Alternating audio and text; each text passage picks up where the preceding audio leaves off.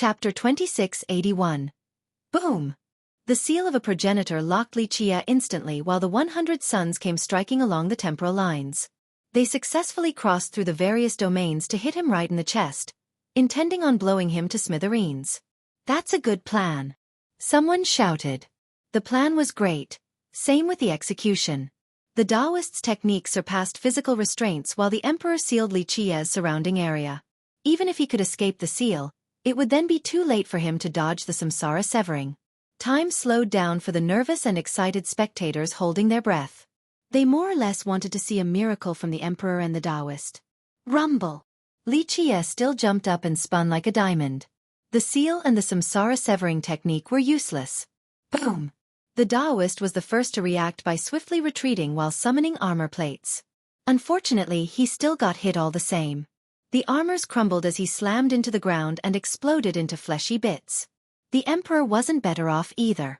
His rod got knocked out of his hand by a whip-like kick. It didn't stop there and made him explode into a bloody mist. The acorn Dao fruit was just unblockable. Defensive measures or avoidance were nullified. Thus, temporal attacks or seals were useless since this Dao fruit could take advantage of any openings and flaws. The world fell into silence again. People clung on to a sliver of hope with these two teaming up together, but the result was still the same. They simply weren't a match for fiercest. A miracle didn't happen today. Only the birth of a legend regarding Li Qie's invincibility. That's it, gone to the dogs for them. An ancient ancestor turned pale at this sight. Everyone needs to kneel at his sight from now on. Just one glance from him could destroy the world. Another Eternal murmured. The crowd all had a bitter smile since they understood Li Qie was not only fiercest but also the strongest in imperial lineage now. No one could stop him. No one could even handle a single move from him. He's right, the world trembles along with the gods and emperors from a single glance of fiercest. One ancestor agreed. They have seen fiercest in action before, but this battle surpassed all the rest. They finally understood that he only played around in the past and that every single thing he said was mere truths. The world was just too blind and ignorant to believe him, thinking that he was being arrogant. The members of the Mu lost all hope. The powers of their system have fused with the Emperor, yet that still wasn't enough. Buzz! A fate palace moved around in the bloody mist and got everyone's attention. Pop! The figure of the Emperor appeared again as if time was flowing backward, allowing his body and vitality to condense together again. Li Qie didn't bother stopping this process at all, seeming very carefree. That's a true emperor for you, still alive, one spectator emotionally said. As stated before, this was an advantage of a true emperor over an eternal. At equal power level, an eternal might not survive a similar amount of damage, unlike an emperor. Pop! Light separated from the bits of flesh on the ground then came together in the air. A gathering of spirit energy and grand Tao allowed Solar Taoist to rebuild his body. This process was much slower compared to the emperor. The Taoist was superior in terms of strength but inferior with regards to survivability. The two quickly returned to life before the crowd. One expert said, "They've reached a level high enough for a rebuild. Anyone else would have died already." Alas, the two were deathly pale right now for several reasons. First, the process used a lot of vitality. Second, to put it frankly, they were scared out of their mind right now. Despite their great abilities, they still couldn't stop one move from Li Qie. This has left a seed of fear in them. Okay, I've had enough. Li Qie yawned. I suppose this is all you can muster up and there's no reinforcement coming either. It's time for you two to die along with the Mu. The two combatants weren't the only pale ones. The members of Mu had the same whiteness. Some were paralyzed on the ground due to fear. They understood that this was doomsday for them. Their clan would certainly turn to ashes. Their despair was palpable to the spectators. Realizing that destruction was imminent yet being too weak to do anything but watch. Nothing could be more devastating than this. Fusion. The Taoist looked at the Emperor and said, "Fine." The Emperor gritted his teeth and begrudgingly nodded, no longer giving a damn. They were going to die anyway, so might as well go all out just once. He was ready to pay any price just for a chance to save his clan. Oh, still got another trick up your sleeve? Li Qie smiled at them. Lucky for you two that I'm such a charitable person. Go for it. I'm waiting for my favorite pastime is beating down others' ultimate moves then relish in their despair. The two exchanged glances. The emperor made up his mind and retreated to the clan with the Taoist right behind him. Li Jie calmly stood still and watched. What else can they do? The crowd wondered. They couldn't come up with anything that the clan could do to oppose Li Jie's invincibility. Chapter 2682. All eyes were on the Mu, wanting to see what the Taoist and emperor can conjure up when things have escalated to this point. Anyone could see that they have fallen into a pit of despair. Their strongest move still couldn't stop Li Jie while he took them down with one move as well. Thus, everyone believed that the tide couldn't be turned regardless of their methods. Fiercest has reached the progenitor level, and a high-level one at that. At the very least the imperial level. On the other hand, the Taoist was only a new everlasting, barely able to fight against a progenitor at the myriad level at best. Pure Sword True Emperor had weaker cultivation. Even with the Mu's full resources and its inhabitants' Tao offering, he was still too weak to fight against a progenitor. Supreme weapons and heaven-defying methods from those two wouldn't amount to anything before Fiercest's absolute might. This was as clear as day. Buzz! The Tao source in the depths of the clan lit up again and illuminated the system. The whole place looked like a gigantic diamond now. Fusion! The emperor shouted while standing in the Tao source. The progenitorial laws embedded in him suddenly melted back into runes. The 36 elder ancestors glanced at each other before gritting their teeth. Buzz! They became resplendent with crimson rays coming out, almost like the reflection from numerous rubies. Pop! They suddenly exploded into blood mists and caught the crowd off guard. What the hell? The spectators became startled. These ancestors were considered the pillars of the Mu, so their death was a big loss. Whoosh! The bloody mist started glowing. Tiny and exquisite laws emerged with a primal aura and started heading for the emperor, slowly fusing into his body. Clank! Primal laws in the shape of chains appeared around him. He slowly sank into the Tao source and gradually became one with it. True Tao water, progenitorial power, and numerous laws joined with him. The entire Tao source was directly fusing with him. His body became gigantic once more because it was absorbing the Tao source. Rumble! This lasted a while until cracks appeared all over his body. The primal laws around him broke at the same time, unable to handle the influx of power. Boom! His vitality soared at a rapid rate and the primal laws connected together again in order to keep his body intact. That's insane. He's using his body to take in the entire Tao source.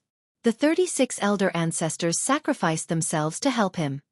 Everyone understood his intent now. Remember, the Tao source was the foundation of a system.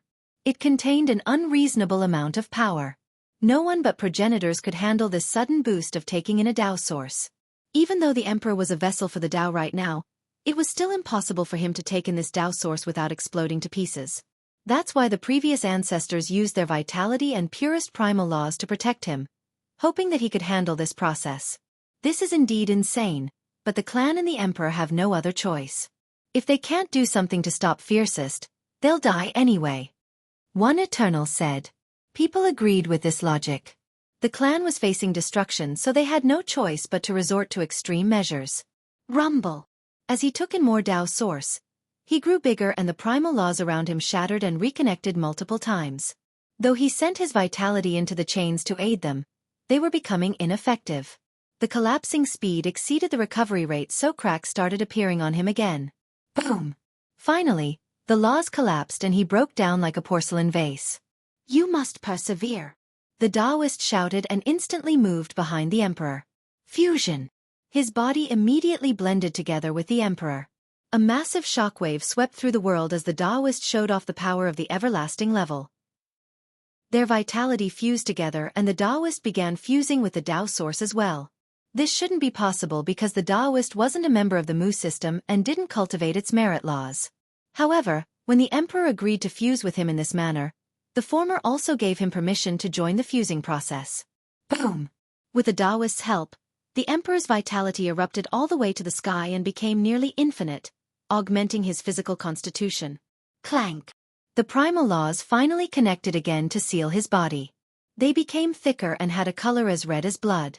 The Taoist's help at this crucial moment allowed the emperor to defeat this tough trial and fulfill the physical requirements. The Taoist's body slowly became ethereal as the two were becoming one. That's heaven-defying. Everyone became slack-jawed by this magnificent scene. I didn't know you can do something like this. An Eternal never imaged about fusing with the entire Tao source before. No one in the past was crazy enough to experiment with this. Chapter 2683. Buzz. The Emperor was taking in more and more of the Tao source. The clan started to have another shiny and frost-like layer. This layer emanated from the Emperor and spread at an insane rate. It didn't take long before the entire system was covered. This engulfing layer of light gave the sense that the Emperor was becoming one with the system. Flowing runes then appeared on the shiny layers and started moving around like tentacles, drilling into every inch of the land. Next, all the living beings in the system were shrouded with a similar glow, almost like a thin cloak. They felt an unprecedented closeness to their system as if they were the same entity now. They could sense the power of their Tao land and the majestic forces looming below. They thought that they were joining the Emperor in fusing with the Tao source as well, so they started the elementary chant of their system. These members were willing to offer everything, including their lives. Tidal splashes came about as another majestic scene emerged before the spectators. The vitality of these members headed for the shiny Tao source since they were willing to become one with the Emperor and their system. Boom, boom, boom. The waves of vitality looked like multiple tsunamis heading for the same location, the Emperor. With the help of their vitality and grand Tao power, the fusion process increased in speed. He crazily absorbed the various forces of the Tao source like a whale taking in water. This was the first time the crowd saw something so incredible. First, the unity of the system's members, but even more amazing was the heaven-defying method. Few would be able to imagine such a clever process. It's not just the Tao source, they want to fuse with everything in the system too. One ancestor was lost in a daze. I agree, this fusion will take in everything of the system once completed. One Eternal was moved. Just imagine, what kind of power would come after combining everything possible in an entire system? People shuddered after this. Perhaps it would be a force comparable to a progenitor. Boom! The long-awaited process finally finished. The Emperor has fully taken in the Tao source. His mighty form right now made the stars look like specks of dust. He became the embodiment of a progenitor. So strong, everyone gasped after sensing his progenitorial aura filling up all of imperial lineage. Ha ha ha! The Emperor's peak state was interrupted by a peal of mocking laughter. The ethereal Taoist who should be fused with the Emperor suddenly appeared again and took over the Emperor's control of the Mu system. A spear pierced downward from the top of the Emperor's head all the way through his body before pinning into the ground. No! The Emperor screamed, but he couldn't move at all, completely immobilized by the spear. What? The spectators were astounded by this development. Buzz! The shiny Tao source suddenly devoured everything from the system. All the worldly energies. Ah! The members of the Mu were robbed of their true blood, lifespan, and energy. These essences flew out, resulting in them all exploding into pieces. The cruel scene happened in the blink of an eye. Billions and billions of disciples instantly lost their lives. The stolen essences entered the brilliant expanse where the Taoist stood. No! The Emperor bellowed again after seeing the death of his system members. Alas, all he could do was watch. The unbearable agony tore his mind apart. You think I wanted to help you? It's only time for me to harvest. The Taoist nefariously smirked. Buzz! He then fused with the Emperor's body again. Ah! The Emperor's cries echoed across the world, helpless against the intruder. They have already completed a fusion earlier, but the Emperor was in charge of this process. However, the Taoist has successfully seized control and took all of these powers for his own.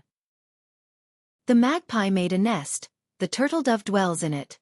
The crowd understood the obvious situation.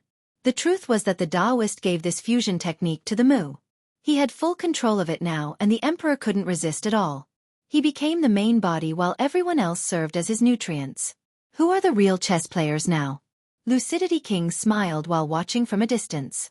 He laid out this board as a trap for the Mu, wanting to use the Taoist to destroy this system. Of course, the Taoist also needed this endless power, so the two were more than happy to conspire together. The Mu wanted to work with the Taoist to fight Xueqi. Who would have thought that they were only pawns on Lucidity King's chessboard? Not only did they lose their clan but also their entire system. They were someone else's prey from the very start of this devious plan. Chapter 2684. The Mu system has turned to ashes. Not only the clan but also the entire system. Not a single living soul could be found in the vast land of the Mu, only fragmented bits of flesh and limbs. Truly a horrific scene from hell. The spectators were naturally scared out of their mind. Ugh. People started vomiting. This wasn't limited to the young disciples either. Even the experts from the previous generations or ancestors vomited too. This development was just too cruel. Just hearing about it was frightening enough, let alone witnessing with their own eyes. Wars have never stopped between cultivators in history. Numerous sects were destroyed in each generation and even systems. However, those systems had their leading power defeated or their Tao source destroyed. These events would lead to the system itself declining. This wasn't the case here. Billions of disciples instantly lost their lives and everything from the system was stolen. Corpses piled up like mountains and oceans of blood filled the sky. This type of destruction was quite rare and has enough shock value to earn a special spot in the historical annals. Many thought that if Fiercest were to destroy the Mu, he would only take down the leading clan or cripple the Tao source. The remaining sects and kingdoms in the system would be spared. Their future survival would be up to them. But now, Solar Taoist has taken down the Mu system as a whole after devouring the life forces of its inhabitants. No one among the spectators expected this development. Same with the Mu clan. People continued to puke out the content of their stomach. Some even dropped to the ground in a fetal position, completely pale, drenched with cold sweats, and with hair standing on end. Ah! The Emperor let out his final scream with his eyes wide open. It contained deep hatred and unwillingness. He and the rest didn't expect to be betrayed like this by the Taoist. One wrong step and the entire system was lost. Their decision brought doom to everyone. He trusted the Taoist because the Taoist saved his life during the previous battle. Moreover, Li Chia had killed Lu Weijun, so the clan thought that they shared a common enemy in Li Chia and that they would work together to take him down. They didn't know that he had schemed against them from the very beginning. Saving his life and the fusion method were part of the bait. Plus, he needed the Emperor alive so that the guy could fuse with the Mu's Tao source. The Emperor was taken advantage of from start to finish. Rumble. The Emperor's despair, hatred, and regrets couldn't change anything. His great form eventually crumbled and scattered with the wind. Solar Taoist has successfully absorbed the Tao source of the Mu. The spectators became frozen and got chills as if they were trapped in the crevice of a glacier. One might be able to survive an act of God, but no one can survive a self-brought calamity. An old Eternal murmured. This wouldn't have happened if the Mu didn't rely on the Taoist to kill Fiercest. They schemed against someone else only to be a victim as well. Buzz. The power of the entire system has been refined by the Taoist. Crack. The vast land of the system cracked everywhere. The beautiful mountains and rivers along with the trees lost their vigor. The peaks collapsed and the Great Lakes dried up. A system without a Tao source would decline at a rapid rate leading to total destruction. The entire system is done for, not just the Mu clan. Only two behemoths exist from now on. One ancestor sighed with disappointment. That was delicious. The Taoist recalled his spear and smacked his lips, savoring the taste. His appearance changed, no longer looking like a transcending immortal. His hair turned bright red almost like strands of blood fluttering to the wind. Tao laws span behind him almost like a massive tail. This was the result of absorbing the Tao source from the Mu. He still hasn't fully refined its power just yet, so the progenitorial laws still rejected him to a certain extent. A murderous aura engulfed him. It was thick enough to materialize into a bloody halo. People could still smell the sanguine stench despite being far away. His current appearance and what he had done destroyed his image and reputation. The crowd thought of him as a monstrous devil with blood-stained hands. That's why they shuddered while staring at him. Respect was no longer fear, only fear. They found Fiercest to be far cuter in comparison. Though he was overbearing and ruthless, he did everything openly and had an awe-inspiring presence. This Taoist who they respected before has proven himself to be a merciless devil from the darkness with no compassion for human lives. Bringing a wolf home. There's no free lunch in this world. Feeding a devil without being aware of the fact. How foolish. Li Chia watched the whole thing and commented insipidly. Prior to this, everyone assumed that he would be the destroyer of the Mu, not their ally and benefactor. These victims probably died with indignation, especially Pure Sword Emperor. They brought this upon themselves for trusting the wrong person. But all in all, Even without Fiercest around, the Taoist probably would have come up with another way to devour the Mu. He needed resources to grow stronger, and a sect like the Mu was the perfect dish. Chapter 2685. The spotlight returned to Li Qie. Everyone hoped that Li Qie would kill Solar Taoist. A while ago, they wanted the Taoist to win so that hope could return to imperial lineage. But now, both the young and old wanted to see this Taoist's death. His action has incited the fury of the crowd and could only be described as evil. Only a depraved being would do something like this. His status and reputation as an everlasting have been ruined. But most importantly, the Taoist has just received a massive boost in power. The guy was already unbeatable enough. Who could stop him now after he took in the Mu system? This guy might be able to reign terror in immortal lineage now. If the Taoist had the gall to devour one system, he might repeat this again to another system. All of imperial lineage might fall to this monster. That's why Fiercest became the last bastion of hope. He was the only one who could kill Solar Taoist now. Please, destroy this monster for imperial's sake. One person placed their palms together and quietly prayed. In fact, the majority of the crowd was doing the same thing. They just didn't dare to express this opinion outwardly out of fear. Li Qie posed coolly with both hands behind his back. No one could read his thoughts. Young noble Li, I hope I didn't overstep my bounds by destroying the Mu in your stead. Are you satisfied with the outcome? The Taoist cupped his fist towards Li Qie and spoke with humility. He had no sign of anger like before as he tried to curry favor. The crowd didn't like this development because a truce might actually be possible now. After all, the Taoist became far stronger after devouring the Mu system. Fiercest might not fight him since the two of them didn't have a big feud. I don't need anyone to help me finish my business. Li Qie chuckled. I humbly apologize for making this mistake. I didn't think it through and acted rashly. Please be benevolent and forgive me. The Taoist bowed and smiled. So you don't want revenge for your descendant? Li Qie became amused at this act. Of course not, I do not dare. The Taoist quickly responded. He deserved death for being an ignorant fool. An insect like him dared to prance around in front of you, young noble? I would have killed him myself and bring his head to you. Everyone could see that the Taoist was very afraid of Li Qie, hence his current attitude. As the saying goes, one can't slap a smiling face. It wouldn't be surprising for Fiercest to spare the Taoist right now. If the latter were to escape this place alive, he would become a calamity in the future. The spectators shuddered after thinking this through. Is that so? Li Qie smirked, still impossible to read.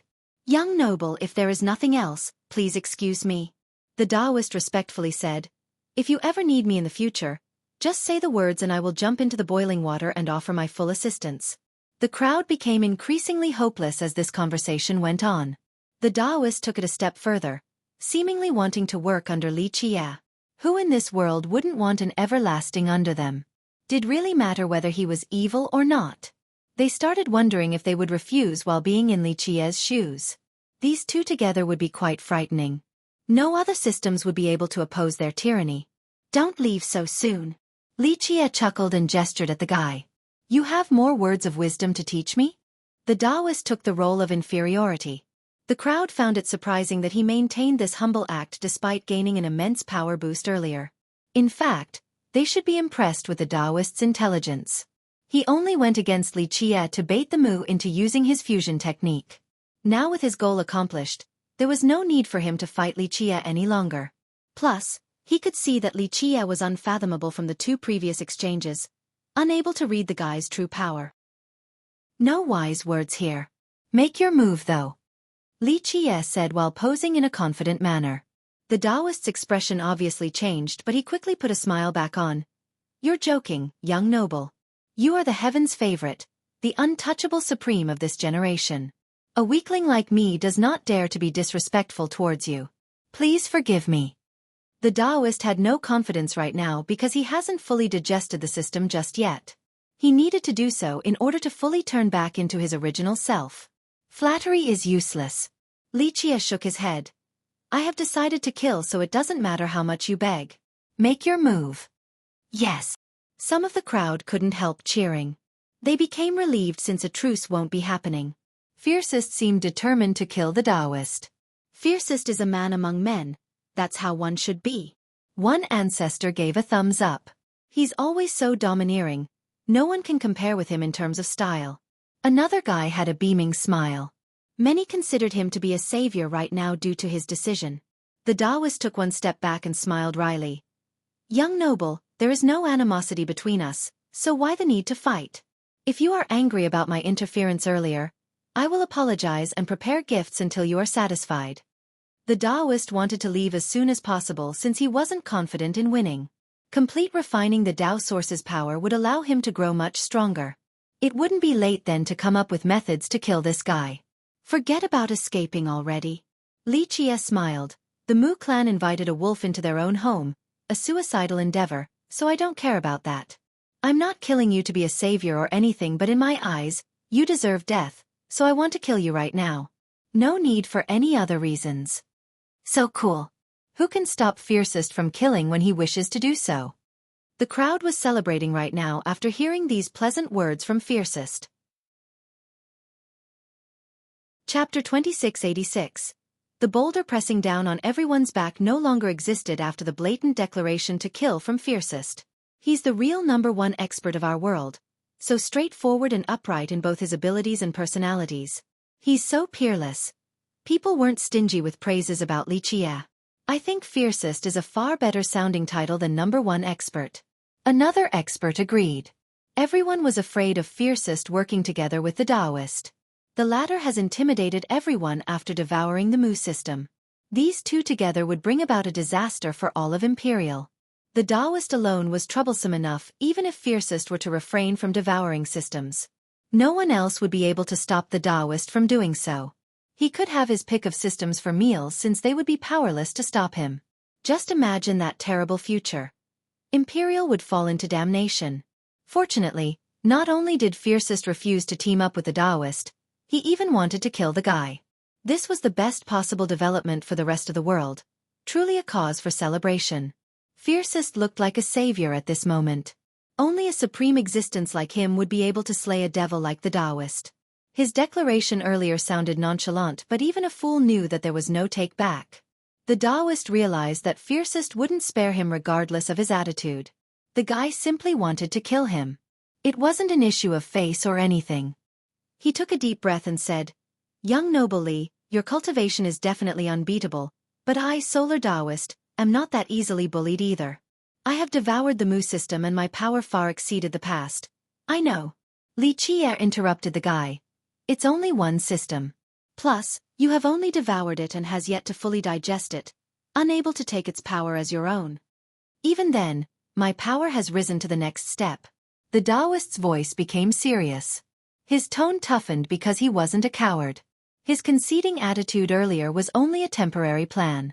You think too highly of yourself and the Mu system. It's not much in my eyes. Same with your devious method for absorbing a system's power. In fact, if the Mu progenitor were here and dares to oppose me, I would still kill him all the same. Do you think you're stronger than him? Li Qie said while staring straight at the Taoist.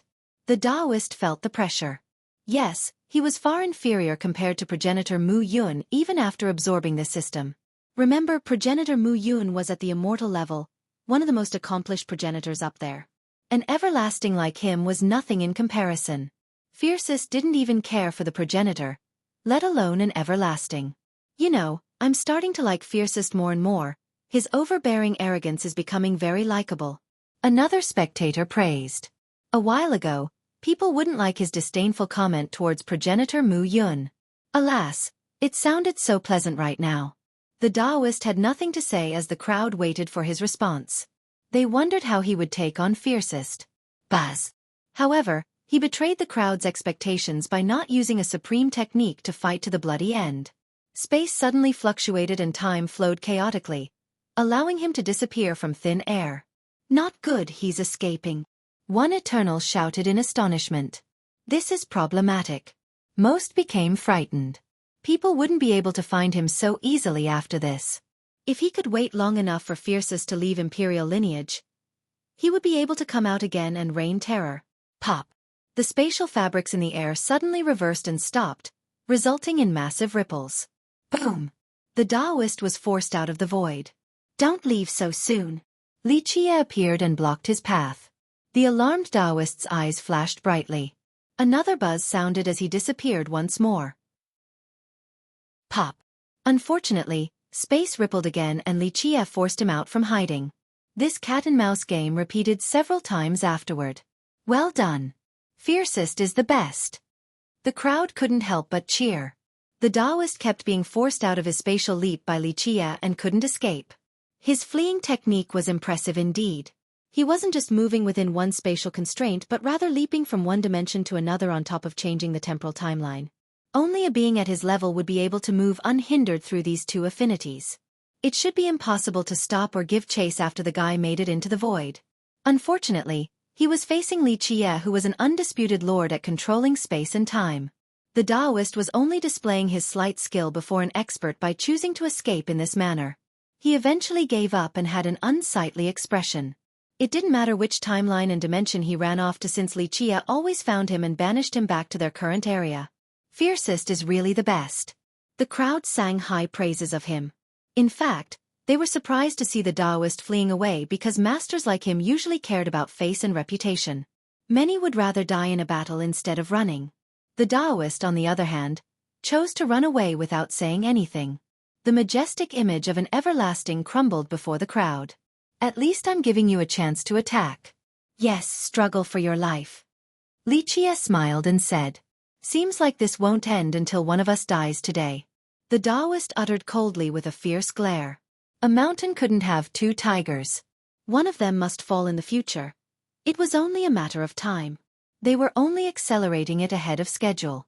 You're mistaken, the only one dying will be you. Li Qie calmly said. The Taoist took a deep breath in response. Don't be so sure, I haven't shown my true power and abilities just yet. Am I not giving you a chance right now? Go all out so you can die without regrets. Li Qie didn't care at all. Chapter 2687. The Taoist's expression seemed as cold as ice while staring at Li Qie. Clank. He summoned a spear and pointed it at Li Qie. I shall slay you today. He spoke mercilessly and confidently, showing off his determination while also building morale. All in all, he truly feared Li Qie, but there was no other choice. He needed to build courage and momentum to put up a good fight. This is your hidden power? Li Qie glanced at the spear and smiled. All eyes were on this spear that the Taoist used to kill Pure Sword True Emperor earlier. The moment the Emperor got pinned by this spear, he couldn't move at all from the suppression. Black from top to bottom and made from unknown material, perhaps black metals or just ashen rocks fully polished. However, no signs of polishing could be found. The tip down to the body, then the hilt seemed to be of one piece. In other words, perhaps this was its shape from the very beginning, not made by men. The heaven and earth were its parents and gave it their powers. It certainly didn't look powerful, but in the hands of the Taoist, it had enough sharpness to pierce the sky and earth. Gods and emperors became powerless once struck. A long observation of the spear would spark an illusion. The spectators felt that it resembles a world of darkness that could suck their souls. Inside this abomination were ghosts and devils being born. Don't stare too long, it has some evil power. An Eternal noticed something and loudly warned the others. Those nearby quickly averted their gaze out of fear. Meanwhile, the Taoist gripped his spear tightly and found himself becoming more confident. This spear was immensely powerful and had pierced through an ancestral weapon before. That's why Pure Sword True Emperor couldn't do anything earlier. This spear is an ultimate artifact from a redemption land, capable of tearing the world asunder and slaying the gods and emperors like dogs. The Taoist threatened. He paid a heavy price to obtain it, but he didn't mind at all. A weapon more powerful than the ancestral level was completely worth it. In the eyes of regular people, artifacts belonging to progenitors were peerless, but his spear had taken them down before. Very few things in this world were stronger. From a redemption land. Huh, how interesting. I wonder how much you actually know about this spear. Li Qie chuckled. All I know is that it is stronger than an ancestral weapon, and is comparable to a paragon artifact. The Taoist coldly responded. Stronger than an ancestral weapon, and is comparable to a paragon artifact? Some of the crowd were amazed. Ancestral weapons were at the apex for many systems. As for paragon artifacts, these things couldn't be sought after because progenitors seldom left them behind. The crowd was rightfully intimidated when the Taoist revealed the spear's potential. "Looks like you don't even know what you're holding." Li Qie smirked and said, "But I'll be a nice guy today and tell you more about the spear. Its name is Terra Damnation, born in the dark lands of fiends. Stemming from the darkness and gestated by ghastly energy gave it a merciless characteristic, truly an ominous weapon." How do you know?" The Taoist took one step back, aghast. He got the spear from a redemption land after paying an extravagant sum. He himself didn't know of its origin, only that it was an ultimate treasure, extremely heaven-defying. He valued it greatly and rarely showed it to others. He didn't take it out in the earlier exchanges, so he got pulverized by Li Qie. Of course, it was essential in his takedown of the emperor. Now, he required its power again. This was his true ace card, not the samsara severing technique. "This spear shall be mine. It is being wasted in your possession." Li Qie smiled. "In your dream." The Taoist scowled. "It has been refined to become one with my supreme grand Tao. How are you going to seize it? You'll find out very soon." "All right, let's get started. Show me how sharp it is," Li Qie confidently said. Boom! A golden glow erupted and turned him into a supreme warrior attendant of Buddha, seemingly made from gold. "This is your only chance." This supreme form made Li Qie look like the ruler of the world with the universe in his grasp. The Taoist's eyes spewed out bloody rays filled with hatred and murderous intent after seeing this. Boom! He started glowing as well. This glow of his destroyed his prior image of being a transcending immortal. A while ago, he looked like he was on the verge of ascending. Now, this bloody glow around him had rays as beautiful as blood. They even had the stench of blood. People felt as if there were millions of vengeful specters wailing, truly a scene from hell. The sky turned red as a result. The glow continuously intensified until space itself was stained red. This murderous aura made the stars withered. Their vitality and energy were completely drained in a terrifying manner. The laws dragging behind him shot up to the sky like heavenly waterfalls, creating something resembling the tail of a peacock. These laws belonged to a progenitor and originally had a righteous aura. Now, they looked like roaring blood dragons from hell with ferocious visage. Damn! The crowd shuddered after seeing this form of the Taoist. He looked like a devil king thirsty for blood. Die! He roared and attacked with his Terra Damnation. Clank! The spear let out a metallic hymn. The area nearby suddenly turned black as if it has been covered and devoured. Darkness came along with numerous ghosts and devils. Cries of torments echoed, resulting in pandemonium. These terrifying images came and left quickly. The darkness and the evil within condensed into a single point, the tip of the spear. This thrust encompassed the power of darkness and fiends. Its power could pierce through the heart and send the victim towards eternal damnation before the actual physical contact. Chapter 2688. Clank! The spear attacked with extremity, turning the Terra back into a realm of ghosts. It seemed to be refining everything and destroying 3,000 worlds. Both gods and emperors would turn to dust before its might. The world would return to nothingness, replaced by this realm of ghosts. Even the strongest existence would become helpless in this ghastly domain like a fish on the chopping board. Ugh! People felt something pricking their heart as if they were the target of the spear. Ah! One even fell to the ground and couldn't get back up. The terrorizing intent of the weapon assaulted the crowd, scaring them out of their mind. Li Qie didn't try to dodge and crossed his wrists in order to stop the thrust. Fiery sparks splattered everywhere. A scene 1,000 times more majestic than fireworks at night. Each spark could easily destroy a star. This impact had a world-destroying force. The spectators were startled at Li Qie's choice once again. Everyone could see that this thrust was at a whole different level compared to the rod earlier from the Emperor. One shouldn't use their body to block it. In fact, nothing in this world should be able to stop it. Clank! However, he actually managed to stop the thrust. This is insanity. Fiercest is definitely the #1 existence in imperial lineage. This train of thought became the consensus. They heaved a sigh of relief while hoping for Fiercest's victory because a loss would result in destruction for imperial. Don't celebrate so soon. Deh! The Taoist sneered after the first impact. Buzz! The black glow of the spear intensified. These black rays looked like sharp needles capable of piercing through the primordial chaos. Boom! This explosion of radiance had an ultimate penetrating force, making everything else seem feeble. The spear broke through Li Qia's defense by splitting into these rays and heading straight for his chest. The speed of these rays has exceeded time and space. It was too late for a full evasion, but Li Qia managed to shift his body ever so slightly. Pluff! Blood spilled outward. The spear in the form of these black rays pierced his shoulder. Time seemed to be frozen for the astounded spectators. No! They screamed, not wanting to see this development at all. Shit! Even the experienced Eternals became nervous and sweaty. Everyone worried about Li Qia's well-being regardless of their previous impression of him. They didn't want Imperial to face an apocalypse in the hands of the Taoist, so they placed their hope on Fiercest. Buzz! The terrifying rays of darkness infected the open wound, wanting to spread all over his body and take over. That's dangerous. The crowd gasped. The wound alone was already devastating, but the consequences would be unimaginable with this invasion of darkness. Haha, no one can survive after being wounded by this spear. They'll be devoured by darkness. The Taoist laughed nefariously and gloated. You brought this upon yourself, courting death for going against me. Buzz! The terrible darkness invaded, wanting to devour Li Qia. What should he do? The spectators felt like ants stuck in a hot pan, completely at a loss of what to do. Some wanted to help, but they weren't strong enough to even touch the Taoist. A number advantage didn't matter here due to the disparity in power. He's too careless and should have used a weapon in the beginning. Many older characters started blaming themselves for not reminding Fiercest in the beginning.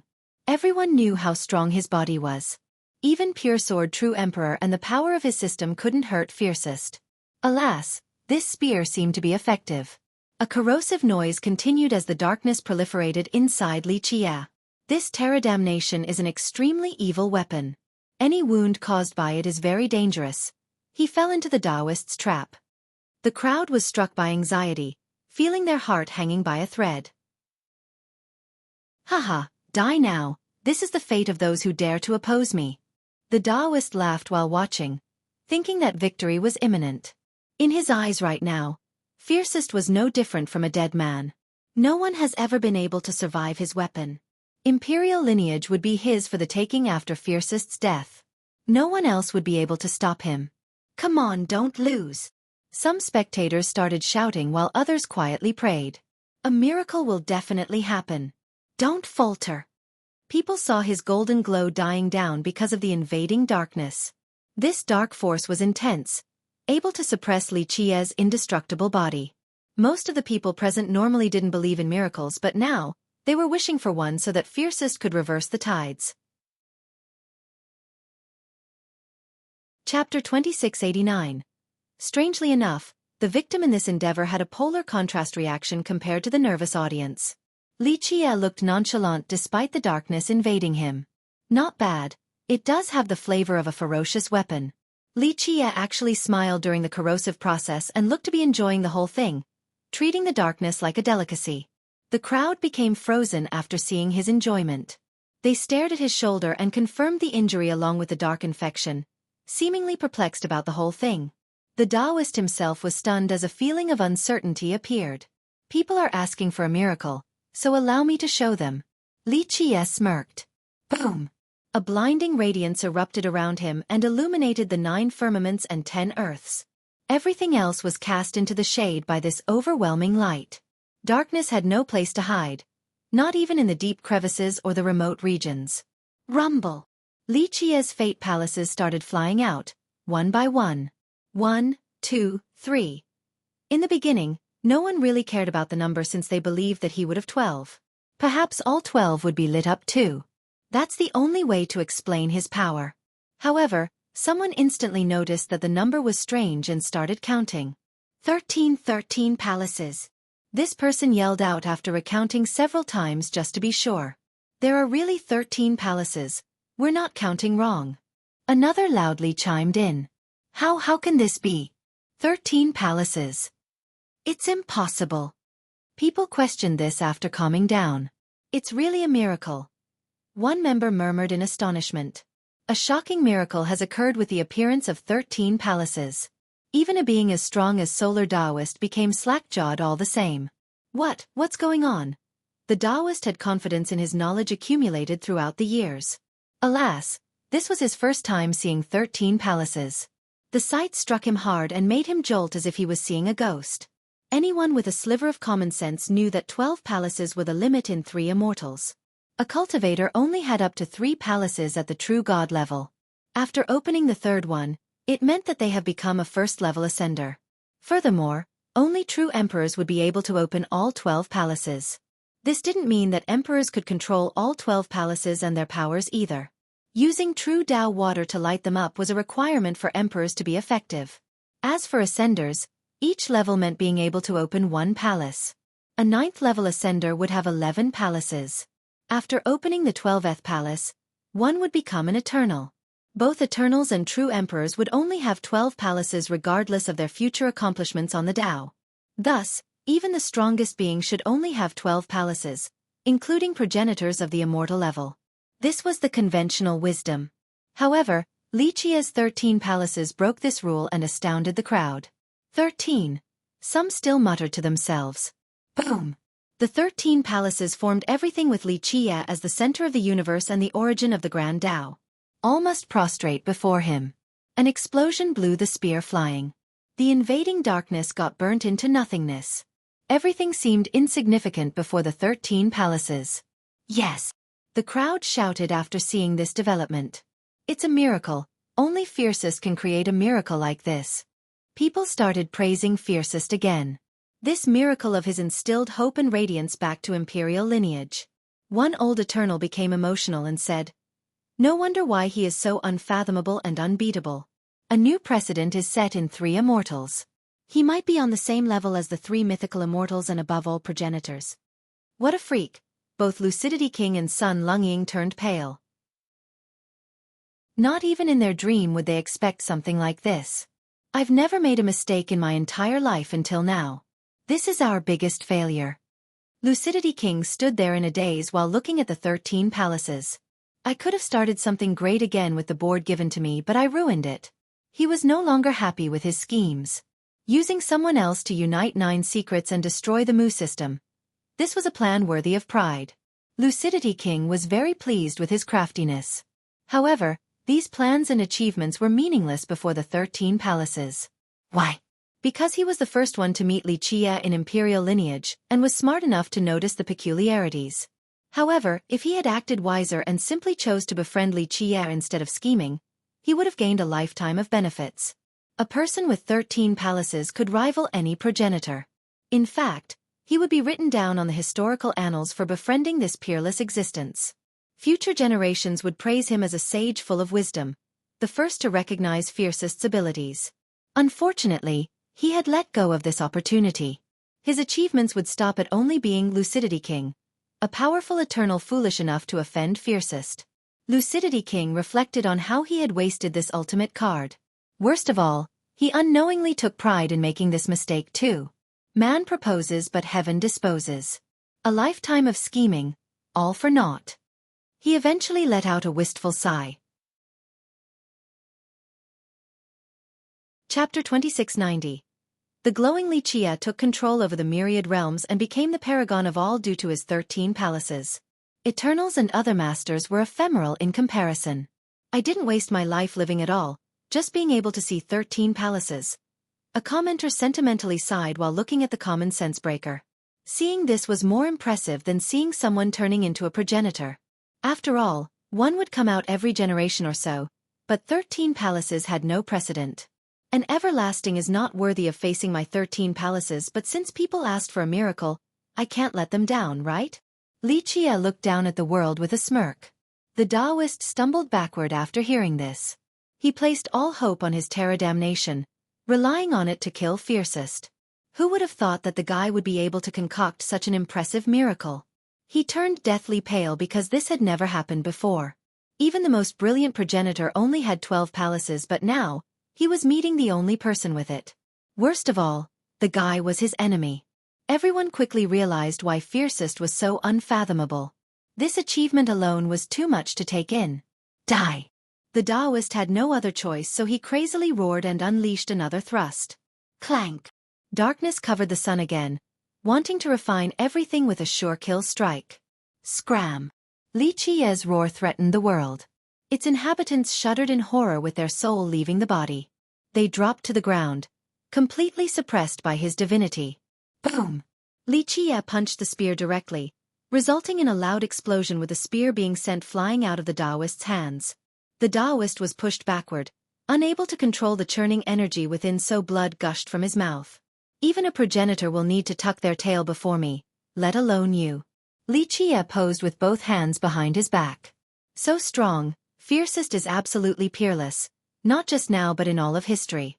Numerous experts got on their knees to show respect. Come! The Taoist shouted and the spear flew back into his grasp. Again! He unleashed another torrential thrust. Rumble! The sky on top of him was as red as blood. He had channeled all of his vitality onto the spear. The thrust was accompanied by bloody energy with waves tearing out the sky and destroying the stars in a merciless manner. Li Qiye didn't bat an eye and retaliated with a punch again. Everything else seemed like ants before his fist. Boom! The torrents of blood and darkness surging from the spear were instantly destroyed. The spear was sent away again while the Taoist got turned into a bloody mist. The crowd became speechless. This world-destroying punch was too much to take. All of imperial lineage suffered massive earthquakes. Clank! Li Qiye grabbed the spear. It started shaking back and forth, wanting to escape his clutch. The Taoist has indeed refined this spear and made it sentient, smart enough to not allow anyone to use it besides its master. This was no problem for Li Qiye. He started suppressing the spear and it stopped moving altogether. He has taken down stronger weapons before, let alone this spear. Invincible in all of history. The crowd started cheering. Their chants could be heard all over the world. The punches earlier have convinced them of his supremacy. Numerous masters prostrated on the ground while weeping. Who knows if it was out of gratitude for Li Qiye saving the world or was it just because they got to witness the one and only user with 13 palaces in history. All in all, some were moved enough to have tears streaming down. Zzz. The bloody mist started to gather again. Hey, he's still alive. One expert bellowed. What are you worrying about? Fiercest is right there. That Taoist can do whatever he wants and will still lose. An older master remained calm. Fiercest's presence seemed to be a calming pill for their mind, taking away all of their anxiety. It didn't take long before the mist came together and the Taoist appeared again. Everyone took a deep breath. This everlasting was quite tough to survive 2 separate instances of total destruction. Killing me isn't that easy. The Taoist put on a tough act despite being scared out of his mind. It's actually very easy, but I want you to die to the spear. This is a way to appease the lost souls. Li Qiye smiled. Clank. With that, he threw the spear straight at the Taoist's chest. Rumble. Explosions shook the world again. Everyone saw the spear erupting with boundless darkness and shot forward. However, it paused inches away from the Taoist's chest and started resisting Li Qiye. Ha ha ha. This is my supreme treasure, it won't betray its master, don't even think about it. The frightened Taoist heaved a sigh of relief after seeing this. Nothing is impossible for me. Li Qiye smirked. Boom! The 13 palaces poured down waves of light and directly imprinted their seal on the spear. It erased the existing seal first so that the spear would no longer belong to the Taoist. What? The Taoist bellowed after feeling his own seal erased from the spear. Whoosh! The spear pierced through his chest in the very next second. Chapter 2691. Ah! A miserable lament echoed across the world as blood dripped down from the tip of the spear. Terror damnation has pierced through the Taoist's chest, but he didn't die right away. The wound started to burn and subjected him to endless torment. Ah! The next screams were louder than the previous, tearing apart the blue clouds. The power of the spear was gradually refining him.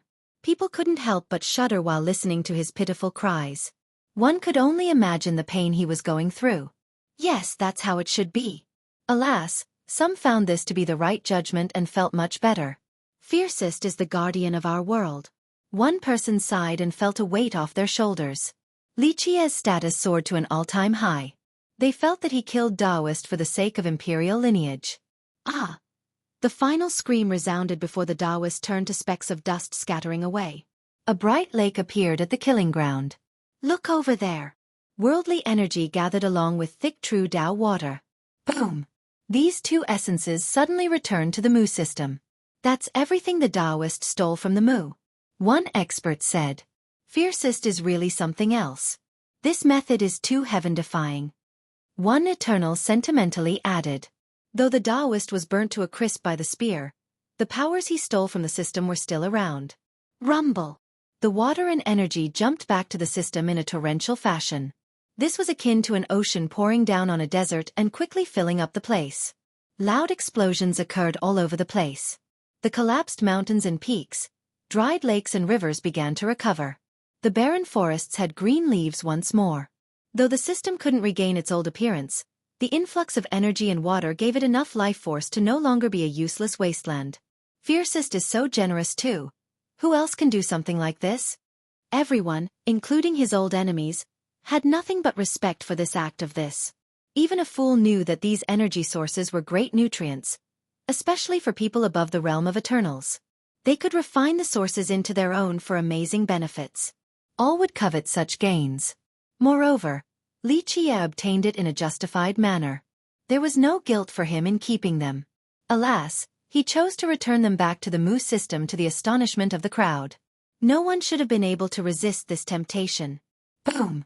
The system became bright with water splashing again. Life force has returned, but unfortunately, not a single mortal and cultivator from the system itself could be found. Nevertheless, a new group could take root here and make it their home. It still doesn't matter. One spectator shook their head. The system was still around, but the previous inhabitants have been massacred by Solar Taoist. It's just an abandoned system now.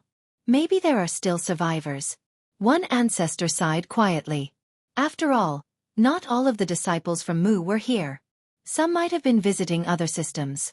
Finally, the entire system started floating away before disappearing completely. No one knew where it was heading to.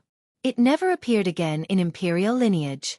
This once prestigious system became history in just one night. The spectators had complicated feelings while watching this. One of the three untouchable behemoths went down just like this. Their own system couldn't compare to the Mu. This result made everyone more cautious. No flower can bloom for 100 days.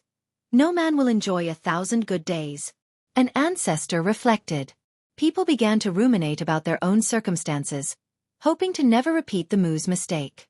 Everyone was distracted by the floating system and forgot about Lucidity King and Sun Lunging. Oh, not running? Li Qie, on the other hand, remembered and appeared before those two. They didn't respond and looked a bit silly, aware of their fate. All eyes turned towards them. They used to be dominating characters but were completely insignificant before Li Qie. In fact, they resembled ants now. He could easily take down an everlasting like Solar Taoist, let alone them. The world is vast, but there is nowhere for us to run and hide. Lucidity King let out a bitter smile. They didn't want to run even if Li Qie were to ignore them. Running to the edge of the world was meaningless because if Li Qie wanted to kill them, he could do so with a single palm strike regardless of the distance. They courted death. No one sympathized with these two at the moment. Looks like you have some self-awareness. Will you end yourself or do I have to do it? Li Qie smiled. The crowd stared at the two. Big shots like them couldn't die without fanfare. Perhaps they could die in a grand and dignified manner right now. Chapter 2692. The crowd patiently waited for Lucidity King and Sun Lungying's response. They believed that this was the end of the story for these two since the Taoist himself couldn't escape. Their death was a matter of how now, not when. Your Majesty, we can negotiate. Sun Lungying broke the silence. Negotiate. Li Qie smiled and said, You think you have anything worthy to discuss with me? Sun Lungying took a deep breath and respectfully bowed. Your Majesty, we know Her Highness' location and who took her. Moreover, I must defend myself and state that we had no ill intent towards Her Highness. We only wanted to use her to bait you in and never wanted to hurt her. Is there a difference? Li Qie said. I know that capturing Her Highness is crossing the line, a crime worthy of death, and I do not wish to avoid responsibility. I want to redeem myself by providing information. With one condition. The crowd became curious about this condition of his. Some started to think that he might sell out Lucidity King. After all, everyone would cling to life before death's door regardless of the cost. It would be completely normal for Sun Longing to betray the king right now by assigning blame. Oh. Li Qie smiled. If you're asking to have a dignified death and an intact body, I can agree with that. Your Majesty, I only beg you to forgive Lucidity King. Longing bowed deeper. I was the mastermind behind all of this, from capturing Her Highness to luring you here, doing it all on my own initiative.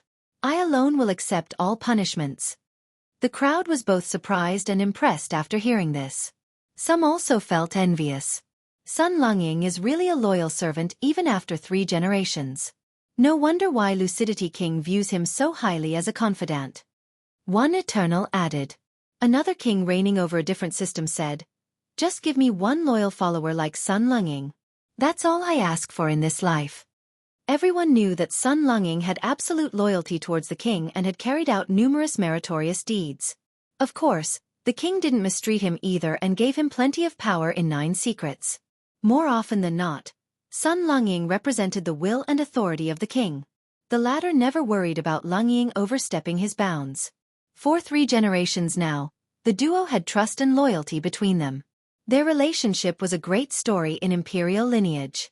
Countless rulers and leaders desired a follower like this. Sun Longing's first thought in this crucial moment was about Lucidity King, not himself. He would rather die to save the king.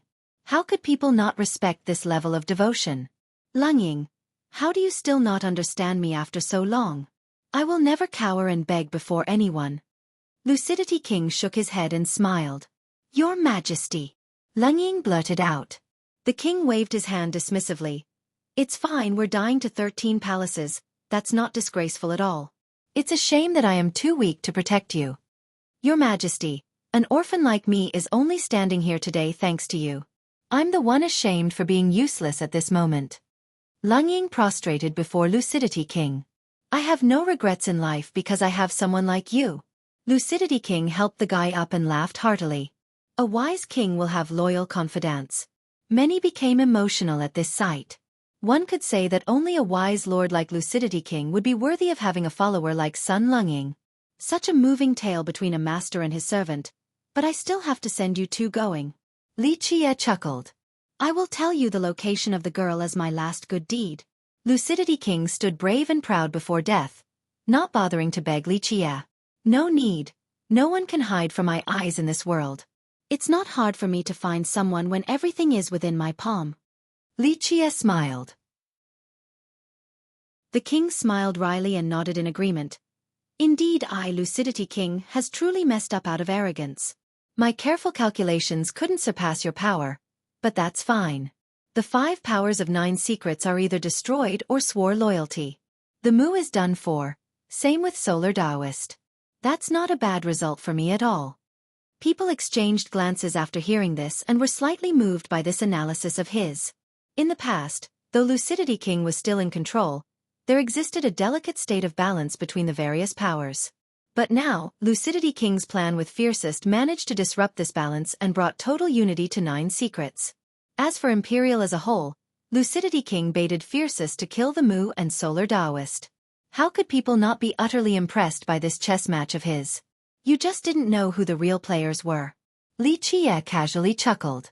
Right. The king shook his head. Even if I'm to be considered a chess player, I would only be a second-rate one at best. The true masters can calculate and scheme the ages. But alas, even a perfect plan is useless before absolute power. Lucidity King reflected on his actions. He felt that in order to truly grasp the universe, one needed absolute power as support. Wily schemes alone weren't enough. Okay, how do you 2 want to die? Li Qie brought this up again. I have never begged for mercy before in my life. The king took a deep breath and remained unyielding. We won't just sit idly by waiting for death. We will still fight regardless of the futility. The crowd thought that Lucidity King was superior to Solar Taoist in this manner. Everyone knew that this wasn't an even fight and the king would die for sure. However, an everlasting like the Taoist bowed his head against Fiercest in order to survive. On the other hand, Lucidity King still showed his fangs and won the heart of the crowd. A king of 3 generations. He lives up to his fame, truly an amazing hero. His friends and foes alike found his courage admirable. Chapter 2693. We need to show what we got even if it means dying. Lucidity King declared resoundingly. Commendable courage, very well. I shall let you have a dignified death. Li Qie was amused. Sun Longying and Lucidity King looked at each other before nodding somberly. This duo didn't need words to understand each other. One glance was more than sufficient. Go! The two roared and attacked at the same time. The king had a majestic and regal aura. Sun Longying's merciless sword bit like a poisonous snake, aiming for the fatal spot. However, people weren't that interested in watching because the result was obvious. Clank! Li Qie casually flicked his finger twice and sent out two Dao Laws. Boom! Their domineering moves and their strange yet dangerous weapons didn't matter. The two Dao Laws crushed everything along with the duo's barriers. Pluff! The laws shot through the two's chest like divine arrows and pinned them down, staining the ground with their blood at a rapid rate. Ah! The duo screamed and struggled, but they couldn't move at all. They eventually gave up because the power gap was insane. Further struggling was futile. Everyone expected this outcome. These two were indeed mighty, perhaps some of the strongest Eternals around. Alas, they were mere worms before him. He only needed to lift his foot and stomp down. Some started recalling their glorious past. Just hearing the title Lucidity back then was enough to intimidate people. Such a striking contrast to the current scene. Crossing my line will result in 1,000 methods to make you two wish for death. Just any one of them will torture you for an eternity, to the point where you can't handle living but can't commit suicide either. Your screams will echo in Imperial for 10,000 years. Li Qie stared insipidly at them. The nonchalant comment frightened the crowd and made them tremble from top to bottom. Everyone could imagine the wails of torment spanning across an eternity. Just how terrible would the prolonged torture be? They started swearing to never provoke fiercest in their mind, since once fallen into his grasp, death might be a sweet release. Make your move. The king still smiled. No one can live forever. I have experienced 3 generations and seen enough of life. It is my honor to die to 13 palaces. Lucidity King showed his unyielding characteristic, something superior compared to many Eternals and big shots. Dao brother, please show mercy and spare the two of them? A heavenly voice disrupted the conversation. 2 girls descended from the sky, but one of them garnered everyone's attention. One of them was the captured Lu Chuqing. The other looked like an immortal in a light green dress. A very simple style looked exceptional because of her, brimming with life. When people breathed in, they felt an immortal presence. So pretty. Everyone got drawn in while looking at her. No one had any licentious glint in their eyes. Only pure admiration and intoxication. Her beauty was one thing, but her aura was transcending. She should only exist in the upper world, not in the mortal realms. I'm afraid not. Li Qie smiled and shook his head. Fate has brought us together once before, but this is not enough for you to ask me this favor and not enough for me to show mercy. The girl was the mysterious guest when Li Qie had just gotten to 9 secrets. It was as if she appeared in his dream before. I know. The girl sighed, but I'm still asking you to show benevolence. It's fine to destroy their cultivation, so they'll become mortals for the rest of their lives. Everyone was surprised to see this woman coming out of nowhere to help the duo. They didn't recognize her and had no idea of her origin. I will not ask anyone for mercy, it's just death. Don't beg for my sake. Lucidity King laughed boisterously. Shut up. The girl shouted and an imperial aura oozed out. The powerful Eternals spectating shuddered in response. Strangely enough, the proud king obediently obeyed her and stopped speaking. Dao brother, I will offer you my service if you agree to spare them. The girl beseeched again. Anyone else would have felt bad saying no to a beauty like this and caved. Not Li Qie. He simply shook his head and smiled. No, those who have crossed my line are doomed. Even a progenitor can't convince me otherwise, let alone a 12-palace emperor like you. Li Qie didn't back down from his original stance.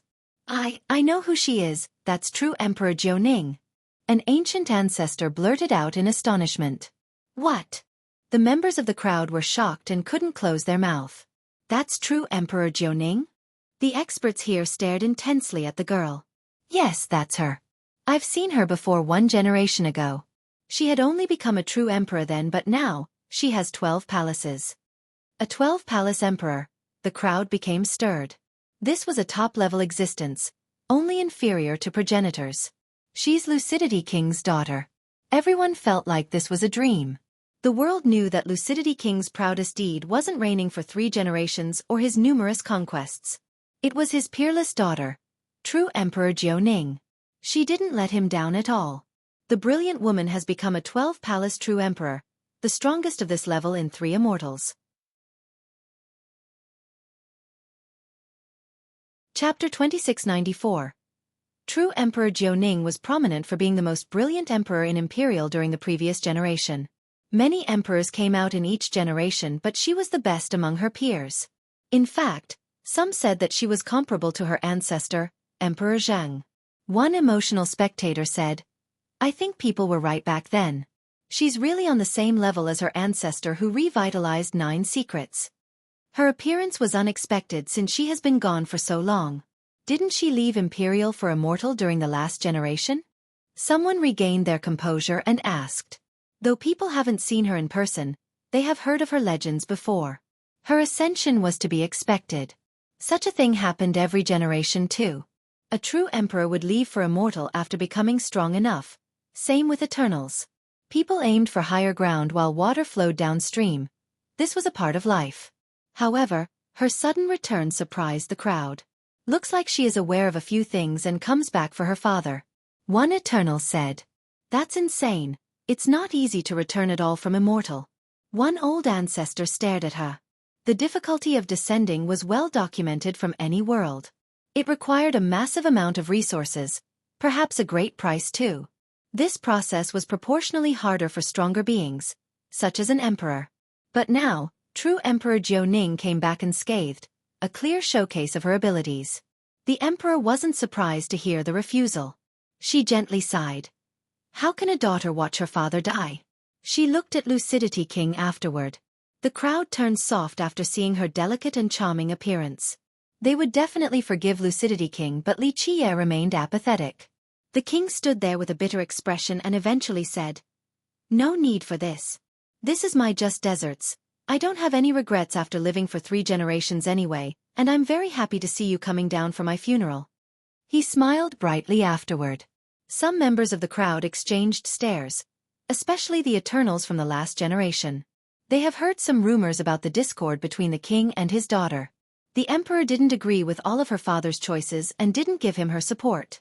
Otherwise, he would have been able to flatten the 5 powers with his authority on top of her power. Rumor has it that she left for immortal lineage early because of these differences. Alas, regardless of their bad relationship, she still decided to come down for his funeral, not knowing that he was faking it at the time. That wasn't a wise move. She coldly uttered. Indeed, but you still came back because of me. It's very much worth it just for that. He laughed. Come, take me down. He then turned towards Li Qie and said without any fear of death. He had no regrets since even his daughter came to see his passing. It was a fulfilled life. Sure thing. Li Qie chuckled and started walking towards them. Your Highness, my apology for not being able to perform a proper greeting. Sun Longying turned towards the emperor and said. He watched her grow up and considered her as his own daughter, always showing her the same level of respect as he did towards Lucidity King. You 2 brothers are so alike, always causing trouble. The emperor shook her head in response. Your Majesty, how about sparing them? Lu Chuqing finally spoke for the first time, looking straight at Li Qie in a gentle manner. Li Qie stopped and stared at her. Nowadays, no one would dare to look straight at him. They would shudder from his glare regardless of how powerful they are. Alas, Chuqing had no fear and quietly said, Her Highness Xueqi treated me well and taught me many things including the 9 secrets. I owe her one. So it turned out that the emperor had an eye on the duo when they went to capture Lu Chuqing. Thus, she ambushed them and rescued Lu Chuqing. She noticed that the girl was also cultivating the 9 secrets, so she generously taught her. She was the only one in the system who knew the 9 secrets and has cultivated them for 2 generations, gaining impressive expertise. She gave her lifelong knowledge to Lu Chuqing, something extremely beneficial for the latter. The smiling Li Qie focused on her soft gaze and gently touched her cheek. I suppose I can make an exception with this favor if you are asking it of me. With that, he turned towards the other duo. Consider yourselves lucky that Our Lady here is too kind. I shall break my own rule this time, but if anything of this sort ever happens again, an ocean of blood will drown out this world. Everyone got chills after hearing this, seemingly able to see the bloody carnage as a result of Li Qia's rage. Just this comment of his scared the souls out of the Eternals present. No one really doubted his brutality and determination, even though he had just changed his mind. They understood that he has a soft spot for Lu Chuqing, who is undoubtedly his reverse scale, so to speak. Touch it and the end of days would come. In fact, one could even say that everyone else is as meaningless as specks of dust compared to her in his eyes. Even a 12-palace true emperor didn't come close to changing his mind, but one request from her accomplished the task. Her influence far exceeded a progenitor now. Perhaps the one who shouldn't be trifled with the most in Imperial was Lu Chuqing, not Fiercest himself. Provoking Fiercest might result in death, that's all. Offending Lu Chuqing, on the other hand, would end with a total bloodbath all over Imperial lineage. Thus, everyone repeated in their head to never stir up trouble with Chuqing.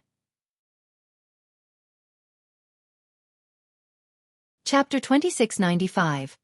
Li Qia raised his hand, issuing a metallic clank. The two Dao laws trapping the duo down pulled out and flew away, allowing the two to get up. Death might be spared, but suffering is required. Li Qia glared at them. Boom, boom.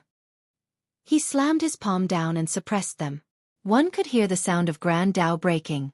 Li Qia instantly took away their power by destroying their Dao foundation. They would never be able to cultivate again. Their hair suddenly turned gray, almost like having snow all over them. Their skin turned dried with wrinkles everywhere. These Eternals had the appearance of a 90-year-old mortal now. Cough, ugh, Lucidity King coughed as if there was something stuck in his throat. They started hunching as well, seemingly didn't have long to live. The crowd did sympathize with them. These masters have reigned on top of Imperial for quite some time, but now, their cultivation was destroyed, so they were even weaker than mortals. This sudden change could drive someone crazy and have them wish for death. True Emperor Jiuning gently sighed after seeing this. It was already the best outcome thanks to Lu Chuqing. Cough. I feel that death is probably more comfortable than this. The king made fun of himself. Alas, there was nothing he could do since his fate up to Li Qia. Humph, you brought this upon yourself. Be a good mortal from now on and live out the rest of your days in peace. The emperor scowled. Of course, her action betrayed her words. She certainly expended tremendous efforts in order to come down here for her father. The crowd thought that they wouldn't be able to accept this reality after seeing the two decrepit men. Others might have committed suicide instead. Well, I guess there's nothing bad about being immortal. Lucidity King coughed before speaking each time and put on a wry smile, seemingly accepting this reality. The emperor raised her hand and an immortal stem materialized in her palm.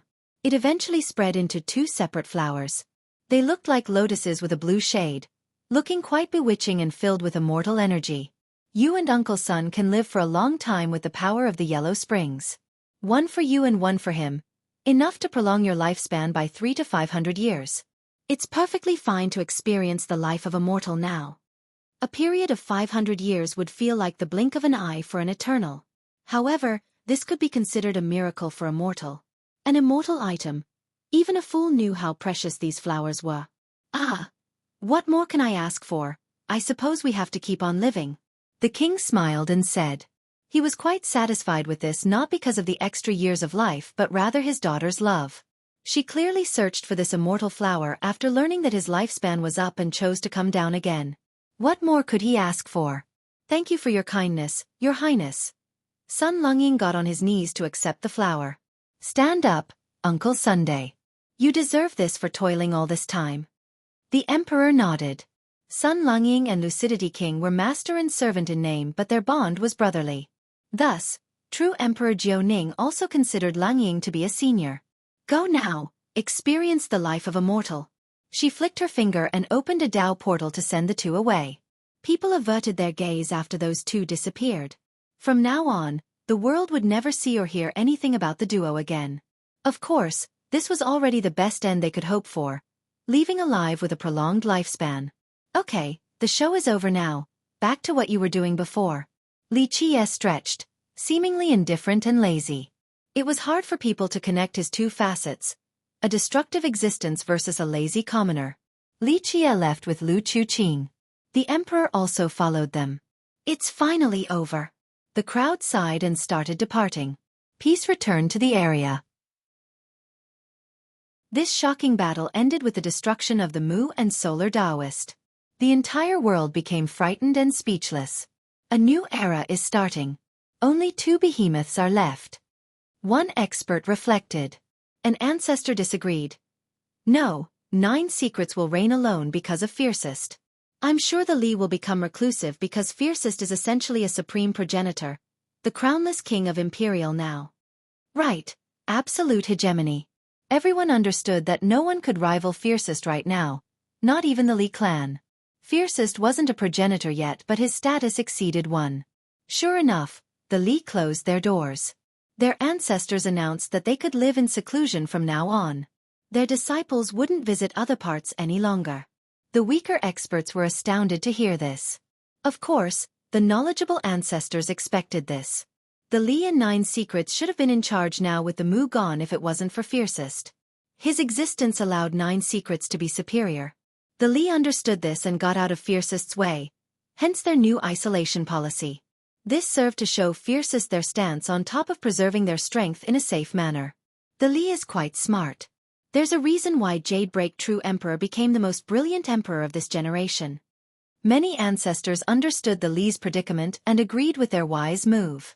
Yes, it's the right time or disaster may come. An Eternal added. After their declaration, many other great powers and mighty ancestors also announced the same policy. This left Imperial in a serene state, no longer as rowdy as before. Even the most overbearing sect and egotistical geniuses no longer made a sound. They either started cultivation behind closed doors or lived in remote regions to avoid any possible danger. This was actually a great opportunity for the geniuses. Fiercest's invincibility served as a warning.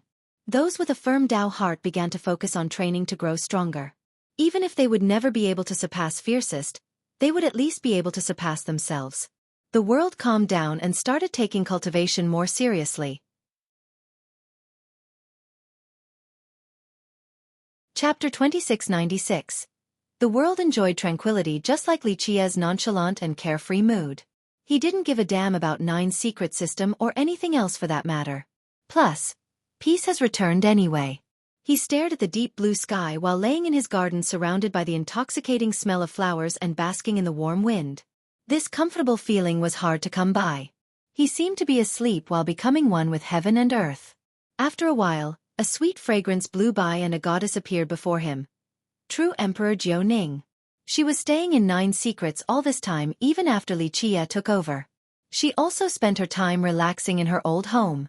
Though there was a feud between Li Qie and her father, this didn't create a barrier for her at all. These two still seemed like old friends.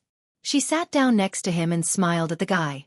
Her faint smile was kingdom-toppling and made the sun and moon feel inadequate in comparison. There's something on your mind. She gently touched his head, resulting in a pleasant coolness streaming through him. He opened his eyes and looked at her peerless features. Everything is ephemeral like the clouds above. There's nothing on my mind. The clouds are indeed ephemeral, but people are chained by emotions and ties. Friendship, family, love, and camaraderie. All are subjected to them. Her beauty took the breath away. He nodded and eventually said, "Have you faced trouble after ascending all alone? Difficulties are ingrained on the path of the Tao." She looked as exquisite as a blossoming flower. People would never be able to forget her face after one glance. Well said, if people seek an easy life, it's better to be a carefree noble instead of vying for the Tao. Li Qie praised. This logic especially applies to you. She looked deep into his eyes. How many would dare to look at a supreme existence in this manner nowadays? However, she was trying to look straight into his soul. It took a while for him to respond. That's just part of life. One can't appreciate the good times without experiencing the bad. True invincibility.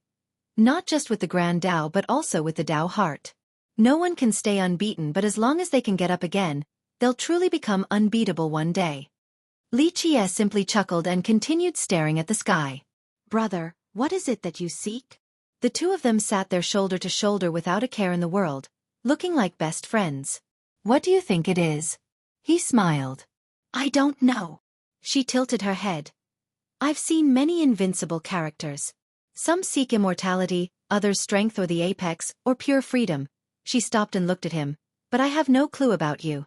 I know you aren't looking for any of these things because you already have them. Alas, where I stand is too low to see your high aspirations. Ha ha ha, Li Chia patted her shoulder and laughed. If your perspective is too low, then the rest of the world is pretty much blind. She smiled after hearing the praise. Someone like her should really exist up above. Each of her little actions was enough to make the heart flutter. I know you're not a regular person. The emperor sentimentally said. The prosperity and waves of the myriad ages are ephemeral in your eyes. You have walked across the realms and left behind legends, never staying in one place. But how can the sparrow and swallow know the will of the great swan? Perhaps no place was good enough to keep you around. The end of your destination will have your true pursuit, a thing that attracts you above all else. Endless traveling doesn't discredit the previous places. It doesn't mean that those memories were worthless. Li Chia answered, one could keep on moving in order to protect home. Another simply stays because they don't have the abilities to go farther, not out of sentiments. I see. The emperor carefully analyzed the comment. She then stared deeply at his eyes and said, what are you protecting? Your loved ones? That has to be it, or is it the 3,000 worlds? Someone has to be the protector of the river of time, but who can uphold this responsibility? Normal people do not know about the looming dangers or the necessity of having these protectors. The emperor said, they only worry about personal gains and the prosperity of their sex, but that's all meaningless in the grand scheme of things. As long as the world continues to exist, all will be well, so temporal protectors are crucial. She seemingly wanted to get some clues judging by his eyes. Li Chia gently shook his head. You're overthinking it, little lady. I'm neither a protector nor the savior of this world. I don't believe in those things anyway. Maybe not. She disagreed. You might think that you're not a savior, but that's not the case for everyone else. For example, killing Solar Taoist was saving imperial lineage. This stopped numerous systems from being devoured. Let them think what they want. Even if I didn't do it, you would have done it yourself. It was only a matter of convenience. Li Chia said. She only smiled in response, thinking that she got the upper hand in this exchange. Have you seen the three immortals? Li Chia asked after a brief lull. The emperor's expression became serious. I have not. Immortal lineage is far vaster than imperial, so I can't fully explore it. There are far regions only available to progenitors. Anything less could only reach the surface or a superficial level of understanding. You have the abilities and the potential, just lacking time and an opportunity. It'll come, and accumulation is not a bad thing. You will be able to soar even higher with a better foundation. He replied. Thank you for your blessing, Dao brother. She nodded. I hope I'll be able to search for the truths after becoming one. Such as the tales about the three immortals. He smiled. She smiled wryly, still looking as pretty as ever. That's an extremely ancient legend, virtually impossible to verify. Who has actually seen them before? If yes, maybe only a very select few. Chapter 2697. Three immortals have always existed strictly in the legends. Some said that the name Three Immortals World came from the three separate realms. Everyone wanted to become an immortal and ascend, hence the names. However, another faction believed that the name serves to remember the three immortals because they were the founders, hence the names. Most didn't know the exact details about the three immortals. Some believed that they were the most ancient and powerful grand emperors known as Emperor Xueqi, Emperor Shi, and Emperor Nong. This particular speculation was archaic and couldn't be taken as facts. All in all, most considered the tales of the three immortals to be legends, a topic for the tea houses. However, after reaching a certain level, especially the realm of progenitors, cultivators would start to research more about this legend. For progenitors, was the immortal level the final stop, or was there something even stronger? This was a question only the immortal level progenitors could research. Of course, the most obvious possible answer would be the three immortals. Immortal level progenitors always wondered about this distant legend, questioning its validity. The legend said that all the cultivation systems of this world came from the three immortals. However, their era was too old and beyond traceability. No records remained of them. This was a timeline shrouded by mist. Though it still belonged to the River of Time, no one could see its real appearance. The search has never stopped for the progenitors. It wasn't only about finding the three great existences. The most important thing for them was wanting to find the source of cultivation. Only by understanding these systems would they be able to jump out of it, escaping the shackles of the systems to reach a higher level. Thus, these immortal-level progenitors took on the arduous tasks and didn't mind paying the price. That's why true Emperor Xueqi had a respectful expression right now. Not only for the three immortals but also for the sages of past who have embarked on this unending journey. Maybe after becoming an immortal-level progenitor, she would also walk on the same path to reach the source of cultivation. Truth becomes fiction when the fiction's true. Real becomes not real where the unreal's real. Xueqi smiled and said, "You will understand when that day comes, but at that point, true and false will no longer be important. After all, you'll be at the apex with a newfound understanding." The Emperor carefully listened before nodding her head. She then changed the topic. "Dao brother, may I ask you something?" "Speak."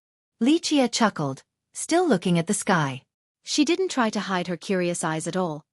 "In my humble opinion, you are not from the same line as us. It makes me think of a particular adage. There is always a higher sky. Maybe I ask if you come from such a place?"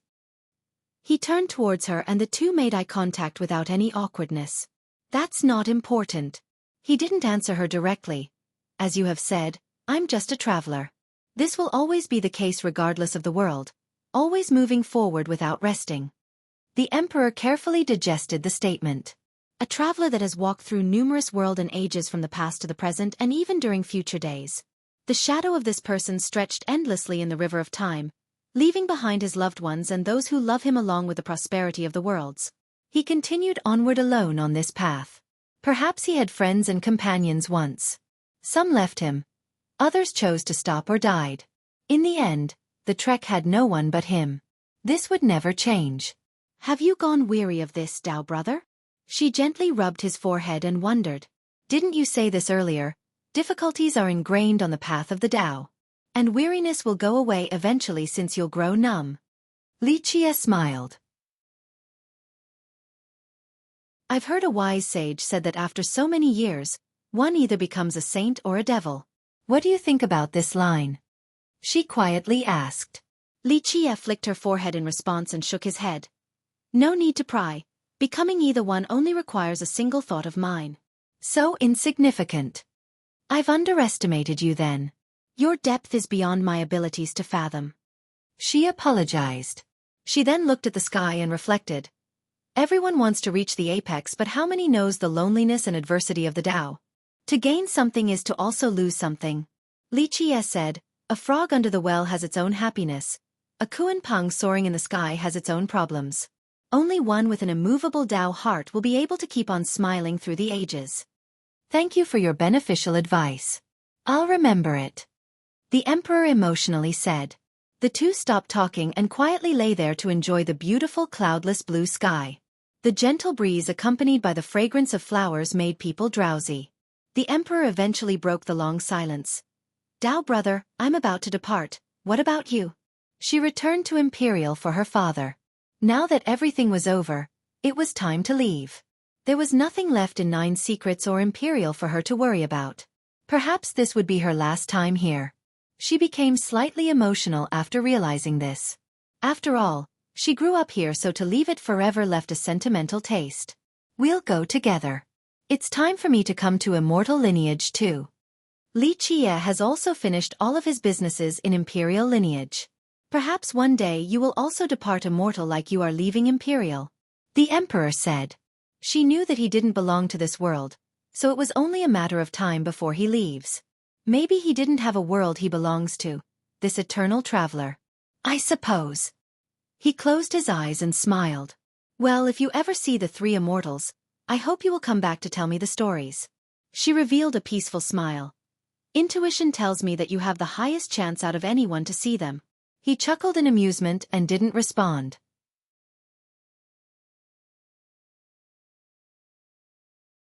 Chapter 2698. The cold night was laden with tassels of light from the crescent moon. The rays warmed a bed filled with a holy aura. Li Qie held Lu Chuqing by the waist as she rested her head on his shoulder, deep in slumber. Her brows would occasionally quiver, same with her lips curling into a smile, the signs of a good dream. She eventually opened her eyes, seemingly satisfied with the sweet situation after seeing the person in her heart. Her bashful cheeks turned red. One could never get tired of this scene. She looked up and saw Li Qie's profound eyes as bright as the stars above. He resembled the ruler of the world, always peering and assessing without faltering to fatigue. Her jade-like fingers brushed past his chest before massaging his other shoulder. He didn't say anything due to his current focus. "You have to leave," she said with a gentle voice. "Yes, I must." He nodded with a natural expression. She couldn't help but sigh, knowing that this day was inevitable. Her man was a soaring dragon. Even a place as majestic as 9 Secrets couldn't hold him back. In fact, Imperial wouldn't suffice either. "It's a shame that I can't go with you." She held him by the waist and leaned her head into his broad chest, taking full advantage of this fleeting moment. "Right." Li Qie nodded. Another one of many unpleasant goodbyes was about to happen. "I will pray for you," she quietly said, aware that his destination was endless and she couldn't come along because she would become a burden. Thus, the only thing she could do was protect this realm and wait for his return while praying. He caressed her soft and clear skin, only replying with a sigh. "Why can't my talents and comprehension be better so that I can accompany you on the battlefields?" She lamented but eventually decided to keep the same decision. She wasn't strong enough to follow him, but protecting 9 Secrets and this world was still within her abilities. Everyone has their own mission. Certain things can't be changed or everything will change. He said, "Some people are destined to slaughter their way forward while others focused on protecting their homes." He paused for a bit before looking at her clear eyes. "If you were to become someone who can kill on the battlefield and paint it with blood, then you will no longer be yourself, the kind and lovable Lu Chuqing." She nodded and murmured, "Right, everyone has their own mission. That's why you will be the lord of this system, a supreme existence guarding this land. It needs you, so you need to be you and no one else but you. I don't want you to change either. Everyone is precious in a different way, and this goes double for you." He whispered. She slightly tilted her head and answered, I will watch over this land until you return." He didn't respond because the future was impossible to predict. No point making empty promises. Your main cultivation is the 9 Secrets, so possessing this rope means controlling the entire system. No one will be able to wrest control away from you. He handed the 9 immortal rope to her. In spite of having already established a supreme status for her in 9 Secrets, he still gave her the rope so that she would have total control and the ultimate force of the system. "I will use it well." She took it and nodded. "If you don't come back till I'm long gone, then just say a few words in front of my grave so that I can find comfort." "Silly girl." He gently hugged her. "Why speak these foolish words? I'll eventually return after everything is done." She strengthened her embrace and told herself to guard this land and wait forever for him. On the second day, Li Qie called for Il Lord's group while sitting on his throne. Experts like them had no choice but to prostrate before their master, knowing that their power was akin to an ant. "I shall be leaving. The world will be under Chuqing's control from now on," he said flatly. "Rest assured, young noble, we will protect Her Highness till death while offering our full support."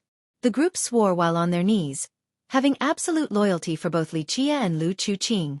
"Very well. You will help her watch over this land from now on." Li Qie nodded. His words became laws and left no room for questioning.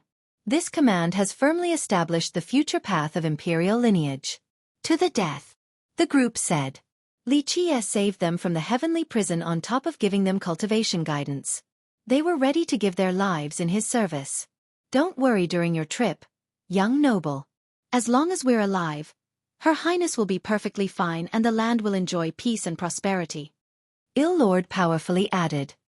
He was the strongest in the group and the other 4 always followed his command. This oath of his added further assurance. "Okay, I leave matters here to you all," Li Qie said. Next, he called for Bing Qi Hanyu and Qin Zhenyao. The 2 of them were in charge of their respective clan now. "You 2 will also shine in the future and be responsible for 9 Secrets. The system shall flourish under your watch. We will not let you down, young noble," the 2 said respectfully. "Chuqing will rule with the help of pillars such as yourselves. Li Qie looked at the two of them. Calm Lotus swears loyalty to Her Highness for generations. We'll jump into boiling cauldrons for her sake. Zhen Yao said. She knew this day would come because someone as talented as Li Qie wouldn't hang around. His vision far exceeded regular people like them. The Bing Qi clan offers our service for generations to come. Han Yu prostrated on the ground, completely subservient to him. Good, the future is bright as long as everyone works together. Your tales will be recorded in the historical annals. He said. See you again, young noble. Zhen Yao got up and bowed. She felt a sense of regrets while looking at this man since they might never meet again. Indeed. He nodded. After she left, Han Yu also got up and found her eyes wet with tears. She has been conquered by him and couldn't bear to see his departure. Will we really meet again? She emotionally asked. Yes, if it's meant to be. Plus, this land is worthy of my remembrance. Li Qie chuckled. Chapter 2699. Li Qie took out the 3 immortal slaying swords and bestowed it. Your clan has great weapon expertise. I'm sure you will make use of this sword formation in the future. I will not let you down. She accepted it and said before turning to leave. Alas, she didn't make it far before running back and tightly held his neck, offering him her sweet lips. This hot kiss lasted for a long time because she didn't know when he would come back, if ever. I'll wait for you always, till the seas run dry and the stones go soft. Her soft whisper was a stark contrast to her determination. She finally let go and ran away, disappearing into the hallway. Li Qie stood there quietly and watched her departing figure, eventually culminating in a sigh. Goodbyes across millions of years didn't fully kill his emotions. His heart was still hot and beating, not made of stone. His next task was an abdication ceremony consisting of the strongest ancestors in 9 secrets. They came with the greatest fanfare, showing both respect and sincerity. Beneath the throne were thousands of people, sect masters, ancestors, and top eternals. The scene was magnificent and grand. No one else in Imperial had this much summoning power in the present day. Just one word from Li Qie could summon the most powerful eternal. In fact, for the rest of the world, just being able to see Fiercest was a supreme honor. All eyes were on him as he slowly walked out with Lu Chuqing next to him, and true Emperor Zhou in the back. A 12-palace emperor like her was being overshadowed by Li Qie. Of course, everyone else was subjected to the same thing. He looked just like a mortal while sitting on the throne, not exerting any impressive aura and divinity.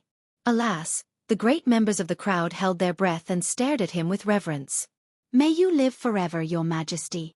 Everyone kneeled on the ground, including the people not from 9 secrets. Though he has yet to unify imperial lineage, he was already a crownless king of this world. The top eternals and ancestors have submitted to him. Just being here was the greatest honor.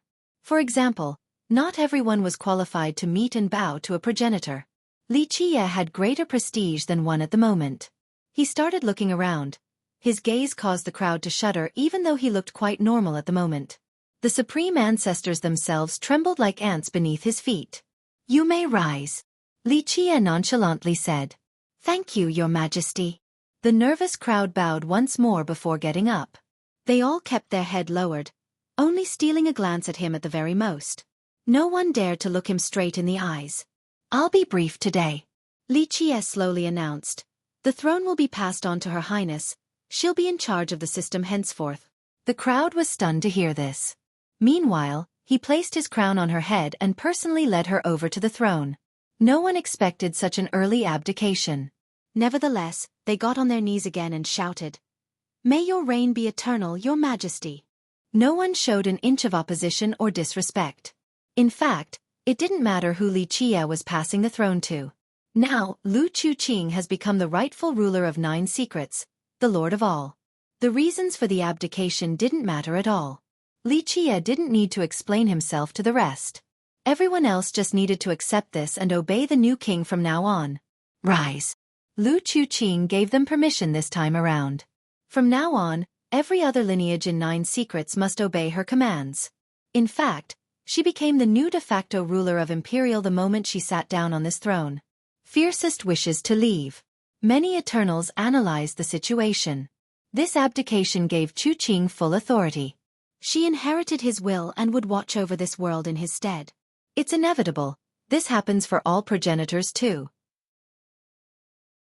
There's no reason why he would stay here when he has 13 palaces. The old ancestors expected this. Li Qie possessed the most amazing miracle in the 13 palaces. Someone like him naturally deserved to soar among the 9 firmaments. There was a bigger world waiting for him above and larger battlefields to be conquered as well. His staying here would be a total waste, an impossibility. The crowd had conflicting feelings. Some rejoiced, others felt a sense of loss and disappointment. Well, a new age is starting and it shall be brilliant. One ancestor speculated with optimism about the future. All in all, this grand ceremony firmly established Lu Chuqing's supremacy, mostly due to her relationship with Fiercest. Her Highness will be the one to start it. Another commented. Lu Chuqing sat on the throne with a commendable composure taught by Li Qie.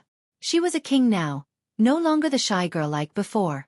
Of course, she still had many things to learn, but she was determined not to let her man down. Joy and shock weren't present in her eyes despite being crowned king. Only the image of Li Qie. Supreme authority and total supremacy didn't matter to her. They weren't comparable to him. She wanted to gaze at him for as long as possible since they might never meet again. Because of this, she ignored the crowd's praises and congratulations. Your turn. Li Qie sighed and grabbed her hand. She regained her wits and stood up alongside him.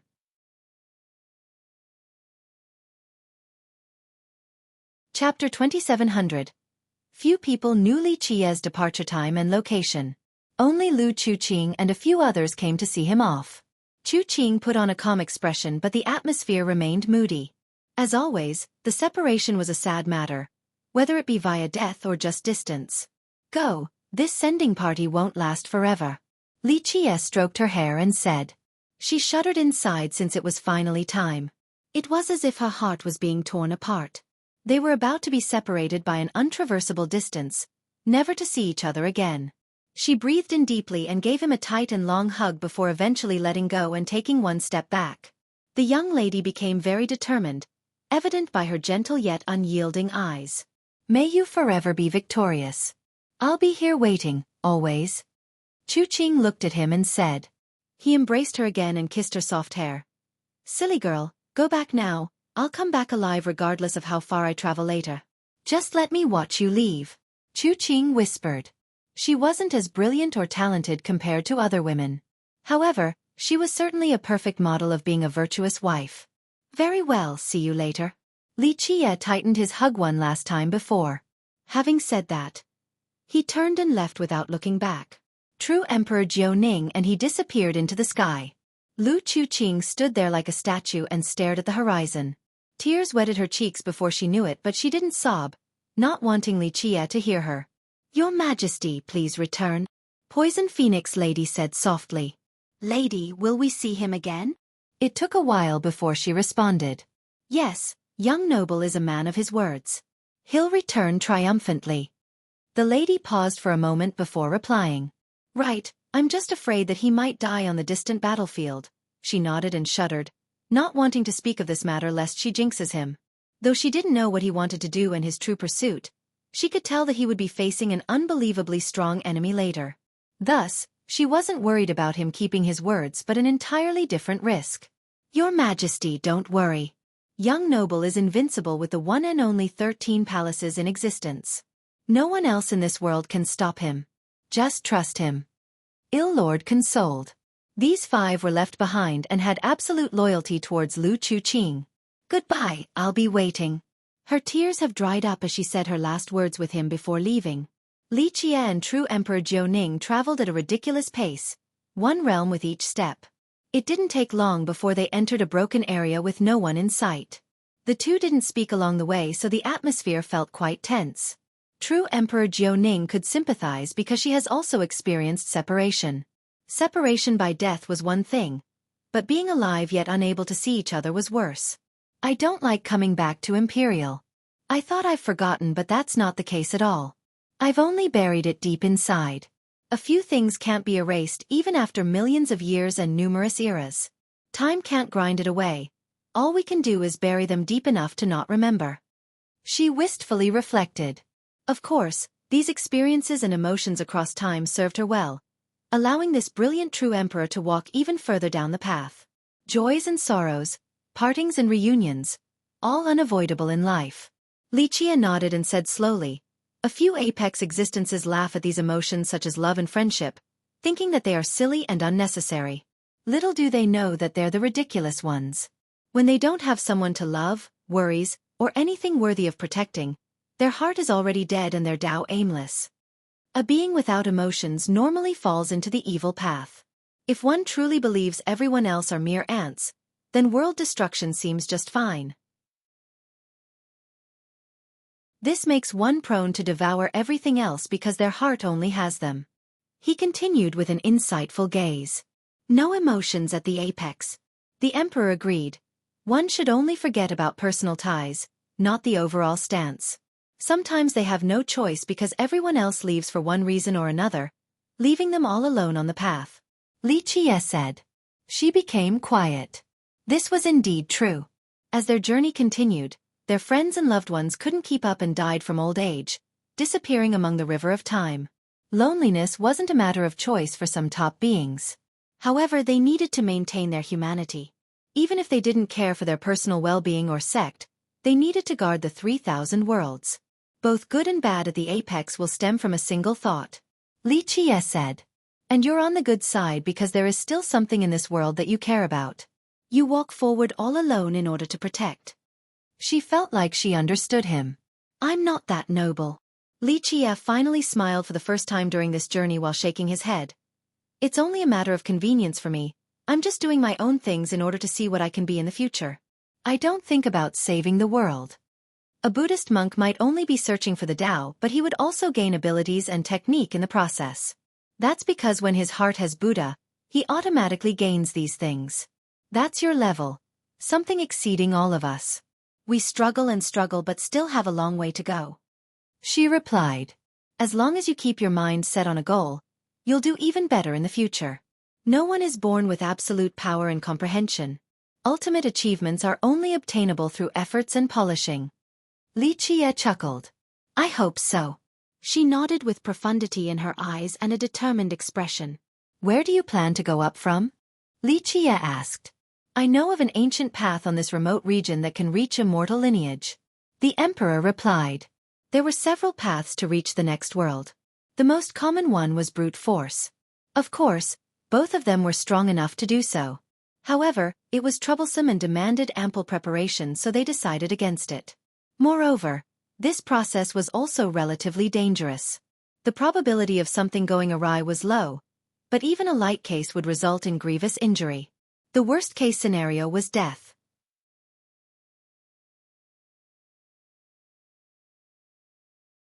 Chapter 2701.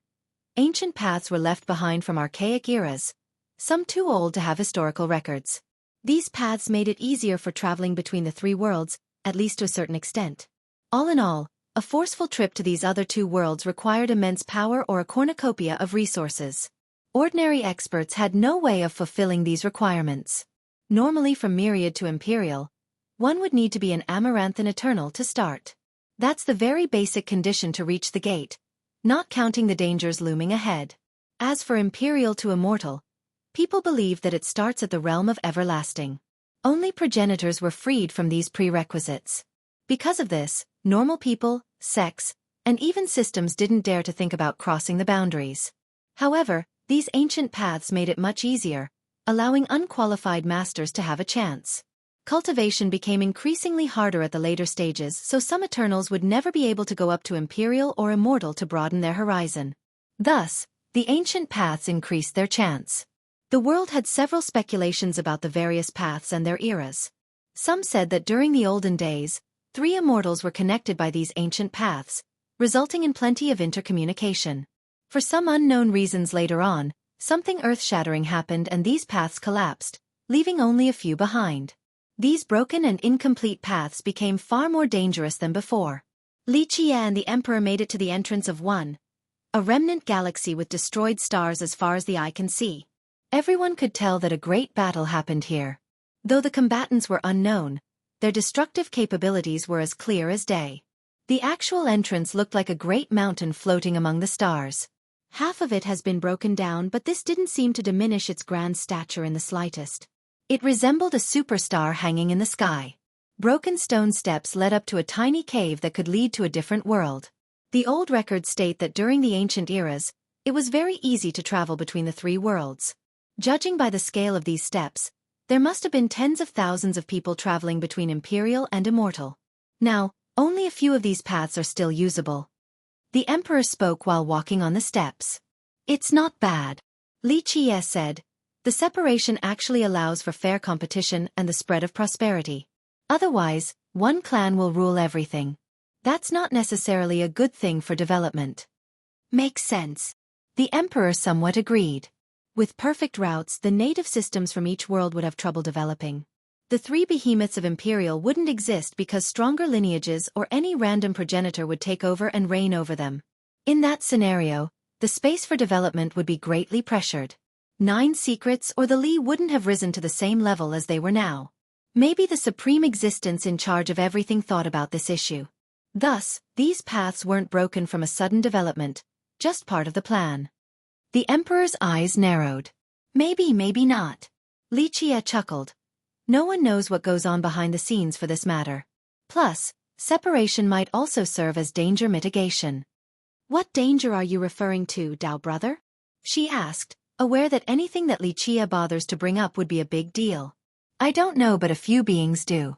They are purposely shrouding it though so the rest of the world lives in ignorance, unbeknownst of the great danger.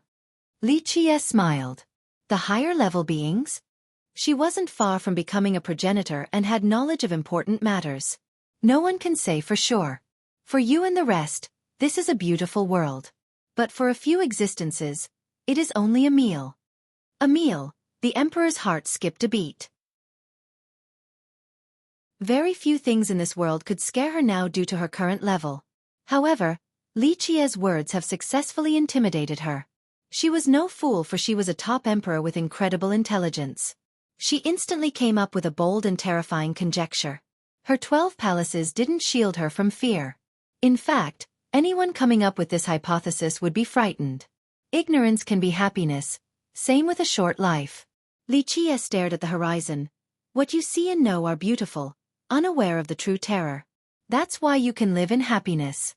Once you find out just how grim it is and how helpless you are, that's when the mental torture arrives. And when you try to change it, further torment will come too. That's why regular people can be so happy.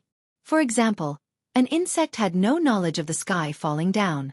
They are satisfied just by filling their stomach. The peace we have now is thanks to guardians like you, she softly said. No, not I. Xueqi shook his head. As I've said before, I'm just a passerby. The current situation stemmed from the efforts of numerous sages and supreme beings. They threw away everything for this cause. Their action is moving and worthy of respect. Right, the present is thanks to them. She nodded in agreement. The two eventually made it into the narrow cave. The Emperor shouted and derived the Grand Dao's power. The ground became bright with bricks assembling together to form a Dao portal. They quickly exchanged glances before heading in. Inside the portal were more floating stone steps spanning across the void. They have been here for who knows how many years? Virtually impossible to tell their originating era. Each stone step had archaic runes carved on them, clearly done by an incredible master. Why? Because they were still bright and clear, successfully withstanding the test of time. As they traveled farther in, they saw erupting volcanoes, evil flames blotting out the area, endless oceans with a drowning affinity.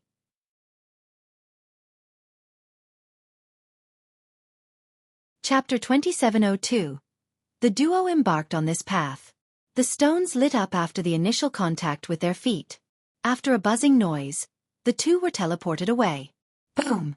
Their next stop was the mouth of a massive volcano. Boom! Frightening lava oozed out, and not just any regular lava. This resembled the flame of a dragon. It burned the world and left scarrings on space itself. Nevertheless, numerous stone steps were still floating on it, completely unharmed by the scorching lava.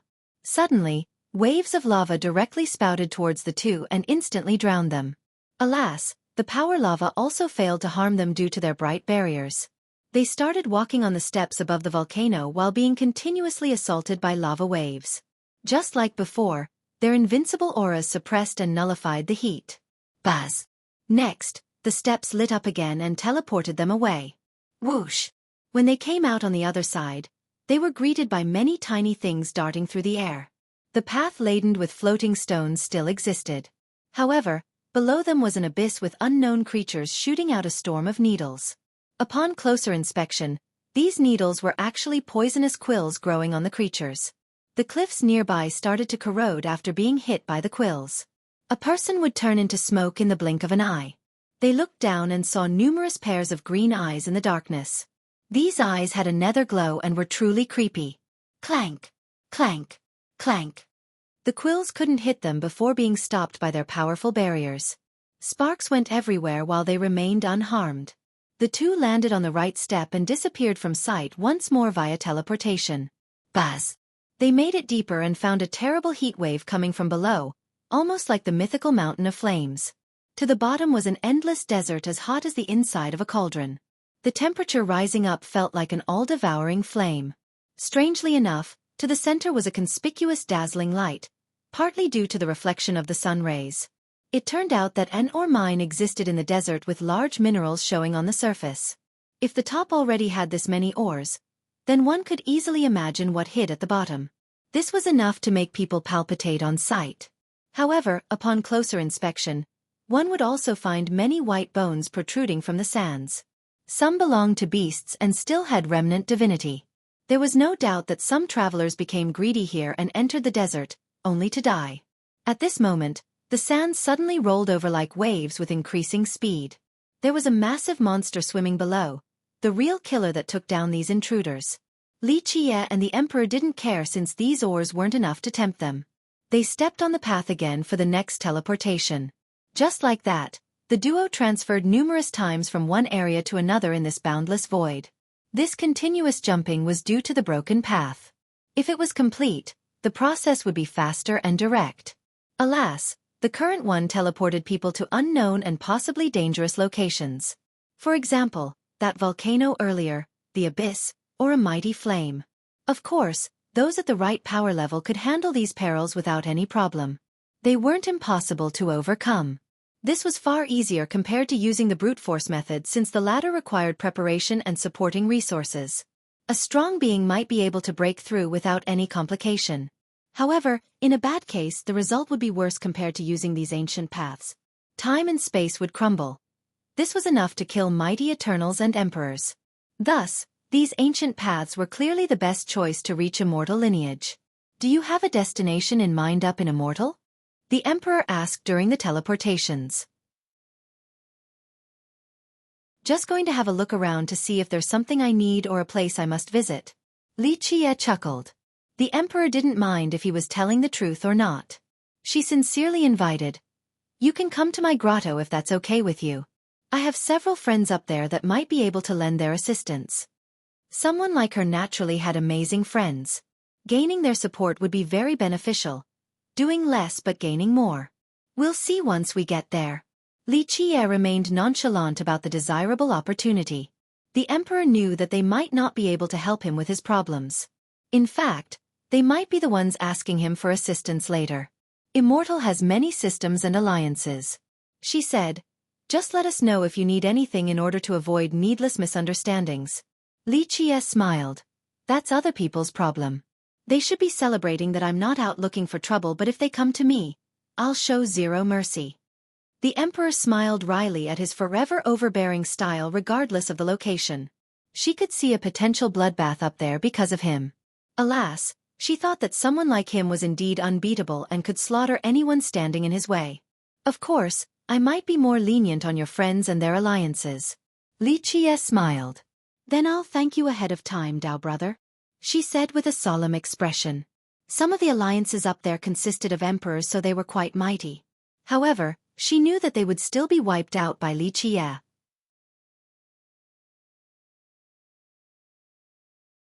Chapter 2703. Buzz. Li Qie and the Emperor repeated the process countless times before they lit up. Space fluctuated and became similar to a shiny mirror from congealing. The reflection inside was that of a majestic and boundless world, consisting of numerous mountains and an uncountable amount of sections. One wouldn't be able to travel this expanse in one lifetime. Though separated by one dimension, they could still sense the vast power there, pure beyond belief. This world was above any other, causing people to think of a particular phrase. Good land gives birth to great heroes. Yes, this world had plenty of talents, prodigies, and masters. Its name was Immortal Lineage. Such an impressive project. The Emperor stood at the end of the path and reflected. The creator of these paths is far superior to a progenitor. These paths connecting worlds couldn't be made by one powerful emperor or progenitor. It required many of them working together across many generations. However, who had such influence to gather so many masters in one place? None came up in her mind. Go in. Li Qiye only chuckled. This topic was too ancient. He couldn't explain the mysteries behind this old era with just one or two words. The two exchanged glances and had the same idea. They walked forward at the same time and entered the congealed space. This mirror-like area had ripples from the contact. The two disappeared into it, then the mirror went away as well. The duo entered Immortal Lineage at the same time and took a deep breath. Even a regular person could tell the difference between Imperial and Immortal Lineage. This worldly energy here was denser and richer. Upon closer inspection, one would find another difference. The energy in this place had a touch of immortal energy. Of course, it might be nothing like that, but Imperial definitely didn't have this same affinity. The stronger masters or talented prodigies found it easier to harmonize with the Grand Tao in this world. This feeling should only happen when they were inside their own system. However, even an outsider here felt this harmonization. It meant that cultivating an immortal was easier compared to Imperial. The Grand Tao was closer to people so they could understand its profundity with less effort. Because of this, strong Eternals and Emperors would always ascend to Immortal because the lower worlds no longer satisfied their cultivation requirements. This world allowed them to take the next step forward on their Tao and break through. Immortal Lineage. The Emperor quietly said. Though Imperial was her home, Immortal was indeed more suitable to stimulate their potential. Staying back in Imperial for powerful beings would be akin to having shackles. People only stayed behind if they had no other choice or there was something worth it for them to stay. Tao brother, is this where we say goodbye? The Emperor asked. Boom! Suddenly, the sky seemingly exploded and startled her. I only wanted to invite you to my grotto. Does heaven really need to send thunder? She joked. Rumble. However, more deafening explosions occurred. The two looked up and saw chaotic bolts twisting in the sky, not similar to the usual thunderstorm. These bolts arranged themselves like wires in the sky with currents channeling through them. What is that? Her vast knowledge failed her this time. She never saw anything like this before. These bolts and currents turned the sky into a world of lightning. It nearly encompassed all of Immortal Lineage. She wasn't the only stunned spectator since this phenomenon encompassed the whole world. Not to mention the billions and billions of mortals. Even the invincible emperors and progenitors found this astonishing. What's going on? These experts became horrified. Is this the end of the world? A calamity is descending. One of them stammered. Why is this happening? Old Eternals were in disbelief. The scene of an emperor proving his Tao still didn't reach this level of horror. The birth of a progenitor would only bring a small-scale heavenly tribulation. However, this lightning storm covered all of Immortal Lineage, seemingly turning it into a prison. Creak! A heavy creaking sounded as if a great gate above was slowly closing. Sure enough, the sky suddenly turned dark. Why is there something like this above? Everyone became confused, progenitors included. This is a grand phenomenon. We need to run right now. A spectacle like this will have something ferocious after it. One emperor felt his heart skipping a beat and shielded his presence while still speaking before running to a hiding spot. One progenitor took out a divination table to take a better look.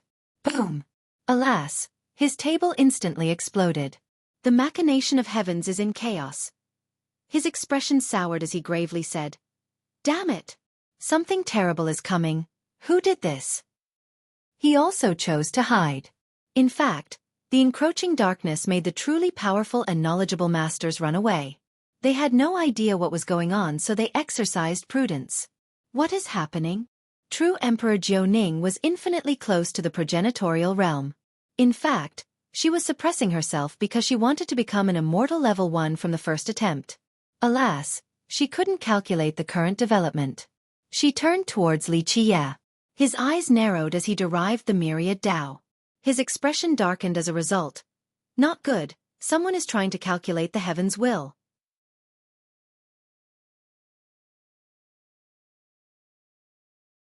Chapter 2704. Searing the Heaven's Will? The Emperor's expression soured, aware of the taboo behind the act. Someone as powerful as her couldn't easily do so either. It's not an ordinary attempt either. The person is reaching for the future to read 1,000,000 years of fate and providence. The heaven and earth do not allow this. The Emperor took a deep breath after hearing the gravity of the situation. In a successful attempt, this person would know the future and could make ample preparation.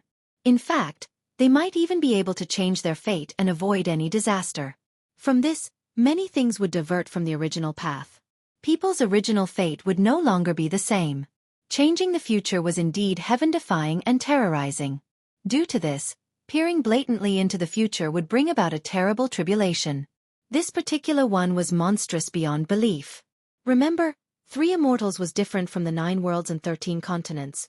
Imperial and progenitorial ascensions rarely brought down a tribulation in this world. In the case of the former, only extremely brilliant existences would have won during their imperial ascension. This was the case for progenitors as well. The rare case of tribulation would be quite weak. The majority of progenitors could easily handle it. This one in the sky was unprecedented in terms of power. Perhaps 3 immortals has never experienced one like this before. It looked to be on a world-destroying level. That's why everyone in Immortal, from humans to beasts and birds, started hiding from fear. Progenitors and emperors also did the same thing. They shrouded themselves in order to avoid attracting this heavenly tribulation. Who is doing it? True Emperor Jiuning stared at the gathering storms and wondered.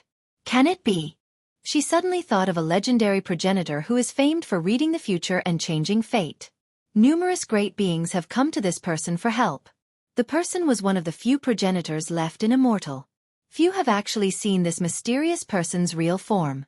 But why? The progenitor knows the consequence of doing so. She shuddered.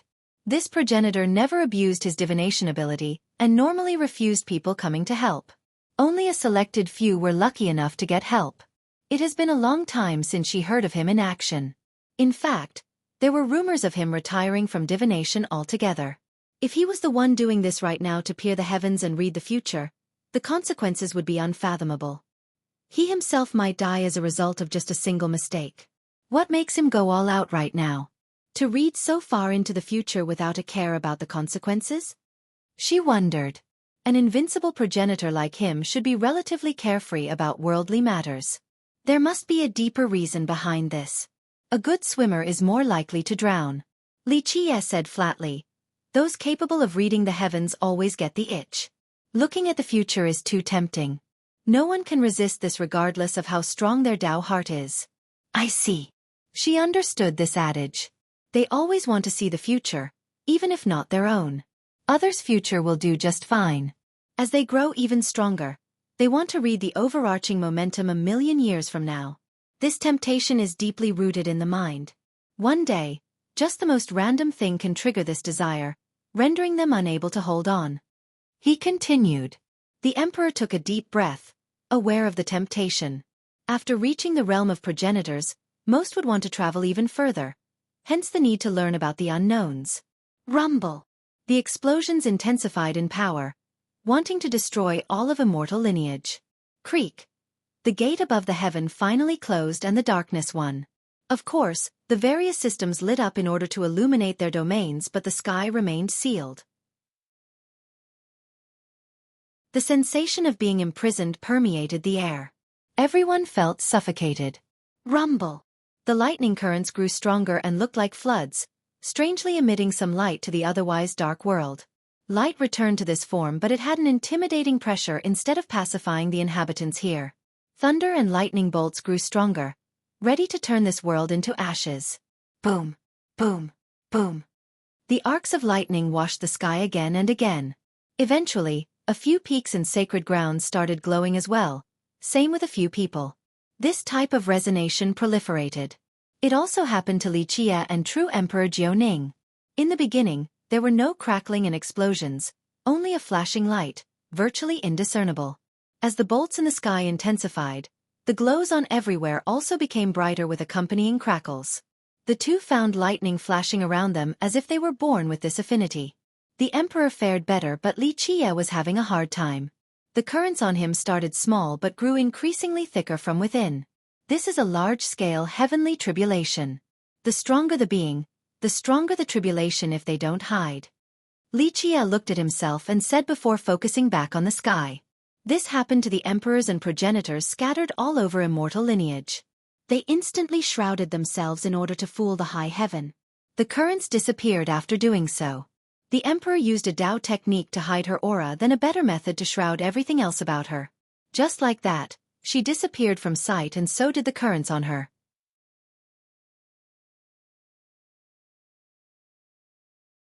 Chapter 2705. Boom! Boom! Boom! The glow on Li Qie almost became full-fledged currents and began to go wild. The emperor looked over at him and said, "Dao brother. It's fine, I don't need it." Li Qie gently shook his head. "I want to see what this person is looking at. Plus, it's useless even if I try to shroud." "What do you mean?" She was surprised. "I told you before that I'm only a passerby and do not belong here. If a tribulation comes down, I'll definitely feel the brunt because I have tested it before." The emperor furrowed her brows because fewer than few have experienced the tribulations in immortal lineage. Tribulations normally never came down here. Plus, I'm not the same as any of you. I have seen and struck the villainous heaven, so when a large-scale tribulation descends, I'll attract an extremely mighty one just like a magnet. Li Qie's eyes became profound as he looked upward. The emperor became startled because she knew the level he was speaking of. The information hidden behind this secret was shocking. No one has ever done something like this in the history of three immortals, yet Li Qie had done it. Strangely enough, Li Qie seemed to be anticipating this. "Come, it's been a while since my last world-destroying tribulation. Another taste will be nice." He smacked his lips. The emperor smiled wryly. Anyone else would be stricken with fear before a heavenly tribulation, but Li Qie seemed to be excited. Just how tough was his mentality? Bump, bump, bump. Something in the external space seemed to be bumping into the sky of immortal. This world resembled a closed-off fortress while the banging sound came from a mighty invader trying to break through the gates. What's happening now? The emperor became startled as the entire world trembled. This is the best thing about three immortals, the reason why it doesn't normally have tribulations and still standing strong all this time. Everything else has been blocked outside. Your world is an isolated one. Even this massive-scale tribulation is having a hard time descending. Li Qie explained. Rumble. Explosions continued with earthquakes everywhere due to an all-penetrating force from above. Boom. Finally, a blast as loud as the detonation of 1,000,000 thunder. Everything exploded and collapsed. The world was slightly pushed out of its balance and numerous people fell to the ground. The sky instantly became bright again as if the gate above has been taken down. Boom. The day returned with a terrible friend. Golden brilliance permeated like sun rays, giving everything a similar shade. "Look, the tribulation is coming." Someone shouted at this sight. Sure enough, it looked like a dam has been broken with countless yellow bolts descending. The magnificent bolts looked like a golden ocean pouring down to drown immortal lineage. Rumble. Each was as thick as a mountain range now, with more than enough force to drill through the earth. One of them crushed numerous peaks in a mountain range. Ah! One Eternal thought that he wouldn't be struck by it and couldn't avoid in time. This dazzling bolt annihilated him, causing blood to splash everywhere. No! Screams from the unfortunate masters echoed all over immortals. Some weren't careful enough to hide, so they became victims of these murderous bolts. Damn, just run for your lives. The reckless experts were scared out of their mind and quickly concealed their presence. The torrential bolts rained down and could attack their targets at any given time. Several strongholds in Immortal became the primary targets.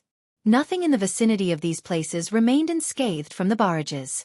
Sure enough, powerful barriers were erected, turning the inside into a separate domain to stop the terrifying tribulation. Alas, the endless barrages of lightning bolts caused the barriers to vibrate uncontrollably with many ripples. Some eventually got taken down.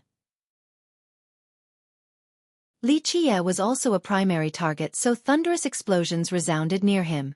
It didn't take long before the golden expanse turned into a superstorm. All the lightning bolts aimed straight at him and fired. Boom, boom, boom. The area nearby got penetrated instantly. Mountains and rivers exploded into smithereens. The ground had thousands of large pits. This terrifying tribulation could intimidate even the strongest master. They would shroud themselves and flee. This was common sense. However, Li Qie took the full onslaught without hesitation. He opened his 13 palaces and revealed his primordial tree. Supreme Grand Tao and Endless Vitality opened a separate domain. Come now! Li Qie laughed and bravely braced himself against the golden bolts. The emperor in hiding nearby didn't know what to do. Only Fiercest would commit to this domineering act. Progenitors themselves wouldn't dare to face a tribulation of this level. Non-stop detonations ensued. As his defensive lines grew stronger, so did the offensive barrages. More and more bolts gathered above him, never giving up until there is nothing left of him. Boom! A section of his barrier faltered and one bolt pierced him, then another, and more. Blood naturally gushed out from the holes in his body. He has been turned into a sieve. One could see the other side through these gaping bloody holes. His blood and fleshy bits fell to the ground. Even someone as strong as Li Qie has been blasted to pieces.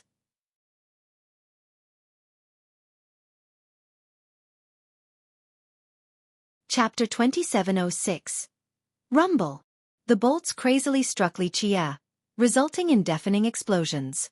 Each boom made blood splatter and created terrible holes through the flesh and bones. The emperor took a deep breath while observing this brutal scene. Not many people could withstand this terrifying tribulation. However, Li Qie was still alive instead of being rendered to ashes as others would. Of course, she didn't agree with his choice of facing it directly using his body. Only Fiercest would do something so crazy. She also thought that he was the only one who could last this long in all of 3 immortals. The next scene astounded her even more. Loud bangs occurred like before and glowing currents appeared on him. She thought that this was the remnant power of the tribulation, and that the glowing currents were resonating with the lightning bolts. Wait a minute. She noticed something amiss and that these lights were different from the ones caused by the tribulation at the start. As the golden bolts increased in power, the bright currents on Li Qie also became stronger with higher concentration. She finally realized that these thick currents were actually coming from Li Qie, not the heavenly tribulation. Every aspect of the situation escalated and currents formed inside his body.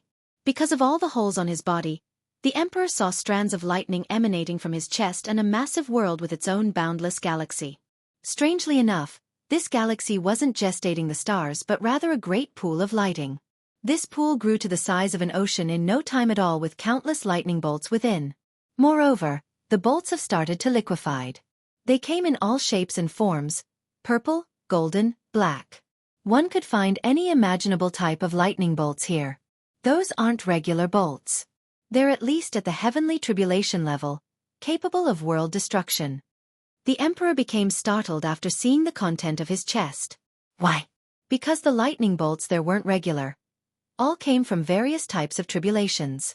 This was simply unfathomable even for someone of her level. She had never seen anything like this before inside someone else. How many tribulations had he experienced in order to possess so many? From this, she could see just how powerful his physique as well, able to store so much power. This lightning storage came from the trip he took to get to 3 immortals. He was immersed in that ocean for so long, so it has become a part of him.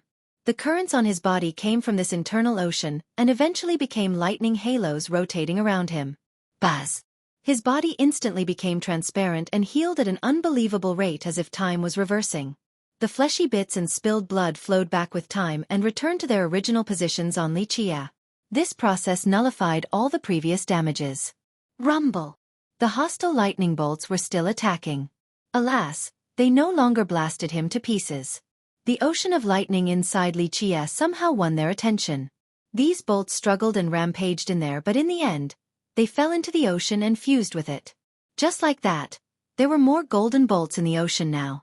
The emperor gasped at this sight. A person strong enough to take in tribulations with his body, a feat for the ages. She realized why others fled instantly while Li Qie became excited and treated the tribulation like a feast. In fact, This was indeed a delicious feast for him.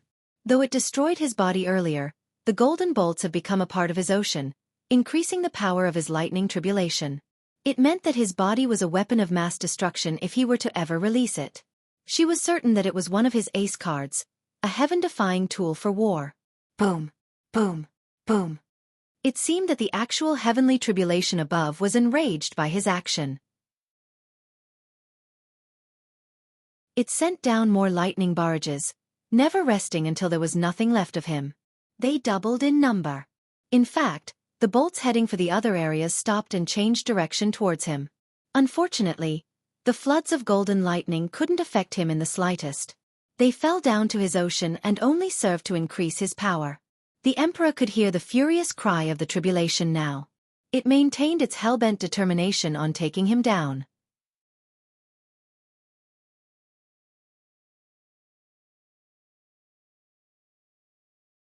Chapter 2707.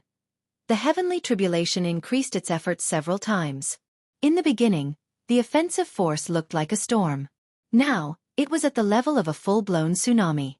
It sent down golden ocean after ocean of lightning towards him, wanting to drown him completely. Since he became the prime target, the bolts attacking the other areas weakened. Other areas under attack became less pressured as a result. Of course, the onslaught was still useless. The tribulation above was certainly majestic, but Li Qia's own ocean didn't let up. The quantity and quality of the offensive bolts didn't matter. His ocean still took all of them in. The raging tribulation and its increasing effort actually benefited Li Qia like an unending buffet. Boom! The shrouding emperor nearby suddenly got struck by one of the golden bolts. All of her concealing methods exploded. Activate! She reacted quickly by raising her hands and summoned many treasures and activated numerous defensive measures. Rumble! The lightning bolts aimed for her since she was now exposed. A 12-palace emperor like her was infinitely close to being as strong as a progenitor, leaving no room for doubts. However, her defensive measures and treasures crumbled before the bolts. She couldn't withstand the tyrannical force of the tribulation. Buzz! She tried to shroud herself again, but the golden bolts broke her method. There was no way for her to break away from the onslaught now. She reactivated her treasures for another defensive attempt but couldn't stop the attack. One bolt struck her and left a gaping hole. Leave! This is a domain of lightning now. The tribulation will destroy everything near me. Go as far as possible. Li Qia shouted at the emperor. She also realized that she was standing near the biggest target for the tribulation. The closer she was, the more likely she was going to be pulled into this mess. Take care, Dao brother, we'll meet again. She couldn't stay and risk being attacked again. Buzz! She decisively opened a Dao portal, knowing that Li Qia would be just fine against any attack of the lightning affinity regardless of its might. Boom! The tribulation seemingly sensed this attempt to escape and sent more bolts straight at her. Come here! Li Qia roared. His ocean of lightning became a maelstrom and started sucking in the bolts. Bam! The emperor disappeared into the portal at the very last second before some remnant bolts struck and crushed the portal. Rumble! The failure to kill infuriated the tribulation. All focus turned back on Li Qia to no avail. Boom! Li Qia had an easy time facing the barrages since lightning couldn't kill him. At this exact moment, his Dao heart suddenly trembled and he sensed this fluctuation. This didn't come from the tribulation or the golden bolts but rather the dark law sealed in his Dao heart.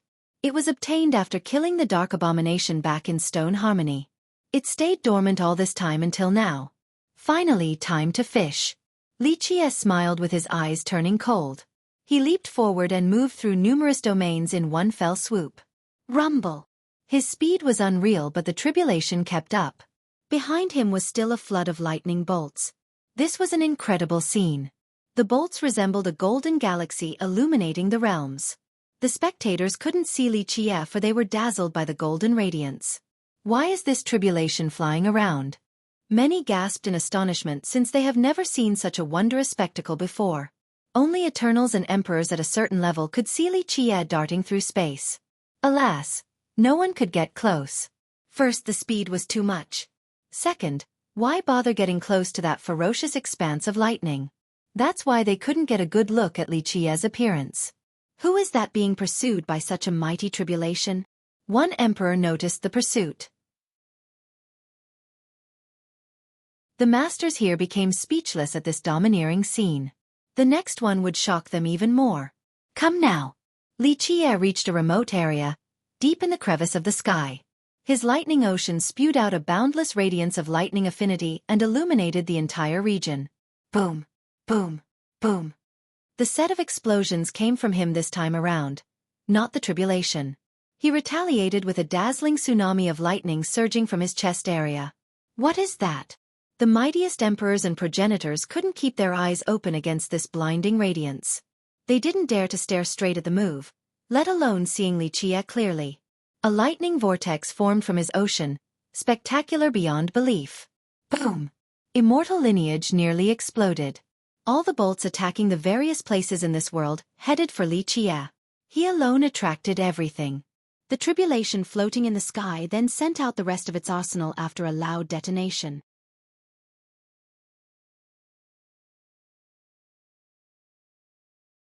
Chapter 2708. Boom! A radiance illuminated the myriad realms as numerous golden bolts shot towards Li Qie's chest. The world dimmed down, whether it be the sun and moon or the celestials above. Only a shade of gold was left in the world after an apocalyptic explosion, fully engulfing Li Qie. Boom!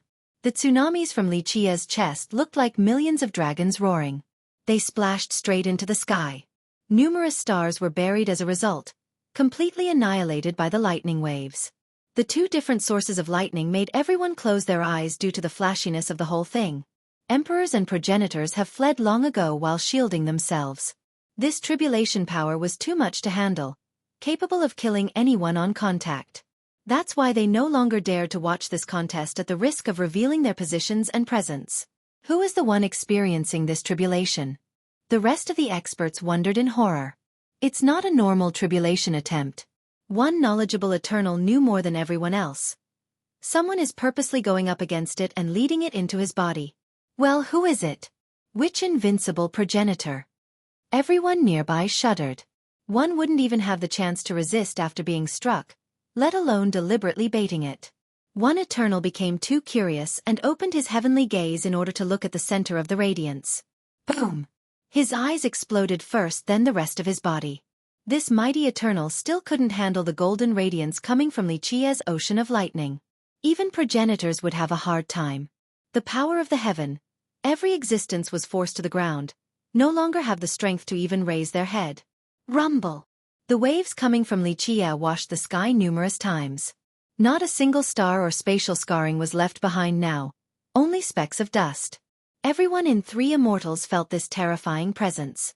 Since the start of time, they rarely saw tribulations happen in their world. Now, this extraordinary one left them stricken with terror. The tribulation's barrages against Li Qie only increased in power, causing the three worlds to quake. All the bolts available were aimed at him now, a showing of the high heaven's fury. It wished to penetrate that ocean of lightning inside his chest. Alas, they could only create the massive tsunamis seen earlier that ravaged the upper sphere. The entire battle so far has only lasted the time it takes to drink a cup of tea. However, this brief moment was too much for everyone to take. It seemed like an eternity of torture. As time went on, the golden bolts from the tribulation became weaker. Is this the end? People started relaxing after noticing this. Of course, the emperors and progenitors took a deep breath.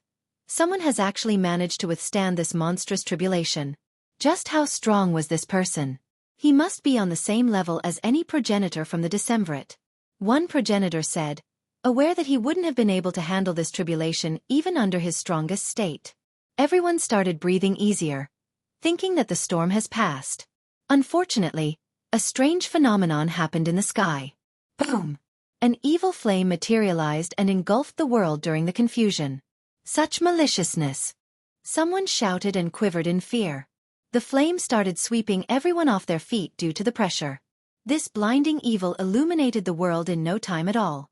Finally! Li Qie wasn't surprised at all and opened his Dao heart to accept the incoming flame. The flame instantly struck his Dao heart and drowned it out, resulting in numerous detonations and earthquakes in Three Immortals. Li Qie transformed into a devil with flames oozing from his very being and blotting out the sky. A pair of black wings protruded from his back. Cracks appeared all around him and out came bone spurs with a cold glint. He seemed to be changing into a massive monster with barbs on his head and fur everywhere else. Clearly, an evil entity was trying to take over his body. At the same time, numerous experts in the three worlds were also affected by this intense evil. Their hearts started turning black, so they underwent the same changes with bone spurs and hair all over. Damn! An Eternal closed his eyes and tried his best to stop having any desire. He fled instantly and sealed himself. Such evil intense. Even a progenitor felt his Tao heart trembling after sensing this evil. Black strands of light appeared around him. Not just the cultivators either. All living beings became affected. The mountains and rivers themselves started changing.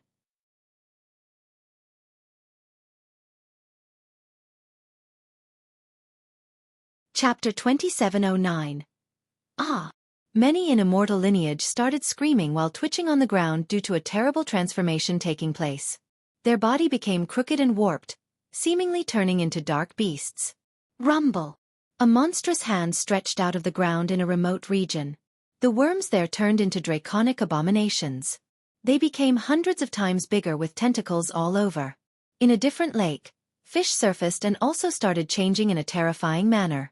Their fins turned into dark hands, bones grew on their back, their face became quite ferocious. What is going on? A devil ancestor is descending? The top beings who could still maintain their Tao heart became alarmed. The oldest and most knowledgeable progenitor still found this scene terrifying. A forceful turning of this massive scale never happened before in immortal lineage. Because of this, bells could be heard around many great systems. The clear ringing served as a way to calm the mind. Moreover, they sent out powerful progenitorial lights. Images of progenitors appeared as well on top of wise chantings. The light and chanting expelled the darkness to stop the transformation process. The successful systems were the strongest in immortal. Nevertheless, the spread of evil continued across the world. It didn't take long before immortal turned into a nest with monsters everywhere. The top beings didn't know what to do. They couldn't think of someone with such a frightening evil affinity. Only progenitors could stay calm after protecting their Tao heart. Certain powerful emperors were still affected, more or less. Alas, they all needed to hide out of fear towards the unknown. Activate! Xueqi roared and a path split open on his forehead, revealing a strand of sacred light. This single strand tore apart his body along with the area nearby. Pop! Pop! Pop! The holy light swept away any evil intent and darkness, wanting to refine this affinity inside him. It actually emanated from his Tao heart and created the cracks on him. Buzz! A buzz could be heard. It wasn't that loud, but everyone in immortal lineage clearly heard it. The holy light poured down from the sky and permeated everything like mercury, reaching all the depths and crevices. Buzz! Burning noises resounded everywhere. Even on the living. The darkness and evil intents were being scorched by this holy light. Thus, the nearly transformed cultivators and various terrains assumed their original state. The twisted body of experts became normal again. Xueqi's Tao heart was the source of all that is holy in this world. He turned into the hottest and most blinding radiance. Now it's a saint. Everyone wanted to get on their knees and join the light after sensing its purity. The light was winning and managed to save people from the darkness. Even the devils would feel this power in their heart and surrender. A saint from an old era? One progenitor wondered. He first thought of an ancient progenitor capable of exuding this holy light. However, this being was long gone now on the river of time. Thus, it has to be a different person. He opened his heavenly gaze to look at the light source in order to figure it out. However, this holy light actually imprinted itself into his Tao heart, causing it to waver. This scared the living hell out of him, so he quickly averted his gaze out of fear. The power of this light was insane. He might turn into a follower if he had kept on looking at it. A progenitor giving in to the light? That would be something else. What else could be spared from its holiness then? It was capable of turning all of immortal lineage into a land of bliss in the blink of an eye. From another perspective, it was no different from the evil affinity earlier. An ancient mantra came out of Xueqi's mouth. It echoed across the world and nearly flipped the river of time over.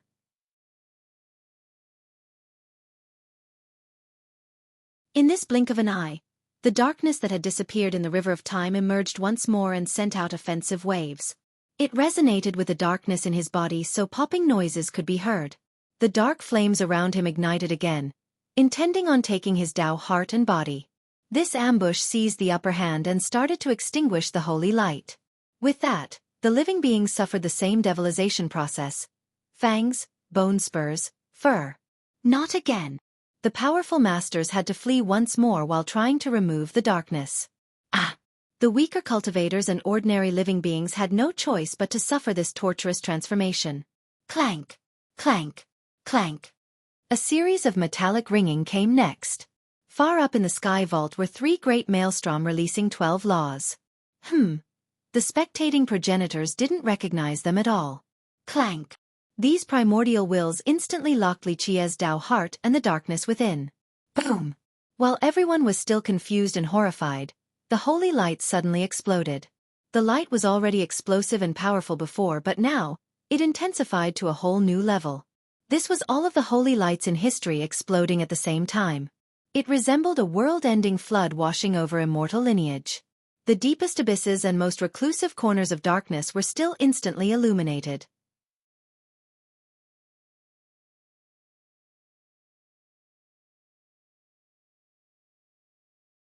Chapter 27:10. Boom! Nothing managed to escape the overwhelming holy light after the previous boost of power. Buzz! The evil intents that have resurfaced were annihilated without fail. The old progenitors themselves took a deep breath. The mightiest devils and lords of darkness would still be washed and rendered to dust before this holy affinity. The emperors and progenitors didn't try to dodge the light and simply let it do its thing. Because of this, the bright particles penetrated them and killed any existing evil intent and darkness. Boom! A great blast blinded everyone's vision. No one knew what was going on. Once they regained their sight, the world has returned to its original appearance as if nothing had happened. Everyone instantly looked towards the source of the light, the area most affected by the tribulation. Alas, there was nothing there. They started looking at all 4 directions and at each other. The signs of them turning evil were no longer there. Everything seemed to be a bad dream earlier, not part of reality. However, a nightmare wouldn't feel that real. Plus, not everyone could share the same one. The crowd became befuddled, unable to get a good read of the situation. Only the extremely powerful Eternals, Emperors, and ancient progenitors had an idea. Some of them started flying upward where Li Qie stood earlier. The progenitors exercised prudence and summoned powerful defensive artifacts and techniques. After confirming that it was safe, they finally jumped into the center. However, none of them found a single trace of the previous event. One step too late. One progenitor became disappointed. He was plenty fast, yet he still couldn't meet the person capable of withstanding the tribulation and destroying the darkness. Who could it be? This question popped up in his mind. This progenitor decided to use divination, but nothing came up. Everything relating to this event has been sealed. He wasn't strong enough to break this containment to read the movements of the heaven. Something big will happen soon. Another one said with regrets before leaving. Several other figures emerged after he was gone. They also wanted to find an answer. Alas, they found the same non-answer as the progenitor prior. Well, which progenitor was it? The group wondered. They knew that very few progenitors were staying in immortal lineage right now. No one among them was actually this powerful. It might be one of the 10. A powerful emperor murmured. No way. With this power? Probably even stronger than Gao Yang. Certainly among the top 3 or even the number 1 spot of the Decemvirate. A different master took a deep breath. Meanwhile, a chilling eye in the most dangerous area of a redeeming ground has been watching everything. This I watched the events clearly while acting like a good, non-interfering spectator. It finally moved a bit after the finale. An outsider? From where? A true overlord has shown up after the 3 immortals. A deep voice sounded in this area. A blessing or a disaster? The latter will be inevitable. Certain existences in the darkness could still communicate through the spatial planes. It's finally coming. This world has been hidden for too long now. Can't really ask for more. One more emotional voice answered. Tranquility returned after the explosion of the holy light. The event seemed like a nightmare with no real lasting effect. People couldn't tell if it was a good or bad thing. Nevertheless, it stirred discussions all over the realms, mainly for gossiping reasons. In the end, Many believed that a devil lord had descended but was instantly taken care of by an invincible progenitor whose identity remained unknown. The background of the devil lord was unknown as well. Such a thing never happened before in Three Immortals, so they didn't know the source of this evil existence. Meanwhile, the real masters continued to search for an answer, wanting to see the progenitor who saved them all. They roamed the land and tried to calculate the answer to no avail. However, the Heaven Calculating Pavilion suddenly sent out a message. The heavenly change heralds a monster. Everyone became excited and engraved the phrase to heart. They carefully contemplated the meaning behind it and came up with different interpretations. However, this phrase plus what had transpired just now made them shiver. Is something terrible really going to happen? The darkness and a monstrous devil are coming? Someone murmured. Maybe it's referring to the large-scale devilization process earlier, hence the word monster. A few experts believed this. Who passed down this message from the pavilion? A powerful Eternal asked around. Jade Zenith Progenitor. A group of Eternals asked around enough and got a shocking answer. The progenitor calculated the heaven's will. Even other progenitors took a deep breath after hearing this. For millions of years now, everyone knew that Jade Zenith Progenitor was peerless in divination. Her words were made of gold, capable of predicting someone's fate and even the heaven's mandate. Something big was definitely looming on the horizon since she passed down this type of message. Then what's going to happen in the future? What is the heaven's mandate? Some progenitors started visiting the pavilion in order to see Jade Zenith. Alas, she wouldn't grant an audience to any powerful character, leaving only the message prior. Seems like Jade Zenith Progenitor doesn't want to see her any further. The progenitors sighed and left. Trying to predict the heaven's mandate was extremely dangerous since it was a rebellious deed. A mighty being like herself was no exception. Her single phrase spread across immortal lineage like a storm. Every system became cautious, afraid of a devil appearing out of nowhere. Some even planned for the worst and prepared an escape plan for the future.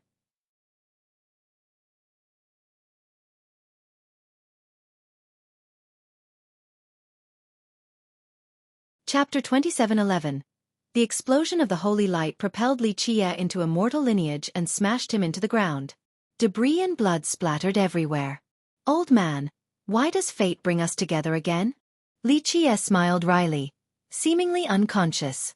However, he simply separated his divine intents from his body and moved them into his Tao heart, truly going all out. A holy light remained in his Tao heart and illuminated a sacred world. The mountains, rivers, and each inch of land here were made from the light. Darkness shouldn't be able to exist in this world. Rumble! Strangely enough, waves of evil flames ravaged the land, wanting to crush it completely in order to get out. They smashed into the sky multiple times but were met with increasing intensity of holiness. The holy light had its own tsunami and was continuously reinforced by the land itself. Thick particles of the holy affinity spewed out like springs.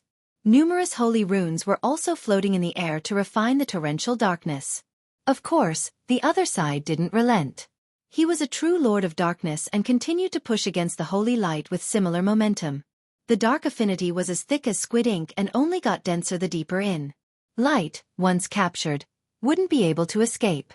In this holy world, the light couldn't make it to the core of the darkness.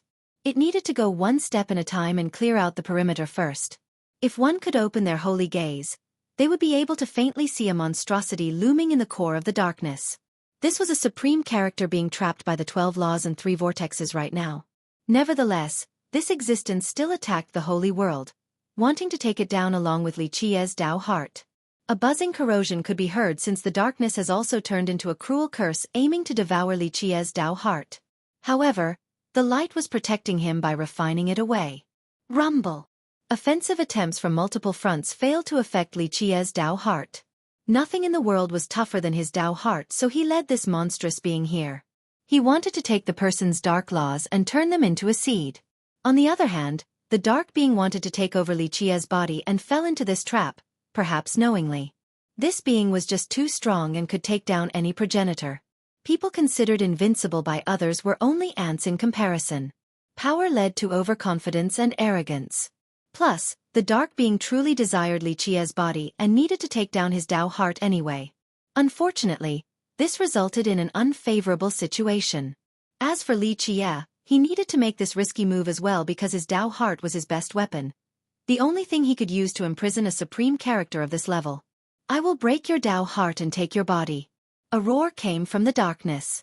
The dark being's visage remained hidden. Only a large pair of horns could be seen. I'm afraid you will never get the chance. Li Qie's divine intents materialized into a figure resembling his original self. This being exceeded all of his previous enemies, so he needed to go all out by sending his full focus into this world inside his Dao heart. You are not a saint. Your light won't last forever. The dark being used a language too ancient to be traced, older than any existing world. However, people at their level had no problem communicating. Their divine intents could understand everything. You surely know that darkness and light are just different forms of powers. Only an immovable Dao heart is eternal. Li Qie said, I can become a saint with a single thought and bring light to the world, or a devil, the harbinger of darkness if I will so. The dark existence didn't respond, aware of this truth. If I was at my peak state, I would take you down so quickly and devour this world. The being coldly threatened. This wasn't empty bravado either. This comment of his carried enough weight to intimidate any emperor, even progenitors. I won't deny your unmatched strength. Progenitors and the darkness can't compare to your group, but you should be able to recognize that the thing trapping you is a primordial will. Li Qie chuckled. I'll accept defeat if you can break out of it. But honestly, if you were capable of doing this, you wouldn't need to avoid the high heavens watch right now and sneak to this place. Damn that villainous heaven. The existence in the darkness cursed. The heaven is indeed wretched and I do want to stomp on its face at times. But with regard to the issue of dealing with bastards like you, I actually commend its decision. Li Qie smiled. Boom. The existence responded by releasing more energy. The holy world trembled a bit, but this still wasn't enough. The primordial will rendered escaping an impossibility. Not to mention the power of light cancelling out the darkness. Don't you want to have a talk? Cooperate and the world might even erect a meritorious tablet in your honor in the future. Li Qie said. Haha, worry about yourself first. You will die a terrible death in due time. If you think you're unbeatable just because you conceal me, then you are sorely mistaken. There are those up there stronger than me. The existence laughed. I'm aware. I've had a deal with that eye back in Moneyfall, so I know quite a bit about your group's situation. Li Qie wasn't worried. Humph, they're living a borrowed life, so they want nothing more than an unyielding Dao heart like yours. You'll be the finest delicacy. The existence said. That's only if they can actually handle me. But forget about that. Let's focus on you first. I'm not asking for much. Just go ahead and talk. I'm a great listener. Li Qie said. Give up on this foolish notion. I've lived longer and experienced far more things than you. The existence replied. To be expected. You really won't yield, but that's just fine. I will slowly annihilate you until only one divine intent is left. That's when I'll pry everything out of you.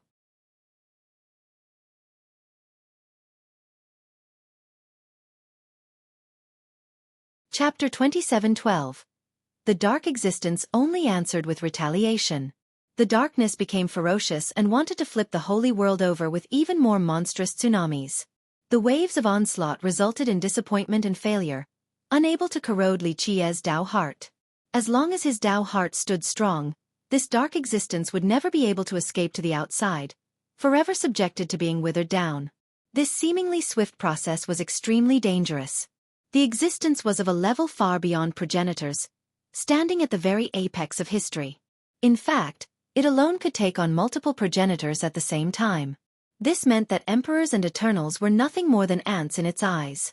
If it were to invade a progenitor's Dao heart, even the most gifted one, this progenitor wouldn't be able to handle the dark corrosion. The progenitor's Dao heart would fall and his body would be stolen.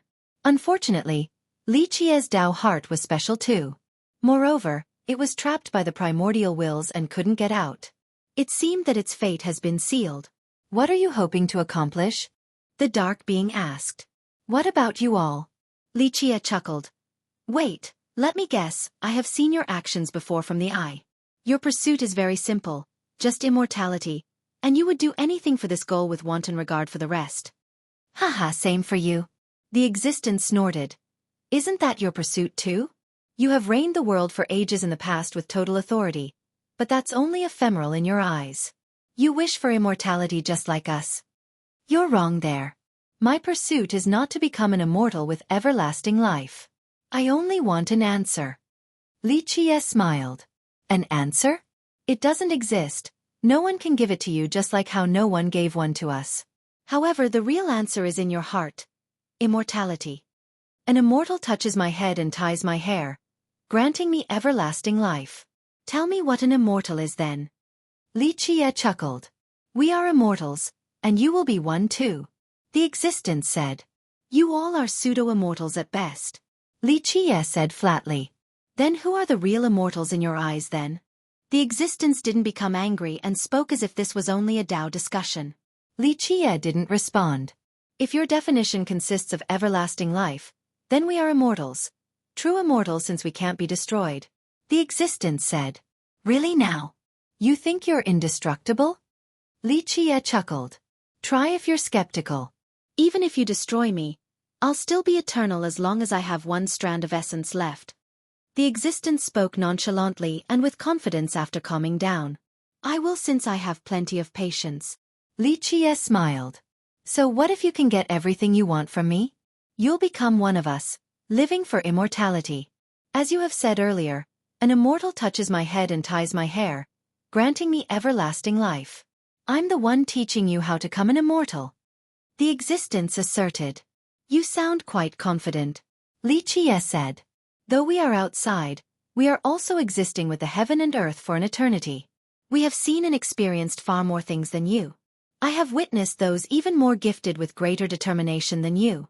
All of them still joined us in the end. Darkness and light are just mere concepts, watch. The existence calmly spoke. Buzz.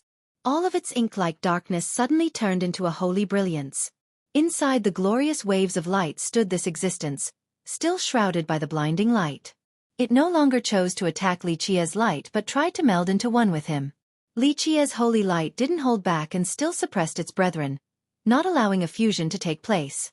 It still considered this holy expanse from the dark existence to be darkness. You're right, light and darkness can change with a single thought. They are mere forms, just another type of method. That's why even if you turn into a true saint, I will still suppress and destroy you. Li Qie said. I know, but this is my answer to you. We are the same and you will join us after becoming a true immortal. The myriad ages are ephemeral. The reincarnation cycles are just part of an order. The existence said. Stop boasting, if you're a true immortal, then there's no immortal in this world. Li Qie smiled. This line had several layers of meaning, not as obvious as it seemed. Doubt all you want. You won't be able to escape your fate in the future. You already have your answer. The existence laughed. We'll about that, but there's one thing I'm certain of right now. Your demise. Li Qie threatened. You got lucky. Who can actually stop me from devouring your world during my prime? I'm reduced to this from being stuck in the gap or your Tao heart wouldn't be able to trap me. The existence said with arrogance and pride. Fully deserving of so. Blame your fortune then. Li Qie retorted. Boom! The existence turned its holy light back into darkness for more explosive rounds of assault against Li Qie's holy world and Tao heart. This being could use both light and darkness with a single thought. It could turn into a saint if it wanted to. However, it chose darkness since that's its most skillful aspect. At their level, becoming a devil or a saint didn't really matter. They remained themselves with the same personality and intrinsic nature. This group of terrifying beings' truest nature was being everlasting. In this sense they could be considered immortals.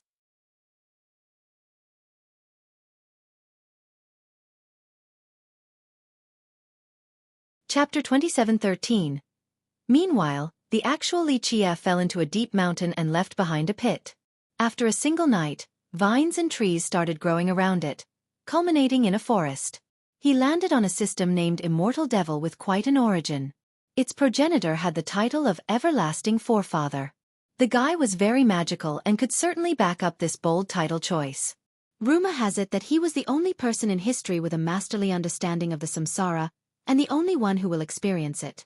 That's why he would return after each era with a different identity. Numerous emperors and progenitors became interested in him, also wanting to learn the mysteries of the samsara. However, this person resembled an unreachable dragon. Though people knew that he has reincarnated, few could actually find him. He continued to shroud himself in fog, not letting others know his identity and background. Who knows how strong this progenitor was? That's why he was considered the most mysterious progenitor. He eventually stopped appearing a very long time later. Some guessed that he had finally failed on the cycle and became ashes. Future generations slowly forgot about this magical progenitor. However, the system he created continued to exist despite numerous ups and downs after many generations. However, the world didn't know that Everlasting Forefather also has another identity. Everlasting Shao of Immortal Demon Grotto in the 9 Worlds. Old man, why does fate bring us together again? That's why Li Qie said this after the landing. After being sent flying by the explosion of his own holy light, a powerful force from this system pulled him here. The relationship between him and Everlasting Shao was too deep, spanning for eras. In fact, one could say that Li Qie came from the Immortal Demon Grotto. Thus, the techniques and resources left behind by Everlasting Shao in the system drew Li Qie here during his freefall. Li Qie was actually going home, in a sense. His divine intents were in his Tao heart, completely focused on taking down the terrifying existence. Thus, he looked to be unconscious, almost like being in a vegetative state. Of course, it was easy for him to wake up. He just needed to remove one strand of intent from his Tao heart, then he would be back and not much different from now. Alas, his biggest goal was refining the dark existence right now, so he didn't care about his actual body. The weather and bugs didn't bother him at all. His constitution has reached an insane level. An ant couldn't dig its teeth in his skin. After a few days, the forest around him continuously expanded. The area directly below him fared even better. Some spirit grasses and alchemy materials flourished around him. This was to be expected. His blood stained the area from the previous wound. Even if it wasn't his true blood or imperial blood, just his regular blood was extremely precious, capable of making the soil fertile. Days passed by, then years in this wilderness rarely visited by others, so no one found him. Eventually, a group of young disciples from Mount Guard School came here to pick herbs. Hey, there's a cluster of spirit materials over here. They spent half a day for little gains until they found his location and saw a plethora of herbs and grasses. The various types were precious on top of growing very well, resulting in an alchemy garden of sorts. The youths became excited and hurriedly gathered the items. We finally found a good area. They happily filled their baskets. Thank God first brother noticed this, or most of us would have returned empty-handed. We're rich now. Well, I guess this will be considered a meritorious contribution for the sect. The elders will be very pleased. Some of them started celebrating and continued the harvest. First brother, there's a corpse here. One of them finally saw Li Qie. A corpse. Some were startled and stumbled backward. They exchanged glances of astonishment. The more timid members became frightened. Dig it out so we can have a better look. Their first brother named Li Jianquan remained cool and ordered. The group worked together to clear the vegetation and finally expose the corpse. It hasn't decomposed. Their first brother pulled up the muddy corpse and took a look. Not someone from our school. They heaved a sigh of relief after seeing the corpse's face. Well, this person technically shouldn't have died that long ago judging from the state of his corpse, but why was it buried so deep? A murder, maybe? Speculation arose. This naturally scared some members. Did someone kill then bury him in this remote region? Maybe a robbery escalating into a murder, or just something else altogether. Does anyone recognize him? Their first brother asked. This was the territory of their school, so it could be someone from there. The group took a look before shaking their head. I think he's immortal, not a cultivator and definitely not an expert. One said quietly. The majority agreed and nodded, thinking that this guy looks way too ordinary to be an expert or a cultivator. No wound on him, maybe he got sick while plucking herb and died. Another disciple said. Wait, he's still alive. One disciple turned pale and shouted. Li Qie opened his eyes for a split second before closing them again, returning his one intent back to his Tao heart. The refinement was still happening in his Dao heart, but this group disturbed him, so he took a quick look. He lost interest after seeing them. A corpse suddenly opening its eyes naturally scared the youths. Many have just joined the sect and have yet to see the world. He's alive. They carefully observed him again after the momentary shock and calmed down. This wasn't a reanimated corpse. Yes, I think he fell down hard and became crippled from top to bottom. It's a miracle that he's still alive. Their first brother squatted down and confirmed.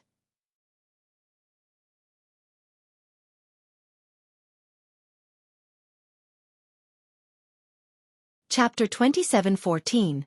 Poor guy. One member murmured after hearing the first brother's assessment.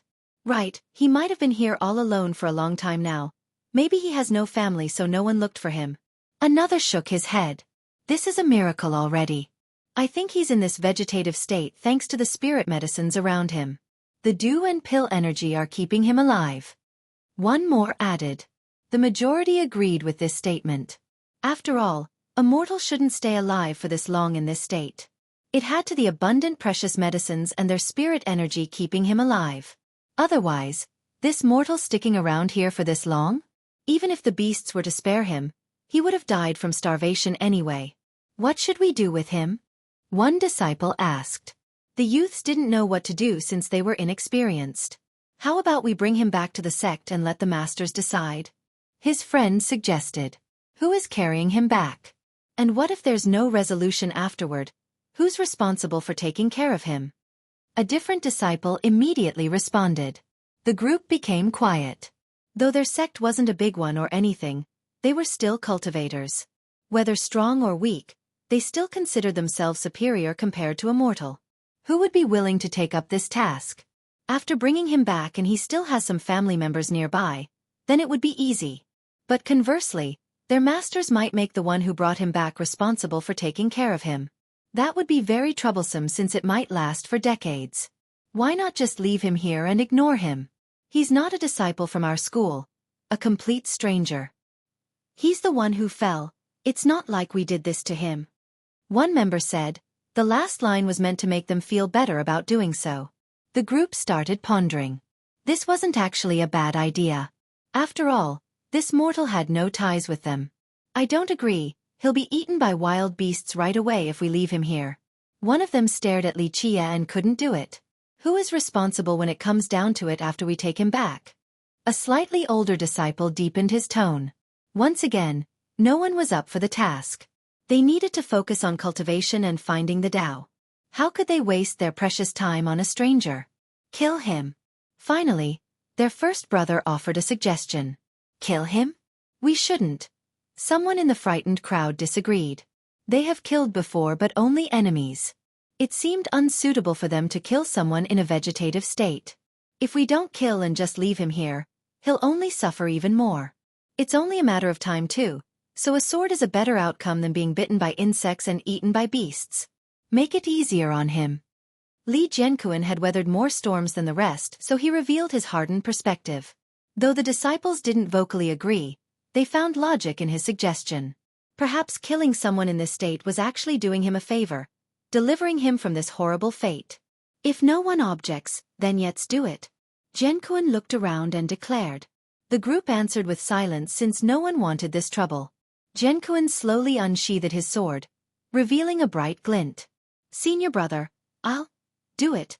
I'll carry him back to the sect and see if he's savable. A feeble and uncertain voice stopped Jianquan from carrying out the task. All eyes darted towards her. This was a delicate and pretty girl.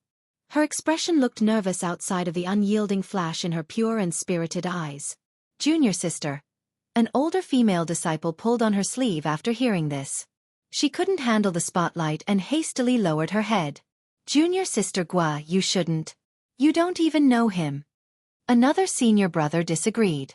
The girl's name was Gua Jiahui, who has only joined Mount Guard for a year or so.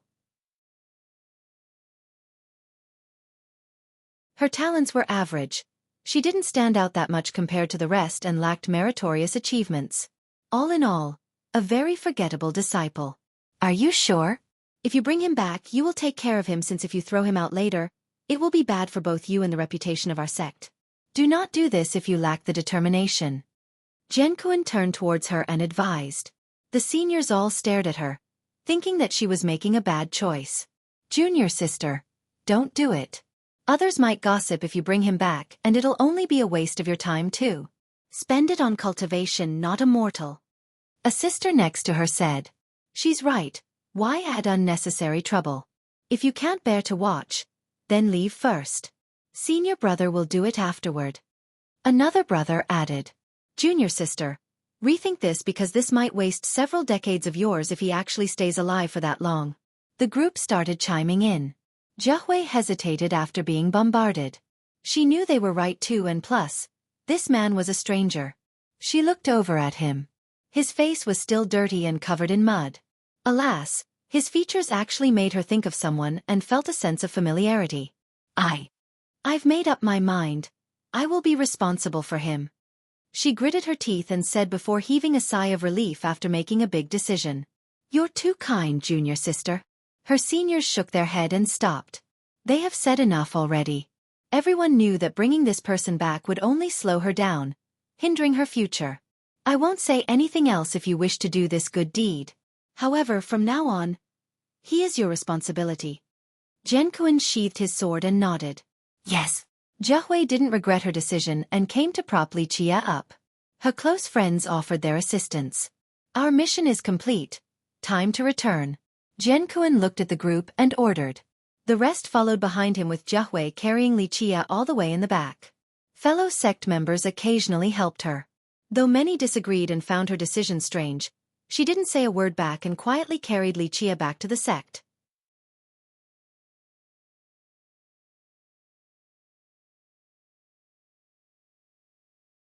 Chapter 27:15.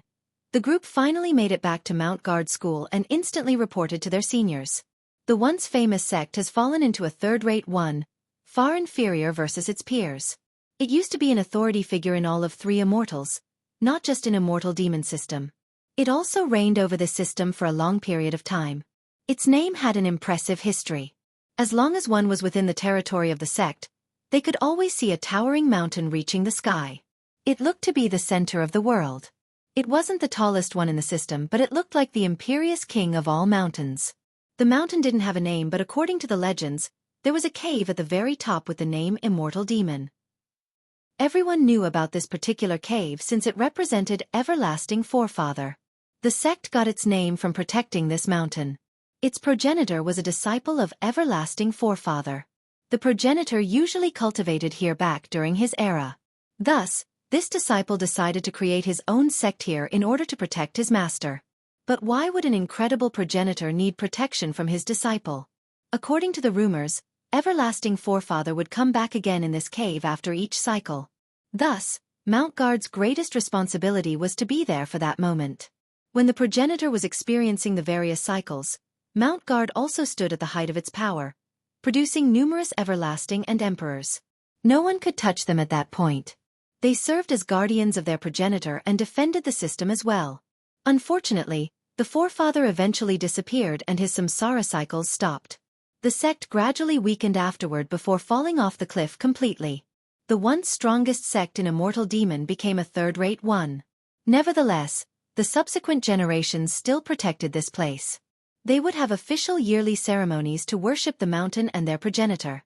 Though far from their golden age, the sect still had several thousand disciples, not too bad relative to their peers. The group handed the herbs to the sect in exchange for considerable contribution points. The seniors noticed their rich harvest and nodded approvingly. This trip was amazing for them, so each disciple became quite excited. Finally, Li Jianquan told the seniors about Gua Zhehui's decision to save Li Qia. One senior took a look and shook his head. There's no divine intent in there, so he can't be saved. He'll be a vegetable for the rest of his life. The group took this as fact now. Of course, this senior had a decent cultivation, but he couldn't see through Li Qia's real situation. In this last moment, some friends of Xueqi told her to change her mind. Alas, she chose to keep him here to take care of his needs. You need to take good care of him. Don't let others use this to criticize our sect and damage our reputation. The senior didn't stop her nor force her to throw this cripple away. I understand. Xueqi confirmed. Most didn't understand but still respected it. She then brought him back to her place. The once mighty sect had plenty of territories even to this day. Thus, many disciples had their own peak, the same for Xueqi.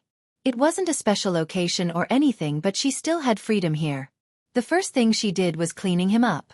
At the start, she thought that he would be all skin and bones, but after taking him off his clothes, she saw his vigorous muscles. She naturally blushed due to her inexperience and was at a loss of what to do next. Alas, she couldn't ask anyone else for help. She awkwardly cleaned him from top to bottom before finding suitable clothing for him. Once finished, she took a good look and found that he was very ordinary looking, clearly a mortal. However, for some strange reasons, perhaps due to her own feelings, she appreciated his appearance and thought that he was very pleasing to the eye. Just a little similar, not him. She quietly sighed and stroked his cheek. My older brother was ordinary too, but he was the best brother anyone can ask for. Her mood became dejected as she wept softly. She recalled her youth and her older brother, just another common-looking fella. As he escorted her to Mount Guard School to learn cultivation, he fell down a cliff along the way and died. Because of this, after seeing Xueqi's ordinary appearance, it sparked some deeply rooted emotions in her. That's why she made the decision to take care of this mortal. Though Xueqi wasn't her brother, she still took good care of him despite being busy with her own tasks and cultivation. She even made a wheelchair to take him out to the sun to enjoy the fresh air. Xueqi was aware of the events happening outside, but he chose to ignore them. All of his focus remained on refining the monstrosity within his Tao heart. Of course, he would have been perfectly fine due to his current power level even if she didn't bring him back to the sect. No different from another rock in the mountain. I failed 5 times today while reciting the mental chant. The senior brothers and sisters have done it, even the juniors too. I must be truly stupid. She sat next to him beneath the sun. Who knows if she was the one keeping him company or vice versa. She regularly told him the events going on in her life since she had few friends here at Mount Guard, both the good and bad. A man in a vegetative state was probably the best listener. She has grown accustomed to not getting a response because he hasn't batted an eye ever since he was brought back to Mount Guard. Alas, she didn't know that Xueqi heard every single word. He just didn't have time to care right now.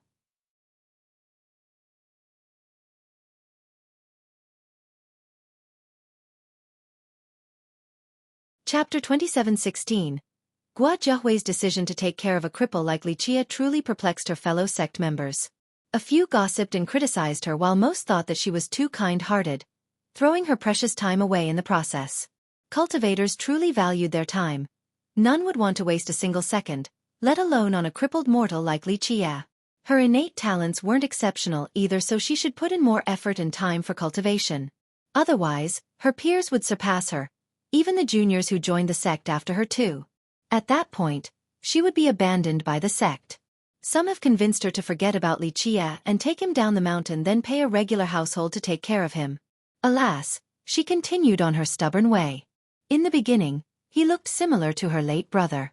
But now, after spending some time together, the resemblance ended long ago. Nevertheless, she still didn't want to abandon him, for she slowly started considering him as a family member. Her mood and state of mind improved when he was around. She had few close friends in the sect and even fewer confidants. Xueqi was the only person she opened her heart without needing to hide anything. Though Xueqi never answered back or even opened his eyes to look at her, she was still more than willing to chat with him about her daily life. She thought about curing his ailment. Though Mount Guard was no longer the same as before, it still had plenty of capable medical masters and alchemists. It might be possible for a powerful alchemist to cure a crippled mortal, so she tried asking them. Impossible, his 6 veins are done for. He'll be bedridden forever. Alas, one alchemist took a look and shook his head. Is there no other way? She held on to hope. Try using true energy to massage him each day to open his energy channels. There might be hope later down the line. The senior said with uncertainty before adding, but don't waste time on a mortal. The right thing for you to do is focus on your own cultivation. The senior left after saying this, thinking that it wasn't worth it to do this over a mortal. From then on, Xueqi had a new task. She would massage him every day and pour her true energy into him. Unfortunately, this proved to be futile because her energy couldn't move through his hardened veins. How could her weak energy actually activate the veins of such a monster? Simply impossible. This didn't stop her since she continued onward while hoping for a miracle. This sheer determination showed that she viewed him as a family member. All of this still didn't warrant a response from Li Qie. As time passed, his suppression successfully weakened the monstrous being. Sigh. She lamented during a sunbathing session one day. I can't finish my mental law, even Master scolded me for being stupid, maybe it's really true. I'm not suitable for cultivation. You're not the only stupid one, your master is stupid beyond help too. A faint voice interrupted her reflection. Ah! She jumped from being startled and started looking around, thinking that there was a ghost. However, only Li Qie was with her in this courtyard. Who is it? She shouted after not finding anyone. Fear loomed in her mind. Next to you. Li Qie finally opened his eyes to look at her. You're up. She was astounded since this was his first time reacting outside of moving his eyes when they found him the first time. She looked into his eyes and saw a look of disdain as if he found himself superior to her and everyone else. However, why would a mortal have this type of glare? Li Qie said his part then closed his eyes again, seemingly asleep. She calmed down and realized that she had told him everything in the past, so she became embarrassed, wanting to dig a hole and jump down on it to hide. I'll make you something to eat. She came up with an excuse to run. No, your cooking is terrible. Find someone better. Li Qie said flatly. Xueqi didn't know how to react and moved her arms around awkwardly. This person woke up and didn't bother thanking her, only criticizing her cooking. You trained the desolate mind scripture incorrectly and were silly enough to take your master's teachings as facts instead of learning on your own. Then again, your idiotic master made the simple scripture so complex. If the old man were alive, he would go crazy after witnessing this level of stupidity. Li Qie spoke again while she stood there in a daze. How can you be so rude?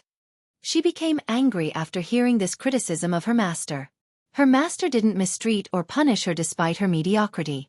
She wasn't angry when he called her stupid, but insulting her master was a different story. Buzz! Li Qie pointed at her forehead with a speed too fast for her to react. A tiny law entered her brain. Boom! A complete version of the desolate mind scripture emerged with amazing profundity and transformations. She could hear the chants now. The difficult scripture suddenly couldn't be any simpler for her. She understood the mysteries right away. More importantly, she found her previous cultivation of the scripture to be full of mistakes and holes. The scripture fully drew her attention. This was her first time finding out the beautiful Grand Tao. It wasn't as dry and confusing as she thought.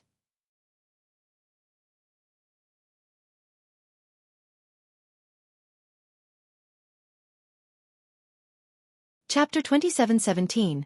Desolate Mind Scripture was her merit law, a foundational block of a mortal demon system passed down by everlasting forefather. Xueqi has been training with this law ever since joining Mount Guard. Alas, she showed no signs of improvement and limited accomplishments. Thus, she couldn't move on to a more powerful merit law. On the contrary, this merit law was too simple for Li Qie. He just needed to listen to a couple of chants before gaining a full grasp of its mysteries. He knew everlasting forefather the best in this world. They have existed together for millions of years. Moreover, he could easily figure out a law from a system on his own at his current level.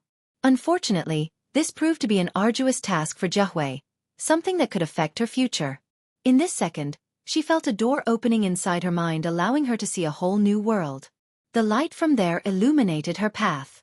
She found hope for the future, and this increased her determination and courage to tread onward. It took a while before she regained her wits from this beautiful immersion. Thank you for your guidance, Senior. She bowed deeply towards him and didn't know how to address the guy. She eventually chose to go with Senior. Though Li Qie looked quite young, she didn't want to be wrong. A slow girl like her could still tell that he was a hidden master despite his current state. Otherwise, he wouldn't understand this scripture so well. Li Qie, sitting in his wheelchair, didn't respond at all to her bowing. She had no idea what was going on with Li Qie and the reason for his pitiful state. Alas, she restrained her curiosity since the guy might ignore her anyway. She accompanied him for a while longer under the sun before pushing him back home. In the next several days, he continued to be sleeping just like before.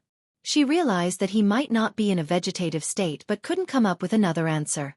Thus, she resumed her normal duty in taking care of him. However, she stopped talking as much after finding out, no longer confiding in him about her days. His imprinted law benefited her greatly and allowed her to understand the scripture. Her cultivation started becoming smooth with great improvements, almost like a fish returning to the water. She quickly surpassed many peers in a short time.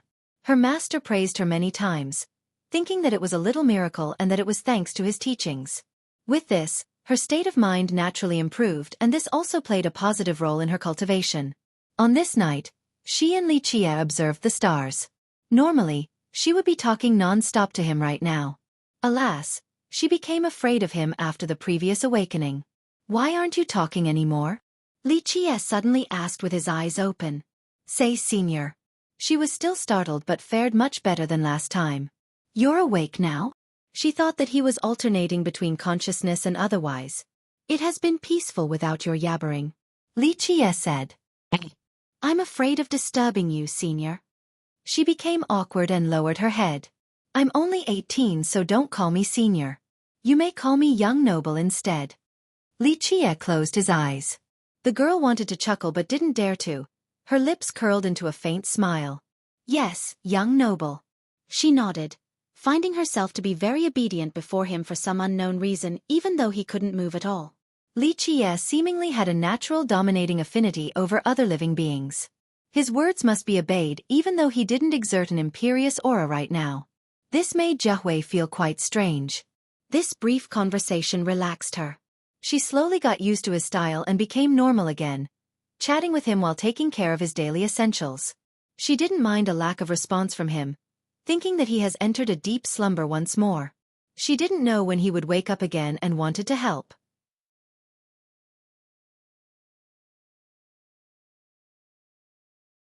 Alas, she didn't know where to start. Even the reason for his need to sleep eluded her. Days passed on and the status quo remained the same between the two. Li Chia focused on refining the being in his Dao heart while she took care of him. Gua Xueqi brought home a senior sister today. The girl wore a red dress and was slightly older than Xueqi, also more noticeably gorgeous. "Young Noble, this is my senior sister." Xueqi introduced the two. "Young Noble." The girl bowed respectfully towards Li Chia. Alas, the cripple in the wheelchair didn't respond, still deep in his slumber. The girl seemed unsure and looked over towards Xueqi. The latter pulled her away and whispered, "Let's make something tasty." The two then became very busy in the kitchen. The older girl's name was Zhao Zhiting, Xueqi's best friend in Mount Guard. She joined the sect earlier and had the status of first sister.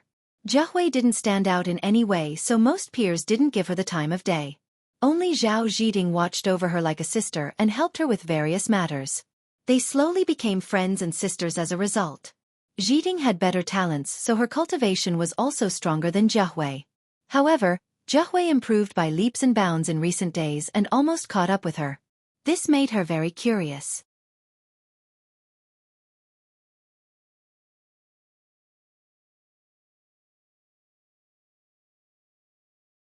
Chapter 27:18. Gua Xueqi's improvement surprised Zhao Zhiting. The two of them were close enough, so Xueqi's monumental transformation was very obvious. Because of this, Zhiting started asking her. Of course, Xueqi wouldn't divulge this sensitive information to outsiders. In the beginning, Xueqi remained prudent and skirted around the issue. Recently, Zhiting has reached a bottleneck, resulting in stagnation. Her peers started surpassing her, so this became a source of stress and vexation. Xueqi worried about her since they were close. She finally chose to tell Zhiting her secrets because the latter used to be so kind to her. It was her turn now to help. Zhiting didn't believe it at all after listening to Xueqi's secrets. She was also there during the herb plucking expedition, so she knew about Li Chia's situation. In fact, she even helped Xueqi carry the guy back. So now, the sudden reversal of a crippled mortal turning into a hidden master was too much for her to accept. If it didn't come from Xueqi herself, Zhiting would never believe it, thinking that it was only a cruel joke. However, Zhiting chose to believe due to their intimate relationship. Xueqi wouldn't trick her, and plus, her improvements were as clear as day. Their master praised her non-stop, saying that it was a miracle and that she had learned everything from him. Finally, Xueqi came up with a plan for Zhiting to ask Li Chia for help. The focus was on making a good meal for Li Chia. When he woke up the last time, he instantly berated her lack of skills in the kitchen. On the other hand, Xueqi was famous as a cook in the sect. Xueqi loved cooking from a young age. This eventually earned her a nickname in the sect, Beautiful Chef.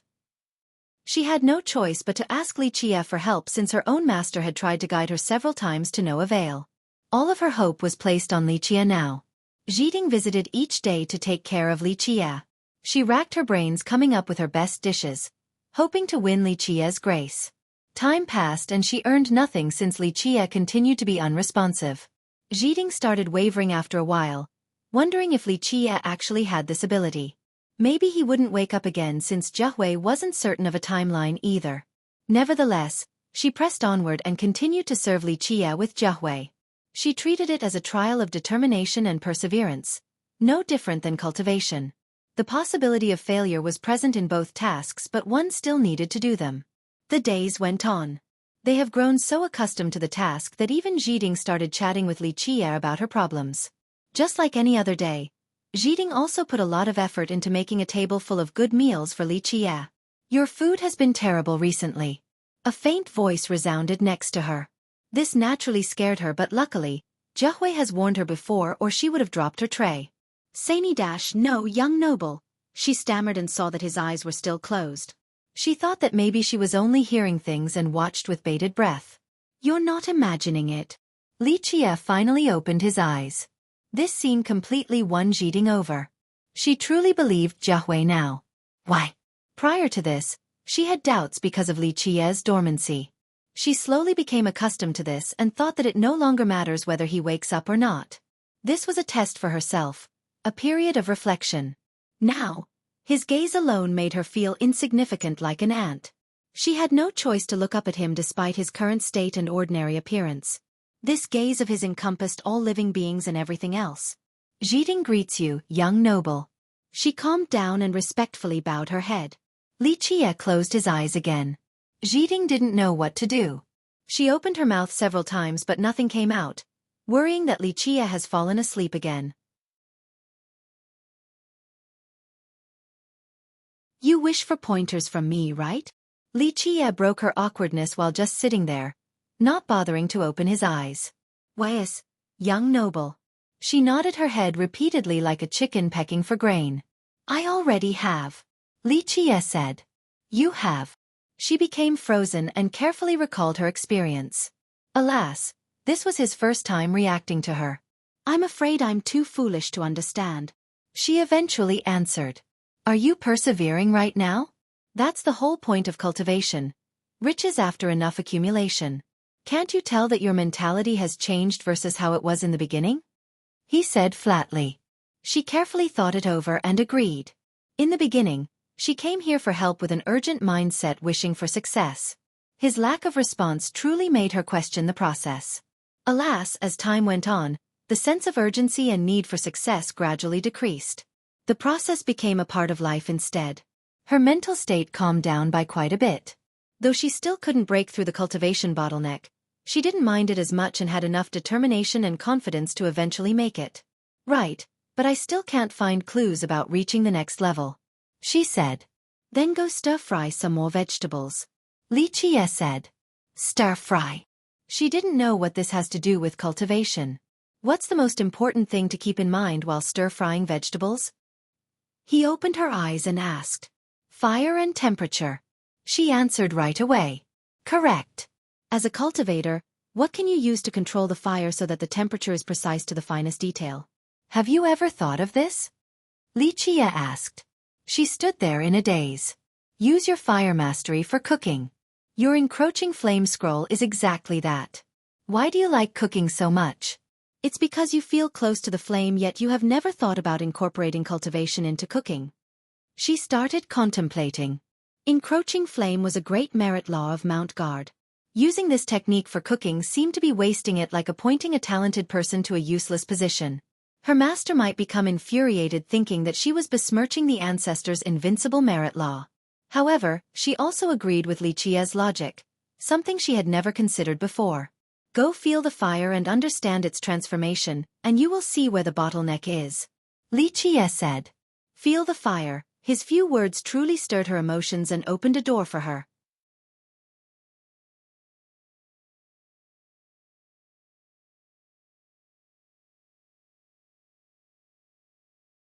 Chapter 27:19. Zhao Zhiding found Li Qia's line of thinking to be unprecedented. She has always taken cultivation step by step, relying on the methods passed down by her master. In fact, these methods have been passed down for generations as unending dogmas. Not only are you stupid, but your master is also idiotic beyond cure too. I can smell the rot of this teaching method from far away. So many years yet still adhering to old ideas, resulting in stagnation. The merit laws passed down by the ancestors are meant to be improved or changed by the new generations. Li Qia didn't hold back. Zhiding smiled wryly and didn't dare to respond. Commenting on one's master was considered extremely disrespectful in Mount Guard. Try and comprehend this with your heart and mind while abandoning dated beliefs. Li Qia shot out a tiny law into her brain. She became startled after finding out that this law pertained to fire mastery. Li Qia didn't teach her how to cultivate the encroaching flame scroll. Only a few profundities regarding fire mastery. She looked conscientiously at it and became shaken. These methods of fire mastery perfectly fused with what she had learned in the past. It boosted her current abilities in such a smooth and flawless manner. "Thank you, young noble." She bowed deeply towards him and didn't garner a response. Nevertheless, she was more than satisfied already. Xueqi returned and found out a bit later. She became pleasantly surprised. Sure enough, Zhiding broke through the bottleneck that has been plaguing her in no time at all. Her cultivation soared at an unprecedented rate. Moreover, she seemed to understand everything from the flame-encroaching scroll. Today, she realized that the methods passed down by her master were inefficient and blind. Li Qia's guidance opened numerous illuminated paths for her. A feeling of elucidation made her think that one Tao could reach the myriad laws. She gained a deeper appreciation of his unfathomability, perhaps stronger than anyone else in Mount Guard. After all, her seniors didn't have a way to help her while Li Qia's few words were more than enough. The duo resumed their duties in taking care of him, not knowing when he would wake up again. They also didn't dare to let anyone else know since it was better to be prudent. First, others might have nefarious ideas towards him after finding out. Second, they didn't want to offend him. A master was always impossible to predict, so they wouldn't do anything without permission. Taking care of him didn't slow their cultivation rate at all since they trained skillfully and easily. Today, Xueqi took Li Qia out for fresh air again. She gazed at the divine mountain for a long time, completely immersed. This mountain was visible in any location inside Mount Guard. It looked to be right in front of any spectator despite being very far away. Is reincarnation really possible? Xueqi curiously wondered. She has heard many legends about the Divine Mountain after joining Mount Guard. Plus, there were yearly ceremonies to worship Everlasting Forefather. Her seniors told her that their sect's purpose is to protect the Divine Mountain and any reincarnated form of their forefather. Though the cycles of reincarnation stopped and the sect started to decline, they have never forgotten their purpose and the creed of their founding patriarch. Will the progenitor return in the immortal demon grotto? She rested her chin on her hands while ruminating and staring at the mountain. Its peak was shrouded by clouds and fogs, so she couldn't see the legendary cave at all. According to the legends, their forefather always returned inside that cave. The sages of Mount God would then greet him afterward. But no one can climb to the peak now in our sect. We wouldn't even know if the forefather had reincarnated. She murmured.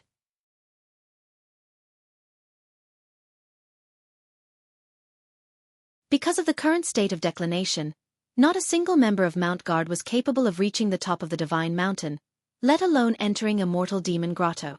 Ascension required overcoming an immense pressure. This force gradually increased as one climbs higher, not something they could handle or resist. At a certain level, the climbers would be crushed into streams of blood.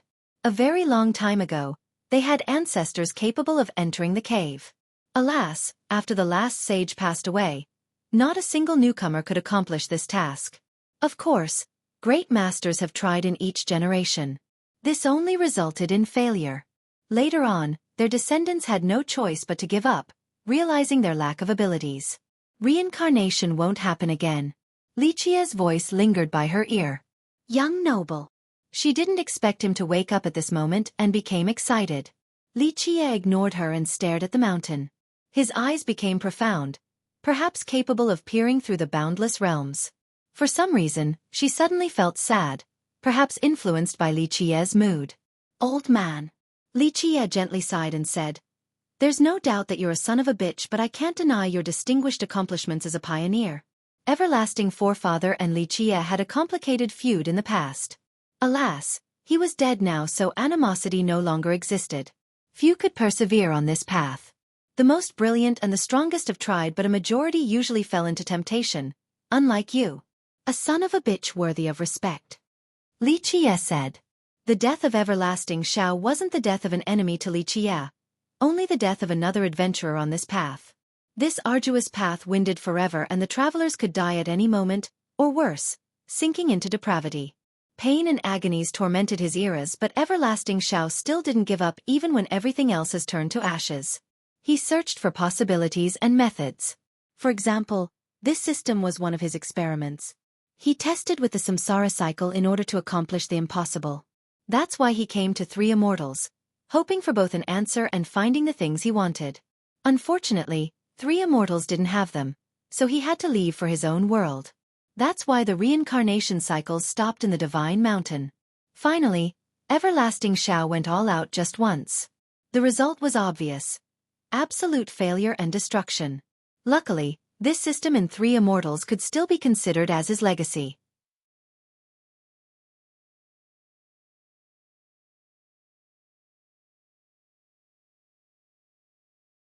Chapter 27:20. Go climb it. Li Qie gave Xueqi a glance and commended. Climb it. She pointed at herself, then the mountain, before stammering. Mimi? Going up the Divine Mountain? Yes, carry me up there. Li Qie slowly closed his eyes. Xueqi's vision darted back and forth between her and Li Qie, thinking that he might be joking despite his serious expression. No one has been able to do so for millions of years now. Even the strongest member of Mount Guard couldn't do so, let alone an ordinary disciple like her. Moreover, she needed to carry Li Qie too? I can't do it. I think I'll be turned into a mist of blood before reaching the halfway ridge. She said without confidence. That's why you have me on your back. Li Qie said insipidly. The girl didn't know what to do. This wasn't an issue of lacking confidence or having low self-esteem, just a matter of abilities and being realistic. My insignificant cultivation can't withstand the suppression from the mountain, she added, knowing that even their sex Eternals, powerful Eternals, couldn't do it. That's irrelevant. What's important here is whether you have enough determination and will to do so. The suppression won't fall upon you. Li Qie said. She had no response due to lacking enough information about the Divine Mountain. This lack of knowledge extended to the rest of the sect. Can you do it? Do you have what it takes to pass this mental trial? Li Qie opened his eyes and asked. She has never thought about this matter before due to its impossible nature for an ordinary disciple like her. An attempt should be left for the seniors of the sect, so Li Qie's request completely caught her off guard. To live a boring life of adequacy or to risk it all for one shot. Your choice. Li Qie ended with this and closed his eyes. Fine, I'll do it. I will climb the mountain. She took a deep breath and gritted her teeth after a long silence. Li Qie seemed to be asleep and didn't hear her answer. What? You want to climb up there? Xiting was shocked to hear Xueqi's decision. I'll be carrying the young noble. Xueqi has made up her mind and wouldn't listen to anyone. Xiting instinctively stared at the slumbering Li Qie, realizing that it was his idea. I'll go with you. She took a deep breath and nodded. She couldn't let Xueqi go by herself due to the arduous task. Xueqi shook her head and didn't say anything. Then I'll accompany you to the foot of the mountain. Xiting conceded. Xueqi agreed and went to report this to her master. Insanity! Such foolishness! Her master instantly scolded after hearing about her intent to climb the Divine Mountain on top of carrying a cripple. This was nothing short of being suicidal because he himself wouldn't be able to do it. Alas, Xueqi maintained her stance and her master couldn't stop her. There was no rule forbidding disciples from climbing up the mountain. The only deterrence in place was the fear of death. Don't you know that once you fail to resist the suppression, it will turn you into blood? Her master said with a grave tone. She quietly nodded and didn't tell him about Li Qie. Seeing his disciple as stubborn as a donkey prompted him to convene with several other elders. They eventually allowed her to do so in accordance with the sect's rules. The elders have agreed. Your life is in your own hand. Her master helplessly said. It's not too late to drop this. You have improved recently and showed great potential for a bright future. No need to throw your life away. He believed that there could only be one outcome. Death for both her and Li Qie. It was fine for a crippled mortal to die, but a disciple like Xueqi dying would be such a waste. He had such high hopes for her recently too. Go back and prepare. In the end, all he could do was watch. Xueqi went back to gather some necessary items for climbing. She didn't know how long this would take, so she brought some dried rations and healing ointments. Though her master completely disagreed with her decision, he still brought her a bottle of medicine. Perhaps it could prove useful later. She set off with Li Qie on her back for the mountain after ample preparation. Numerous peers heard about this matter and became very confused. The whole thing seemed illogical.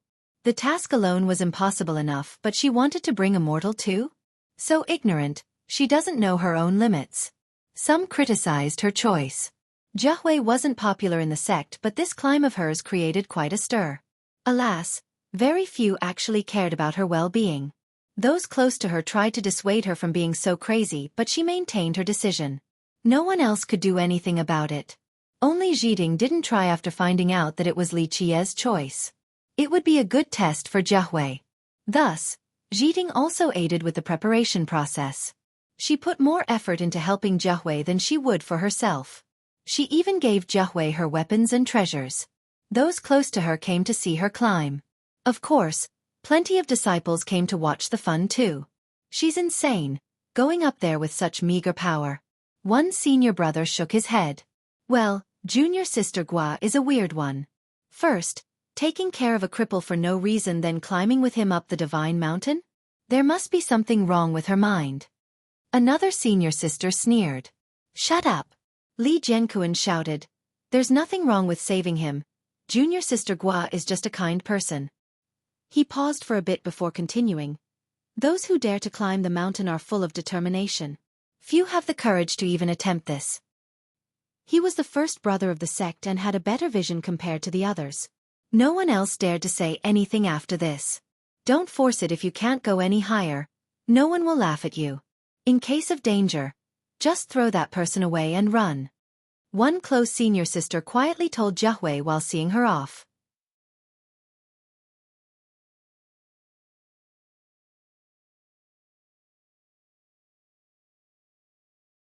Chapter 27-21. Don't say that. Xiding immediately stopped the senior sister. Unlike the others, she knew that Li Qie wasn't actually a crippled mortal. The guy was an unfathomable master. Provoking him could result in great danger for their sect. Xueqi waved at her fellow sect members before starting the journey with Li Qie on her back. The rest followed her for a bit. Although the mountain looked like it was in front of them and that she would get there in no time, there was still quite a distance left. This first path wasn't difficult at all since she was still a cultivator that had trained for several years. Carrying a person wasn't a problem even if she wasn't an expert. It took a long time before they made it to the foot of the mountain. She looked up and finally felt its immensity. It towered in the sky with clouds floating even before the midway ridge. It seemed to be the center of the universe up there. A winding path made of rocks existed from the base and headed straight for the peak. It was narrow and dangerously steep, only meant for one person at a time. Xiding helped Xueqi check everything one last time. They then tightened Li Qie's rope. Go now, I'll be waiting for you right here. Xiding nodded after confirming. Xueqi nodded and held Xiding's hands before waving goodbye again. Xiding continued to watch the strange duo slowly moving up the pass. She didn't look away until they have disappeared from sight. In the beginning, Xueqi was relatively fast, but this pace didn't last long. After a short distance, she felt the same as a mortal, struggling and realizing Li Qie's weight. Her power no longer worked, so carrying a man took a lot of effort. Just imagine, a regular girl carrying a full-grown man up a steep pass? This was quite arduous, but she persevered on. She had labored breathing the more she went up. Alas, she didn't want to give up. When she ran out of breath, she would take a short break before trying again. This process only became increasingly harder. It was as if her legs were tied with iron weights. This was even before considering Li Qie. Every 3 steps made her gasp for breath, nearly suffocating. A while later, just 1 step took everything she had. She was drenched with sweat, on the verge of collapsing from dehydration. She stopped to consume some recovery pills in order to make it through this torturous climb. Soon after, she felt as if she was carrying a mountain. Her back was being bent. Moreover, there seemed to be a flame scorching her chest. This heat would spread and boil her blood. Truly a terrible feeling. The pass didn't make it any easier for her either. The steepness required her to climb while tilting forward. Just 1 wrong step and she could fall down to an ugly death. Several days have passed and she didn't go too far. She looked up and saw the peak still as unreachable as ever with no end in sight. Anyone would feel the urge to give up under these circumstances. Her mind started wavering after each agonizing step. Her bones were cracking all over, on the verge of collapsing. She gritted her teeth and didn't want to give up despite her mind and body telling her to do so. Only a single thought kept her going, telling her not to listen to any excuses for giving up. She started losing feelings as time went on. Though the weight on her back only increased, she no longer felt afraid. Each step was a tiny goal for her now. This ultimate focus put her in a zen state. The weight encumbering her and the winding pass were no longer on her mind. The only thing right now was her target, 1 step at a time. Each successful attempt made her feel a sense of improvement. The pain and resistance gradually increased, but she had thrown these feelings away. Of course, little did she know that Li Qie was withstanding the brunt force of the suppression for her. She alone couldn't reach this point.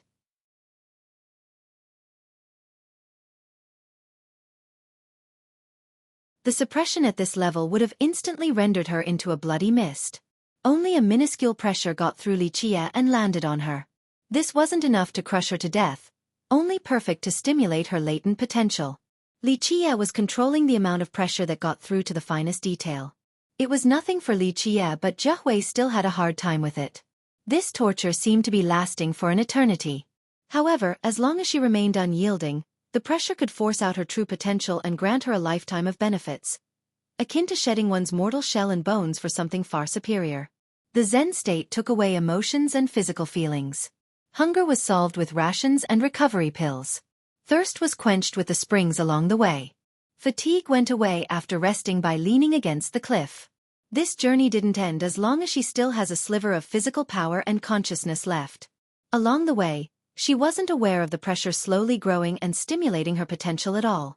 Her cultivation didn't increase, but her body was transforming. The pressure refined her bones and flesh on top of polishing her Tao heart. The sun rose and set repeatedly. She didn't know how many days she has been up here. All in all, her only conviction was to accomplish one minor goal in the form of 1 step at a time.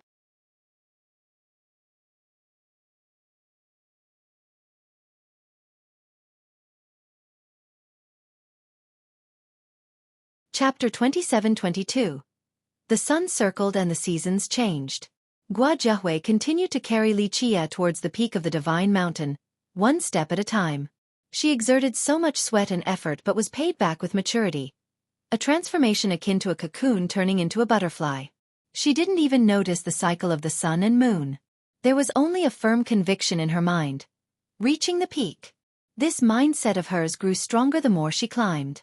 She experienced days and nights, violent gales that nearly threw her off, dangerous snow and ice layers nearly freezing her, or the hot sun above nearly roasting her. The torture here exceeded her imagination. Alas, they only served to accelerate her growth. One day, she suddenly sat down and her normal state of mind returned, allowing her to notice something shocking. She was actually standing at the ridge of the mountain now.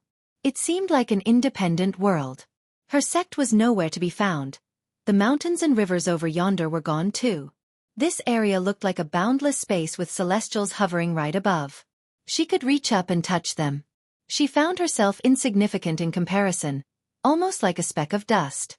The peak was still visible, hiding in the deepest and highest area of this space. The crossing meteors made the scene as beautiful as a painting. There were several planetary battleships floating far away from her. Just one of them could crush an entire system. Who knows how long these ships have been abandoned? They had rust and damages all over. It seemed that they have left the battlefield and took anchor here. Xueqi was astounded by the magnificent scene. This was her first time seeing something of this level. If it wasn't for this ascension, she would never be able to witness it. She realized that the previous struggle was completely worth it just to see this and couldn't avert her gaze at all. She eventually glanced over at Li Qie and found him to be still asleep. She nearly died several times or fell down from the pass, but Li Qie didn't react at all, seemingly not giving a damn. He had his reasons for doing so.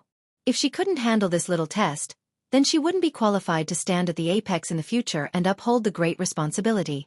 That's why he purposely let her suffer in order to stimulate her potential. The girl couldn't compare to other geniuses. If she wanted to surpass them, she needed to work harder and pay a bigger price. A failure here would imply that she isn't worthy of his grooming. Xueqi stopped looking around and carried Li Qie forward again. She was far more courageous, unyielding, and decisive at this moment. Her body, mind, and the Tao heart all evolved from this test. Under this space, a girl was carrying an adult man across the winding and narrow road. Her shadow looked quite long and lonely beneath the starlights. People would automatically think of one particular adage to describe this. The path towards the Tao is lonely. The seasons didn't stop cycling beneath the foot of the mountain. Zhao Zhiding has been patiently waiting for those two and even built a wooden hut here. In the beginning, she was anxious and impatient. As time passed, her Tao heart became calm. She continued to cultivate while waiting. This type of solitary training made her quite profound and greatly benefited her. Nothing bothered her, allowing her to have super concentration. Her cultivation soared like the wind, the same with her actual power. As time passed, the disciples of Mount Guard have forgotten about Xueqi. Everyone assumed that she had died up there. Poor girl. Only her master would occasionally stare at the mountain and shook his head with regrets. He couldn't go pick up her corpse even if he wanted to because the mountain would just turn him to blood. After countless changing of days, Xueqi finally carried Li Qie to the peak of the mountain. She was still in a state of zen.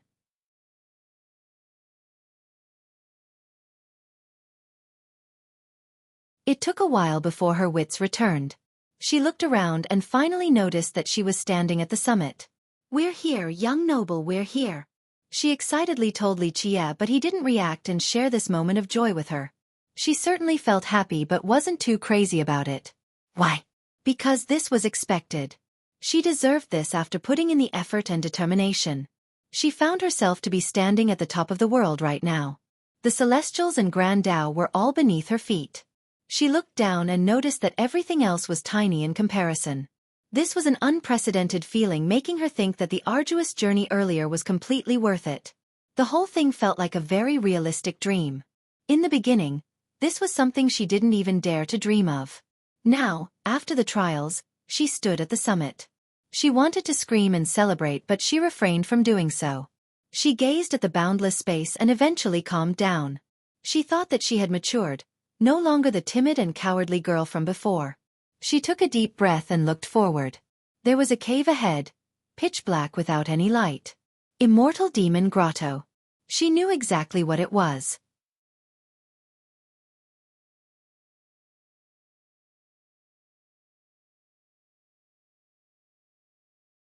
Chapter 27-23. Everyone in Mount Guard sect, no, the entire system knew of this cave, the area where their progenitor searched for the Tao and where he reincarnated after a cycle. Prior to this, Xueqi considered this place to be a legend, a place she could never visit. Today, this legendary location lay before her, causing her to palpitate. She regained her composure and slowly carried Li Qie towards the cave. Pop! A powerful force greeted her the moment she made it to the entrance, causing her to go flying and crashing into the ground.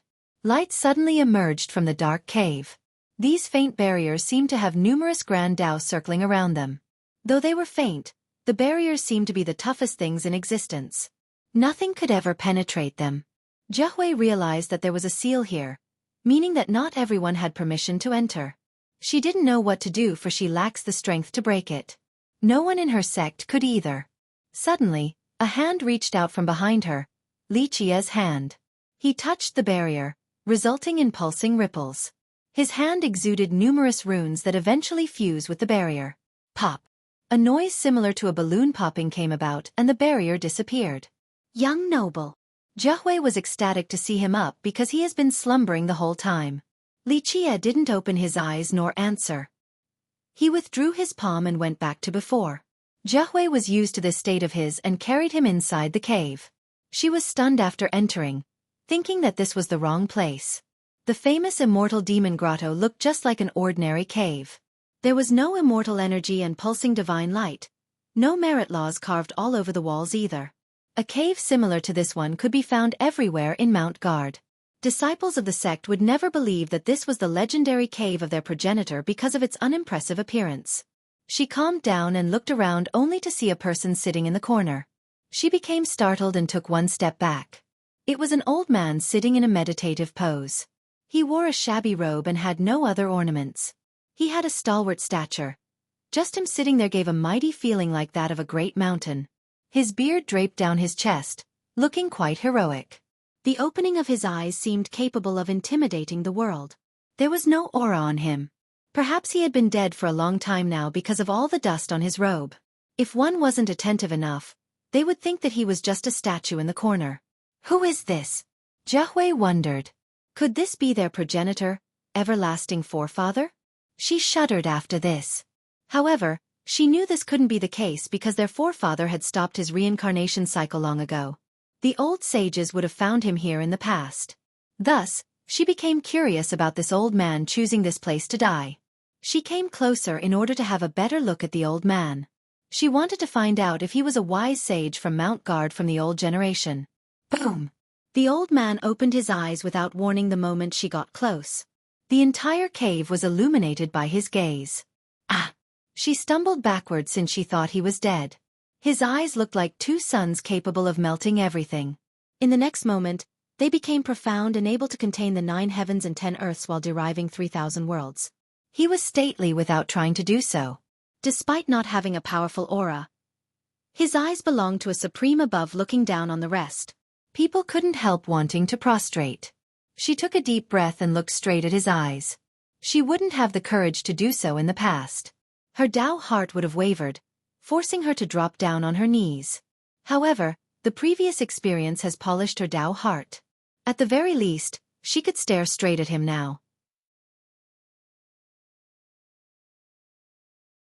The old man then stood up, giving a sense of immensity as if he was shouldering the high heaven. All other living beings had to show their reverence at this sight. Xueqi took another few steps back since she could sense an unstoppable power. A single finger of his could annihilate her. He took a quick glance at her. This was more than enough for him to understand everything about her, from her background, cultivation, and foundation. However, when he looked over at Li Qie, he needed to focus his sight even more and releasing a dazzling light. His supreme aura intensified greatly.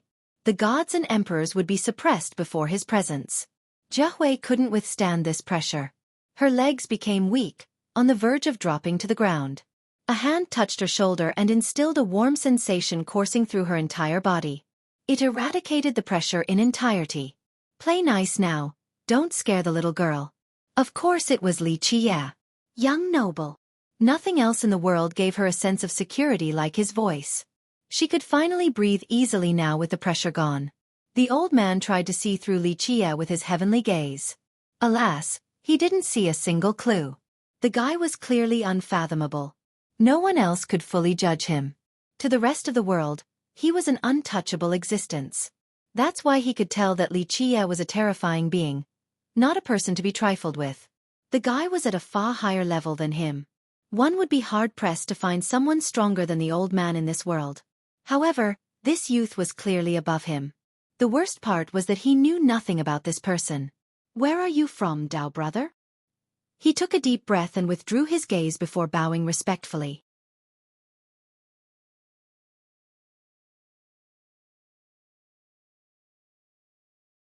Chapter 27-24. Just passing by. Li Qie unenthusiastically answered. He let Xueqi put him down and he raised his hand. Buzz. Space suddenly rotated. One scene appeared after another as they moved around in space. No one felt that the cave was normal any longer. Both Xueqi and the old man felt that they were traveling through different dimensions. In reality, they didn't move at all. Other spatial realms were simply overlapping with the cave. Ramparts made of bronze appeared around them. This was an extremely powerful seal. Those who touched these walls would be rendered to ashes regardless of who they are. The old man was intimidated after seeing this seal.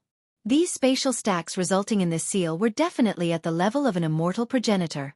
However, one couldn't casually perform it. They needed to augment and refine it several times. Basically, great efforts and resources were essential. The strangest part was that he sensed a familiar presence in this seal, allowing him to know its creator, everlasting forefather. This astounded him because he has been cultivating here to learn the mysteries of the system along with its merit laws. One session lasted for numerous years, but he never found this spatial stacking and the seal. Clearly, the person who left it and the one who found it were both stronger than him. Buzz!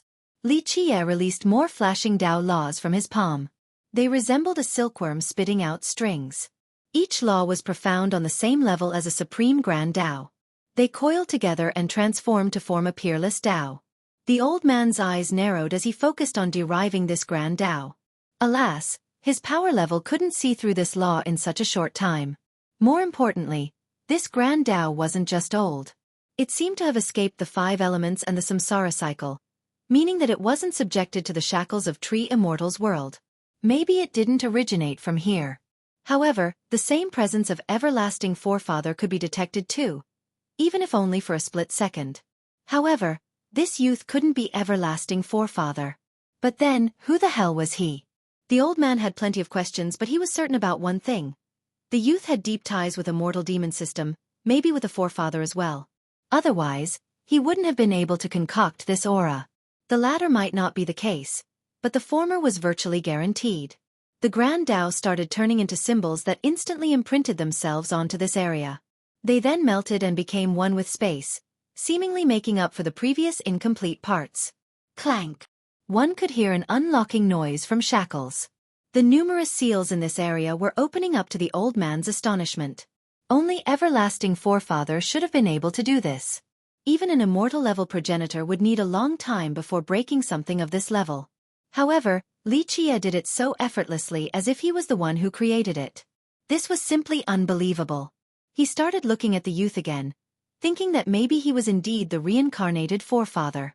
Alas, this wasn't too plausible because according to the rumors, the forefather would always reincarnate inside this cave.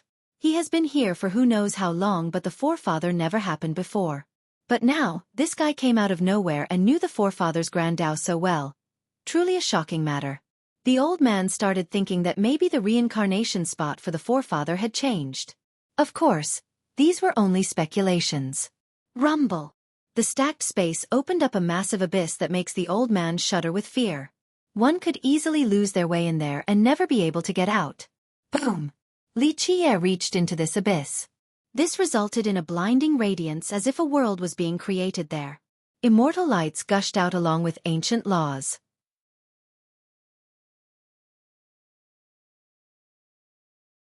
Some living creatures might be wanting to leave this abyss. However, before these things could come out, immortal hymns started resounding. They resonated with the Grand Dao. Each hymn was giving birth to a peerless Dao. Boom! Li Qie finally pulled back, revealing a scripture in his hand. It exuded wondrous light, looking just like a pristine and primordial world. People couldn't look straight at it unless they were strong enough. The old man could see 2 words engraved on the scripture, made from mighty runes. However, these ancient characters definitely didn't belong to 3 immortals nor any world for that matter, at least in the old man's knowledgeable mind. A heavenly scripture? Alas, this didn't stop him from knowing the value of the scripture due to an ancient legend. Several heavenly scriptures have appeared in 3 immortals before. Their origin remained unknown. As time passed, these scriptures disappeared from sight. People began to think that they didn't even exist in the first place. Only mere fabrication.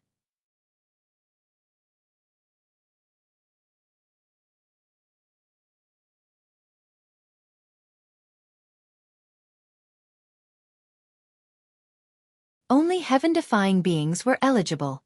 Of course, the old man could put it on too. He just wasn't interested. He didn't oppose this decision from Li Qie, so it was a tacit recognition of her status. In his mind, Someone like Li Qia wouldn't casually give this crown to a random person. It meant that she was worthy of this crown. She didn't know that her destiny has been decided the moment she wore this crown. She was no longer an ordinary disciple from Mount Guard. Let's go. Li Qia closed his eyes and fell into slumber again. Xueqi put him on her back, then bowed to the old man before walking towards the entrance. Senior. The old man couldn't hold back and decided to be humble. Xueqi stopped, waiting for Li Qia to respond. Senior, I have many unclear aspects with my grand Dao, please guide me. The old man took a deep breath and kneeled. No one in immortal lineage could handle this grand gesture from him, but he still assumed the role of a junior before Li Qia. You have learned everlasting forefathers Samadhi Dao and reached the peak. The issue is in your head, that's all. Li Qia opened his eyes and glanced at him. Please guide me, senior. The old man bowed again. Very well, I will show you the path. Li Qia pointed at the old man. Pop. A Dao law shot into his forehead, resulting in a galactic-level explosion. He started shaking violently. He felt as if a divine bridge has been erected in his mind, allowing him to reach an entirely new realm and world.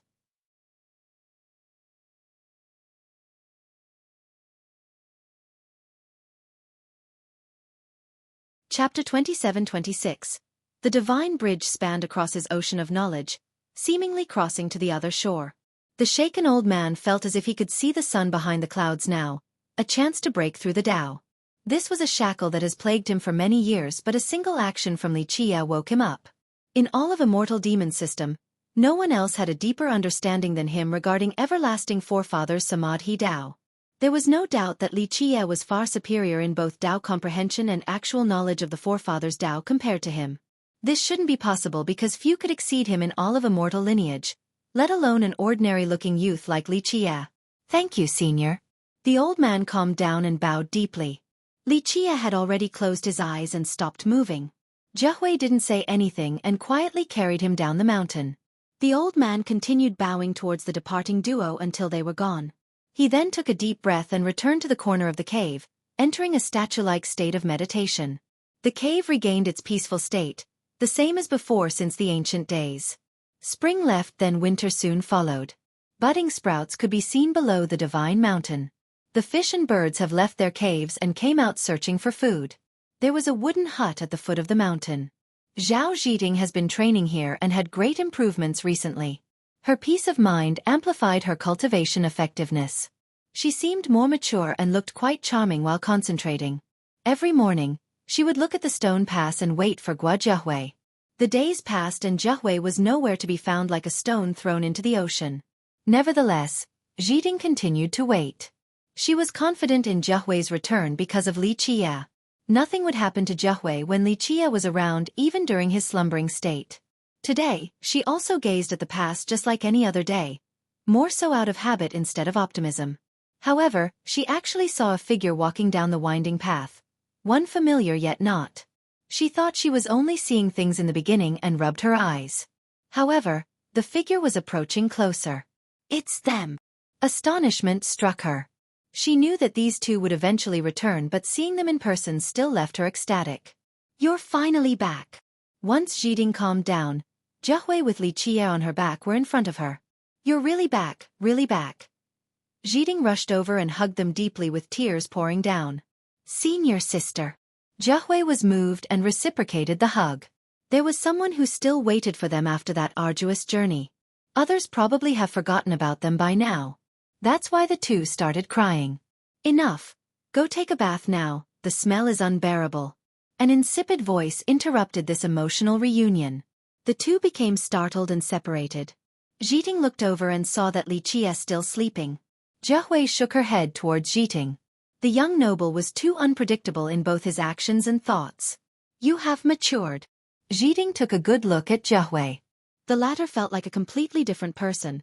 Someone as tough as a mountain that had withstood the battering of the elements, who could face any problem without batting an eye. Indeed, the tortuous journey had polished and transformed Xueqi. Meanwhile, Mount Guard School was as peaceful as always. Its disciples were training hard. It has been a long time since Xueqi left. Very few disciples remembered her and her suicidal attempt at climbing the mountain. The seniors assumed that she had died up there. After all, Elders like them couldn't go up there either, let alone an ordinary disciple. Today, many disciples were training in the training ground in front of the entrance. They saw two people coming from the distance and became startled. Isn't that senior sister Zhao?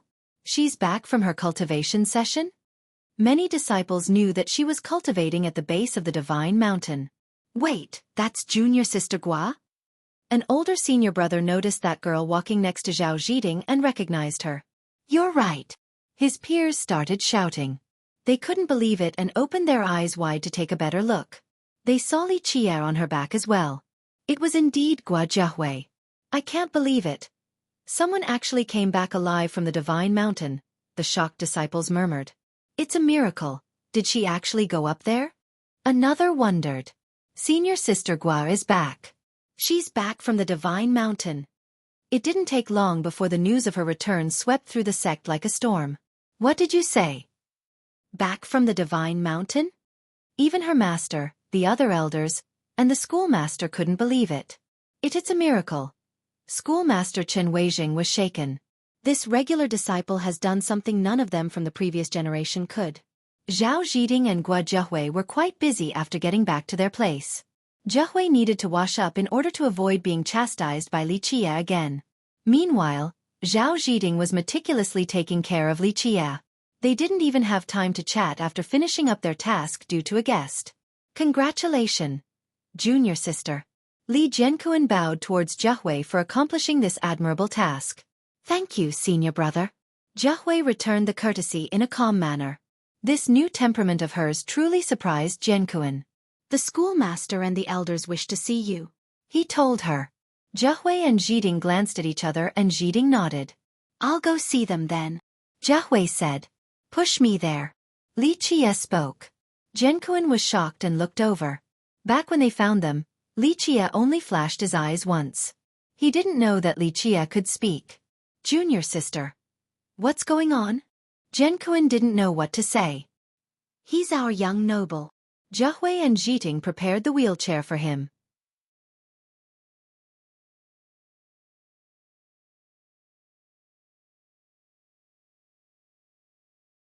Chapter 27. Junior sister, I'm afraid that's not proper. The meeting is a private matter of our sect. An outsider can't be there. Jianquan said. It'll be fine, senior brother. Jiahui didn't want to waste words explaining. All she needed to do was listen to Li Qie. Junior sister, the elders might become angry. He reminded again with good intention. No need to say more, senior brother. Junior sister Gwen knows what she's doing. Zhiding shook her head towards Jianquan. She knew that Li Qie would always stick with his decision and not allow anyone to say otherwise. Very well. Do as you please, junior sister. Jianquan gave up and gave Li Qie a strange look. He didn't understand the situation at all. Her decision in taking care of Li Qie could be construed as kindness, not wanting him to die in the wilderness. Jianquan could understand that. However, taking Li Qie up the Divine Mountain was perplexing. The same with her decision of bringing him to a private meeting. He knew that her return was considered a miracle. Perhaps she would be viewed highly by the upper echelon from now on. This was a good chance for her, so she should take advantage of it.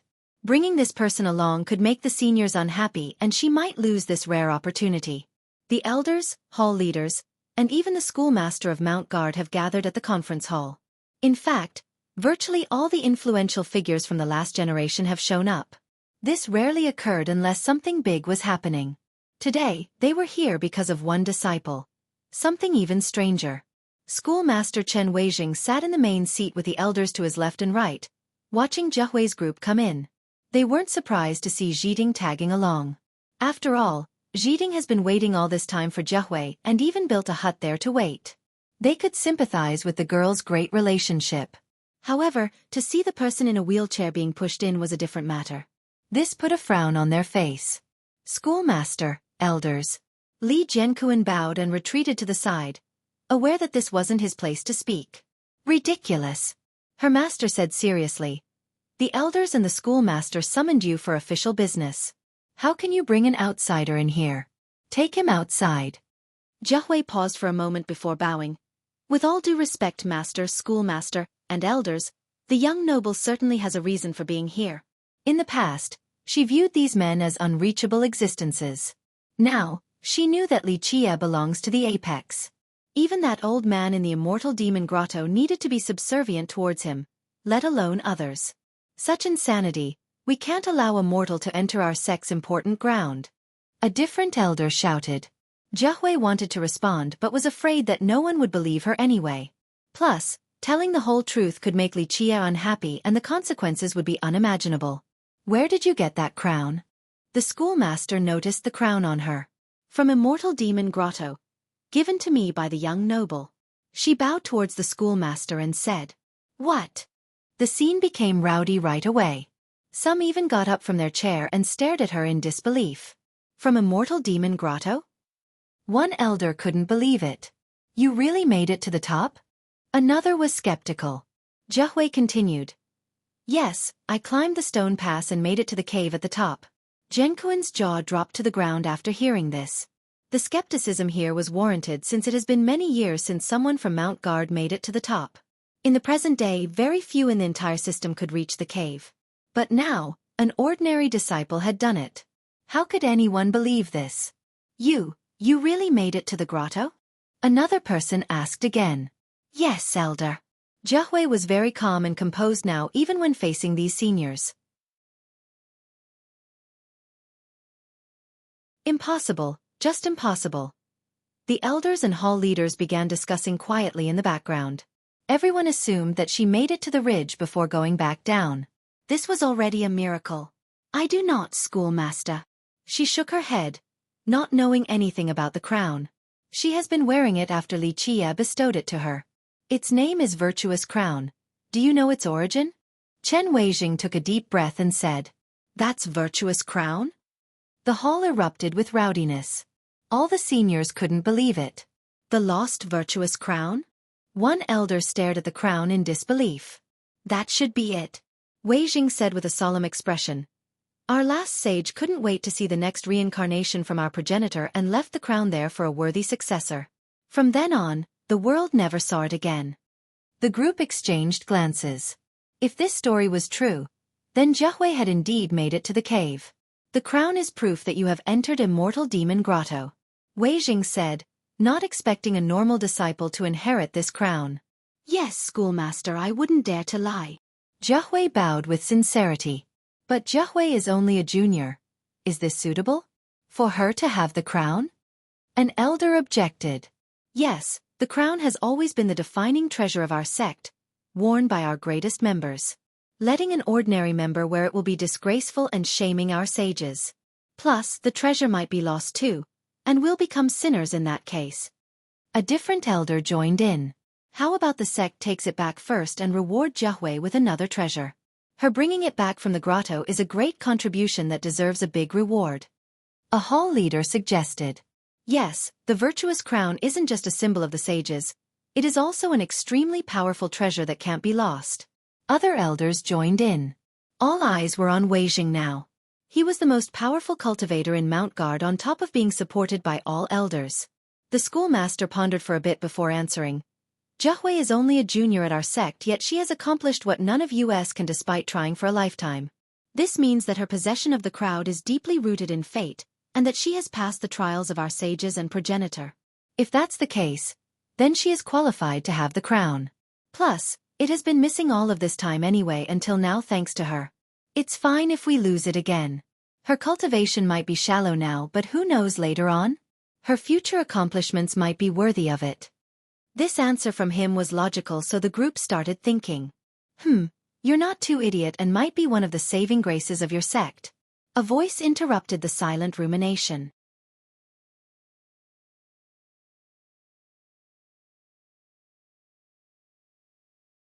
Chapter 27-28. Expression changed around the room. This was the conference hall of Mount Guard and every important member was present today, including the schoolmaster. To speak in such a disdainful manner was insulting, a blatant attack on their prestige. All eyes turned towards the source of the voice, Xueqi in his wheelchair. He has opened his eyes and lazily sat there, seemingly still drowsy. Don't be insolent, mortal. One elder had an aggressive glint in his eyes. You have something on your mind, friend? On the other hand, Chen Weijing remained calm while staring at Li Qie. Push me forward, Li Qie told Jiahui. She quietly pushed him towards the main position where Weijing resides. I must get involved and preside over the matters today. Stand aside, Li Qie ordered Weijing. You wish to take over? The schoolmaster's eyes turned cold but still managed to stay cool. A commendable display of patience. Take over what? This little authority is less significant than an ox's hair in my eyes. Li Qie said, It's just that you fools have thrown away your progenitor's reputation. Such a great lineage reduced to nothing from improper cultivation. The schoolmaster finally became offended since this wasn't a personal matter any longer. Li Qie had insulted their entire sect. Friend, watch your words. You're in Mount Guard right now. Weijing coldly uttered. Ignorant brat. You dare to run your mouth before us? Throw him down the mountain. The furious elder prior shouted. Junior sister, your friend is too unreasonable. Are you taking him down or do I have to do it myself? First brother Li Jianquan stood up after receiving an order and spoke. Jiahui hesitated and eventually shook her head, signaling Jianquan to not be reckless. If you won't do it, excuse me then, I will have to throw him out myself. Jianquan ignored this and roared. Having said that, he reached for Li Qie. Boom! He instantly got blown away and crashed into the ground before touching Li Qie. So you're an expert, let's see how tough you are. The furious ancestor lunged for Li Qie as well. Boom! The result was exactly the same as before. Him meeting the ground. Who are you? The other elders were astonished to see this because Li Qie didn't move a single finger. Not giving up? All come together. I'll beat you into submission. Li Qie said flatly. The hall leaders and elders were annoyed at his arrogant demeanor. Their sect has indeed fallen, but to be looked down in this manner was too much to take, especially when it came from a cripple in a wheelchair. How could all of them not match up to a single mortal? Fine, we'll see if you can back it up. All elders and hall leaders were in a blind rage and attacked at the same time. They simply didn't believe that he alone could be stronger than all of them together. They used their strongest techniques in order to press down to the ground. Boom! Li Qie retaliated with a finger flick. The hall nearly exploded as all of the combatants were repelled and fell flat to the ground. He then tapped the arm of his wheelchair ever so slightly before they got up, issuing loud bangs. The ones trying to get up fell face first to the ground again, smashing against the hard concrete so blood splattered everywhere. The only person who didn't take action was Chen Weijing, who stood there with his mouth agape in disbelief. Jiahui wished to say something, but this was a matter above her station. Meanwhile, Zhiding was shocked too despite being mentally prepared. She knew that Li Qie was unfathomable but not to this insane extent. In her mind, the elders here were powerful characters, the toughest members of Mount Guard. However, Li Qie just needed to move his finger so slightly to suppress all of them without facing real resistance. Li Jianquan became frozen as well. He thought that Li Qie was only a crippled mortal the first time they met. He even wanted to kill the guy. Now, he realized that Li Qie wasn't a mortal at all, just a master who couldn't move for some reason. This made him drenched in cold sweat. If it wasn't for the kind-hearted Jiahui, he would be one dying back in that forest, not Li Qie. Senior.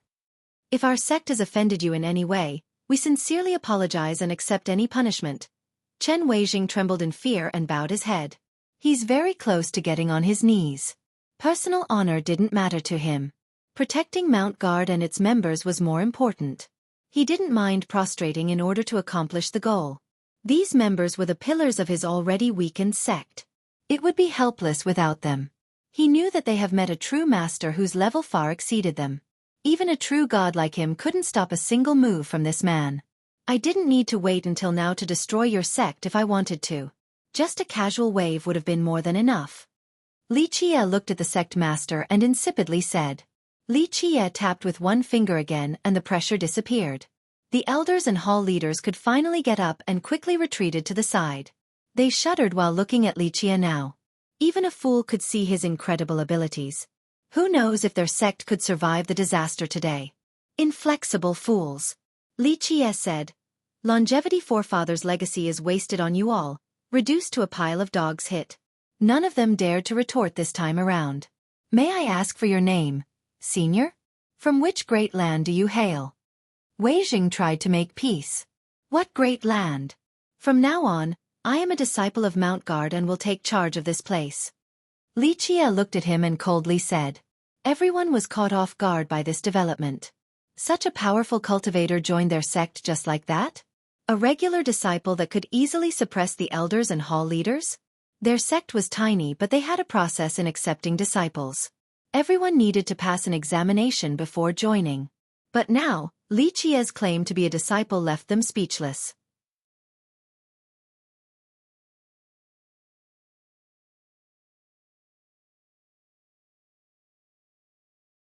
Chapter 27-29.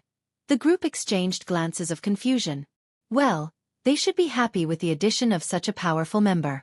It meant that revitalization could be possible. The problem was that Li Qie wasn't a real disciple. He came out of nowhere and they knew nothing about his identity and background. How could they rest easy when an unknown person is in charge of their sect? Chen Weijing forced a smile and bowed towards Li Qie again. Senior, well look, our sect is only a rundown place. Just a puddle of water not fitting for a true dragon like you. Afraid of me taking over and you won't be the schoolmaster anymore? Li Qie asked. No, of course not. Wei Jing hurriedly shook his head and put on a righteous expression. I do not care for status and power and am more willing to resign when there's a better candidate available. But senior, with all due respect, we don't know anything about you since we have just met. Wei Jing was indeed telling the truth. He has always wanted to revitalize the sect but couldn't because they had limited power. He was the strongest in the sect as a true god. This was insignificant in immortal demon system. Meanwhile, the young generation had limited potential as well and probably couldn't surpass the previous due to the deteriorating condition of the sect. Even if some supreme geniuses were born in their territory, they might not want to join Mount Guard anyway since there were better choices available, such as 8 Trigrams Kingdom. If, say, Mount Guard could produce someone stronger and more capable than him, he would be more than happy to pass on the leadership. However, they knew nothing about an outsider like Li Qie. Who knows what plans he would have for Mount Guard? Don't be idiotic, Li Qie replied. What is there in this rundown place for me to scheme? Only trash is left now, so I am sitting here today to teach you worthless descendants in your progenitor's stead. The group couldn't even get angry after being called trash because this existence was too strong. The exceptional qualities and achievements that they once took relative pride in were nothing in front of him. Senior, are you saying that you're an ancestor of our system, a sage of our sect? Wei Jing was very quick-witted. Curiosity killed the cat. Li Qie gave him the side eye. Wei Jing shuddered, feeling that he was an ant standing before a massive behemoth from the primordial age. Not to mention him, even the entire sect wouldn't be enough to fill this beast's appetite.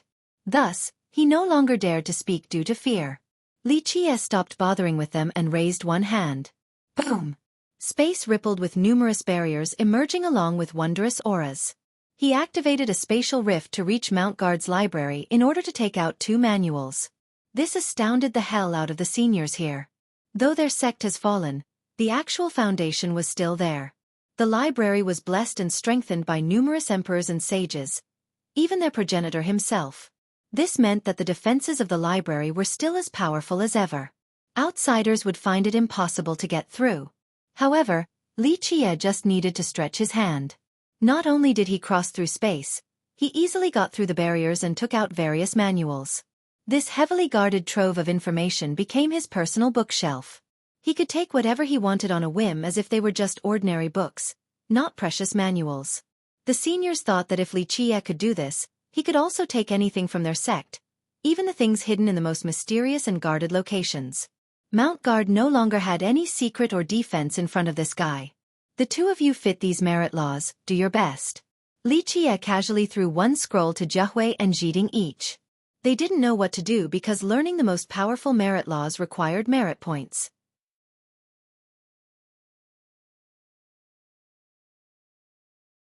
Now, Li Qie skipped all the necessary steps and gave them the original copies.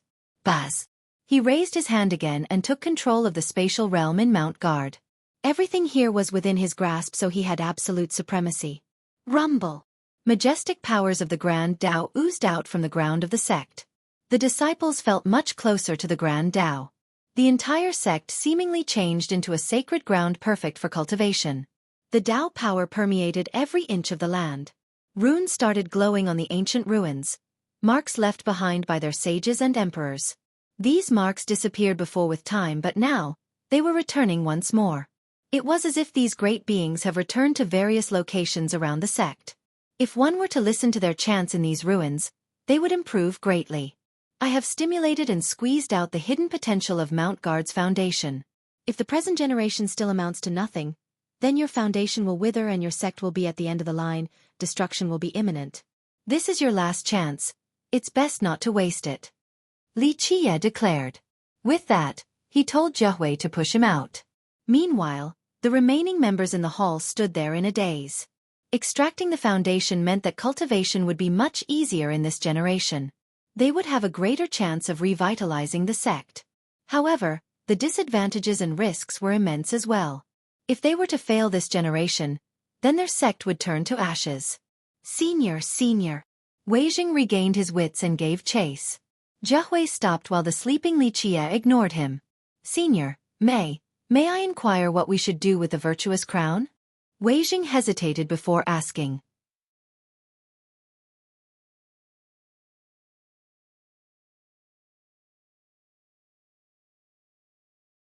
Chapter 2730. Senior, according to the rules of a mortal demon system, the emergence of a crown master should be announced to all the other lineages. What do you think we should do? Chen Weijing stammered, beginning to treat Li Qie as an ally. This matter was quite a headache. Back during their prime, the issue of the crown and any sage was their own. However, after their decline, other powerful lineages in the system interfered in order to gain more clout. Do as you please. Li Qie answered and let Xueqi push him away. Zhiting also followed. Weijing respectfully saw them off and began to ponder. The elders and hall leaders crowded him and said, "What now, schoolmaster? What are our options?" They didn't have a clear direction because of the unexpected development. This insane master came out of nowhere and wanted to take over their sect. Any idea? Weijing looked at them and asked back. The group exchanged glances and no one stepped up to speak. Be forceful against Li Qie? That's impossible. What the hell could they use against him? That's just not realistic. What about a softer approach with schemes? None either. How about this? We report this to 8 trigrams and ask for help? One senior said, they have always considered themselves to be the leader of the system, so they won't sit idly by. No, absolutely not. An older elder replied before Weijing could. They have ulterior motives. Inviting them is easy, asking them to leave is impossible, akin to replacing a tiger with a wolf. We're still the orthodox branch of the system. If we ask 8 trigrams for help, it'll give them an excuse, legitimizing any takeover here. A different elder disagreed as well. They were still part of Everlasting Forefathers' main branch. Other great powers didn't have this status and truly craved it. Yes, that's not an option. Weijing voiced his opinion. They won't leave after coming and our sect will fall into their grasp. We'll be nothing more than puppets at that point. On the other hand, this senior seems to have deep ties with our sect. I don't think he has any ill will towards us. I agree. The older elder nodded. In my opinion, this senior doesn't want anything from us because he could just take it via force. There's no need for him to stay at our sect. Why bother putting in so much effort? The group agreed as well. To be frank, this guy could annihilate them with a single finger and then take whatever he wanted. I feel the same way. His power level is far beyond our imagination. If he wants something, it's pretty much in his pocket already. Another elder chimed in. The group became quiet, not too content with this grim reality. Their library had great defensive barriers, but he still took the scrolls without any difficulty. No one here could stop someone as strong as him, so there was no need for him to scheme. What does he want then? Another member was confused. Li Qie's intention remained a mystery. Why did he care about an insignificant sect like theirs? Someone like him should be at the level of a true emperor. He didn't need to hang around in this tiny pond. Alas, he specifically chose to do so and confused all the members here. The senior told us already, he's here to revitalize our sect and to make up for its unworthy descendants. He's taking over because he has deep ties with our progenitor. Weijing solemnly said. How valid is this? Another hall leader asked. After all, letting an unknown person take over one's sect was indeed nerve-wracking. Skepticisms and doubts were warranted. Just think about it. Wei Jing said seriously. Don't forget, our library has been blessed by the progenitor before and our foundation has been built by the blood and sweat of the sages. However, this senior activated the foundation then took the scrolls without facing a single ounce of resistance. So, he should have been attacked if he didn't have anything to do with the progenitor.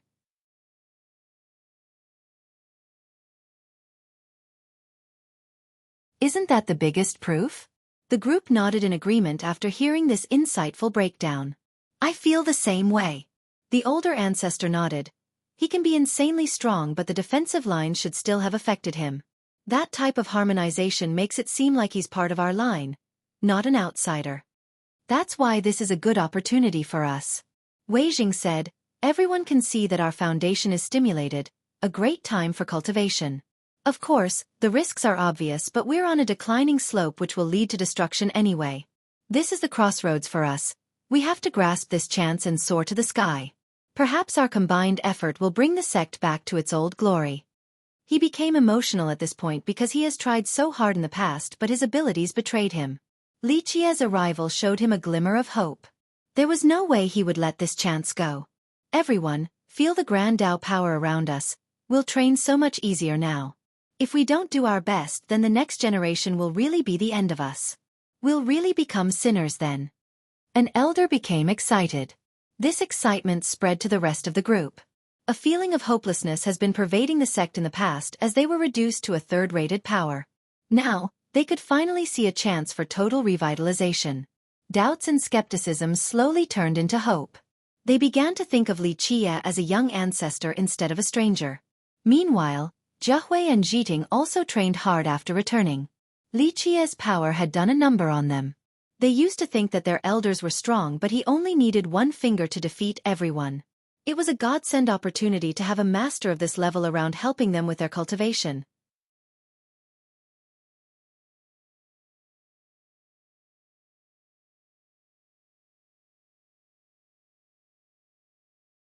Chapter 2731.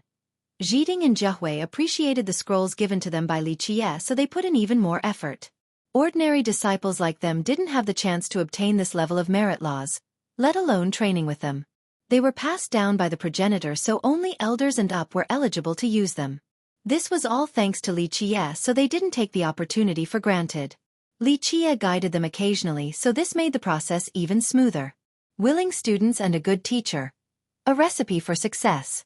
They absorbed his teaching like sponges and fully exerted their hidden potential. Zhiting was the more talented between the two.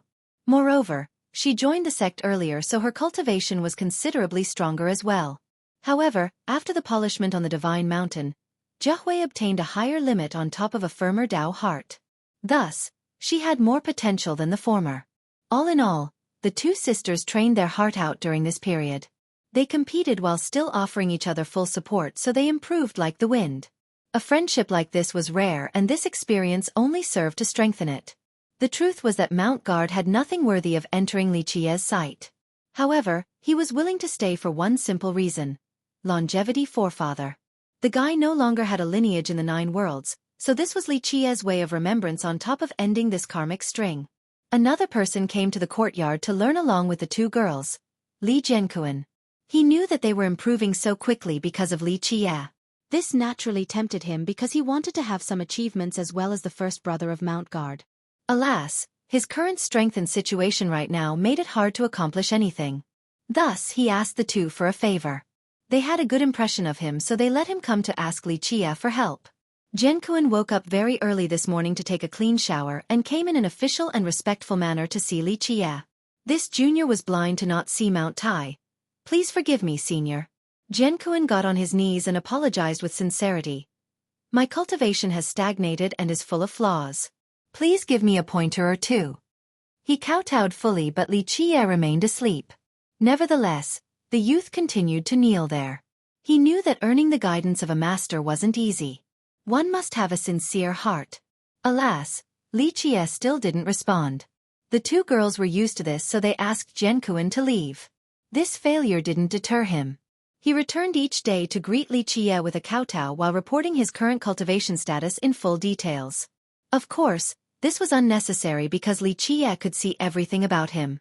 Jianquan persevered for many days and Li Qie still didn't wake up. This process went on for a while until it became a habit. Each day before training, Jianquan would come to see Li Qie first for a report. Idiot. He finally got a long-awaited response one morning. Senior. Jianquan reacted as if this was the pleasant voice of a beautiful fairy. He showed full reverence and asked, "Please excuse my impudence. I am confused with my Dao. Please show me the way, Senior. Your soaring immortal sword art is trained horribly, the fault of both your master's teaching and your shitty comprehension." Li Qie spoke without opening his eyes. "Leave, don't bother me anymore." Having said that, he flicked his finger and drilled a Dao Law into the youth's brain. Boom! Waves erupted in Jianquan's mind, nearly flipping his ocean of knowledge over. Clank! Clank! He could hear the sounds of the swords echoing. The laws turned into divine swords that started dancing in accordance with the variations of the soaring immortal sword art. These images truly embarrassed the youth. He realized that what he had learned in the past was a spectacle too horrible to endure. It had countless flaws from being incorrectly trained. As the saying goes, a tiny discrepancy can lead to a huge mistake. He found himself enlightened while slowly digesting this sword art and became a fan of one more saying. A single conversation across the table with a wise man is worth more than 10 years of reading. I'm truly grateful for your guidance, Senior. He performed 9 full kowtows afterward. Li Qie, of course, didn't react to this gesture. Jianquan didn't dare to be greedy. Just this one sword art alone was enough for a lifetime, so he left. It didn't take long before a group of people started kneeling in the courtyard, all of the elders led by the schoolmaster himself. It turned out that after being taught by Li Qie, Li Jianquan's soaring immortal sword art became more profound than his master's version. After his master found out the details and carefully mused the new variations, the guy became red with embarrassment. He thought that he was hampering his own students' progress by teaching such a crappy version of this sword law. Thus, he also benefited from the new version and quickly reported this to the schoolmaster. It was Chen Weijing's turn to be shocked and he summoned the elders again for this once-in-a-million-year opportunity. A wise master was staying in their sect, so it was time to seek help. That's why all of them were kneeling in Li Qie's place, wanting his guidance. When Jiahui and Jiding opened the gate early in the morning and saw the group kneeling there, they naturally became startled. Of course, they didn't dare to say anything either and only stood quietly to the side. Li Qie wasn't moved by this sight at all.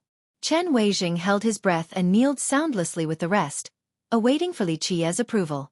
Days passed by without any result. They showed their sincerity by continuing to kneel in the same spot. The sun changed to the moon and vice versa numerous times. One day, Li Qie finally opened his eyes. "Ancestor, please help us." Chen Weijing beseeched along with the elders.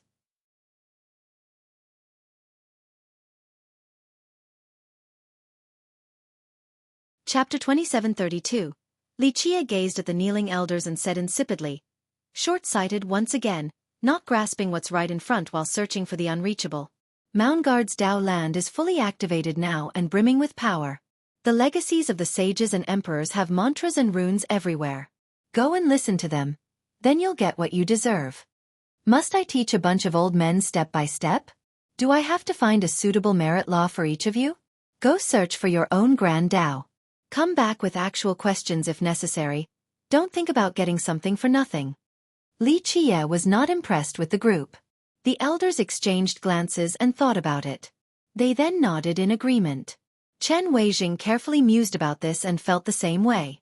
This was indeed the best chance to train hard after everything in their sect has awakened. "Thank you for your guidance, ancestor." Weijing bowed first, then the rest followed suit. Though Li Qie didn't teach them, he had indeed pointed them on the correct path. They suddenly had a clear goal in mind. "Chen Weijing, stay," Li Qie said as the group was leaving. Weijing was surprised and obeyed. The other elders became envious but still left in a respectful manner. Weijing became excited, not expecting to have the honor of having a solo audience with Li Qie. "You're the master of Mount Guard, possessing the highest cultivation and talents," Li Qie said. "I'm not worthy of your praise, ancestor." Wei Jing bowed with his arms down straight. Don't be happy so soon, Li Qiye said flatly. This means that you're responsible for Dao instruction and revitalization. The man was knocked back to reality and put on a bitter expression. His heart wanted to do all of that, but his abilities were limited. Today, I shall teach you the Dao, hoping that you will be able to uphold these responsibilities. Li Qiye ended this with a finger flick. Buzz. Several Dao laws drilled into Wei Jing's mind. Boom. Several Dao chapters opened inside and created numerous waves. They wanted to fuse with his own grand Dao. Wei Zheng was ecstatic since these particular chapters were the strongest merit laws he had cultivated. Other elders in the sect have trained with them too. Happiness was soon replaced with embarrassment upon the realization of the numerous mistakes he had committed when learning them. Li Qiye's guidance allowed him to have a speedy enlightenment while opening a completely new door. He attained a whole new level of Dao comprehension, and his power soared to the next step as well. Previous confusions and trouble with cultivation resulting in bottleneck got annihilated right away after reading these chapters. This was better than meditating for 1,000 years straight. An unbelievable harvest. He became more certain that Li Qiye was their ancestor, someone from the ancient age with deep ties with the progenitor. Otherwise, how could Li Qiye know their merit laws so perfectly? Alas, he didn't know that Li Qiye was the most knowledgeable in the world when it came to his forefathers' grand Dao. He didn't need to look at the merit laws of Mount Guard. Just by looking at the foundation of the sect, he could derive every single merit law thanks to his own knowledge of the myriad Dao. Thank you for teaching me, ancestor. I will not let you down. He kowtowed after calming down to the sleeping man. He then respectfully performed a departure courtesy, not daring to make a sound lest he disturbs Li Qiye. The sky and the earth turned upside down for Mount Guard after Li Qiye's arrival. The elders and disciples didn't become experts in just one night or anything. Just the dense energy found from top to bottom here. Everyone suddenly fell in love with training. Normally, they put in 80% effort, but now, they didn't hold anything back. Declination left them demoralized in the past, resulting in training in a lackadaisical manner. It has been a long time since they had a real expert or a genius capable of boosting their morale. Normally, the strongest member of the sect stopped at the true God realm. Few could actually go on to become ascenders. Just think about it, how could an actual good teacher come out from a sect like this? How could anyone motivate the student body? That's why many disciples here became satisfied with just becoming a true God. This was the same for the elders too. They thought that even if they tried for a lifetime, they wouldn't be able to go beyond this point. Becoming ascenders and eternals remained a pipe dream. This permeating pessimism made the atmosphere of Mount Guard stagnate compared to a real power. This all changed with Li Qiye's arrival. Since they had such a powerful ancestor as their backing now, the elders, protectors, and hall leaders found hope for revitalization. The stimulated foundation allowed easier cultivation. The emergence of old relics and runes from the old sages gave everyone a good opportunity. Thus, everyone in the sect tried harder, aware that nothing like this would ever happen again. There was a sense of urgency and a need to rise up to the occasion. Moreover, they knew that if they didn't put in the effort, they wouldn't be able to potentially earn Li Qiye's guidance either. The upper echelon, due to their age, trained far harder compared to the normal cultivators. They didn't want to stagnate at their current level forever without Li Qiye's guidance. On the other hand, the young generation wasn't doing a bad job. Xueqi and Zhiting had a positive impact on their motivation. In the past, numerous disciples were above them in terms of cultivation. Xueqi was especially worse. Alas, Xueqi's cultivation soared recently and surpassed her peers. However, she didn't become complacent at all and maintained the same work ethic. Her peers weren't willing to eat her dust forever, so they started trying harder as well.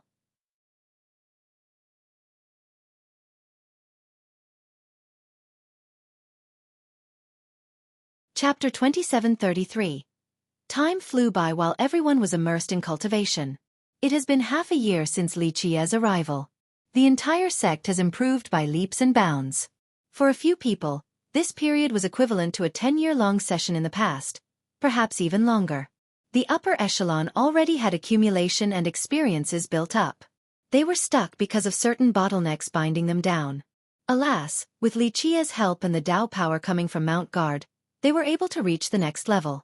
The atmosphere and morale in Mount Guard were at an all-time high. People couldn't eat and sleep, albeit for a good cause, cultivating.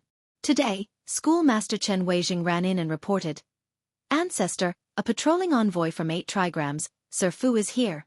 Li Qie was in a state of dormancy as always, seemingly not listening. "Sir Fu is here for the matter relating to the virtuous crown. I believe 8 trigrams will not let us have a sage, so they want to take the crown. Please make your decision, Ancestor." Weijing was used to this and continued reporting. In the past, establishing the next sage was Mount Guard's business. Other great powers in Immortal Demon System weren't qualified to get involved. Alas, this was no longer the case. Mount Guard has fallen while the sage was responsible for greeting the next reincarnated form of everlasting forefather. Thus, this status and role were pivotal and highly regarded in the system. It represented the orthodox branch in Immortal Demon. However, as one of the strongest lineages in the system right now, 8 trigrams didn't have this role and the status of a main branch. Thus, the return of the crown tempted them. It wasn't hard for them to take it from the current Mount Guard either, hence the visit from this envoy. "It's no big deal. Let him come since he's here already." Li Qie spoke without opening his eyes. "Ancestor, this envoy is a 3rd-level ascender." Weijing rubbed his palms together awkwardly. Remember, he was still the strongest in Mount Guard as a true god. He wouldn't be able to stop this envoy from forcefully taking the crown. No one else in the sect could either. That's why he had no choice but to report this to Li Qie since it was a big event. "Push me out," Li Qie told Xueqi. Weijing became ecstatic. Li Qie's involvement meant that they would be able to keep the crown. The conference hall of Mount Guard was normally meant for high-level deliberations within the sect. Today, it was taken by a guest from 8 trigrams, an envoy whose responsibility was to patrol the various sects with the name, Fu Kuan. 8 trigrams immediately sent him here after receiving news about the crown.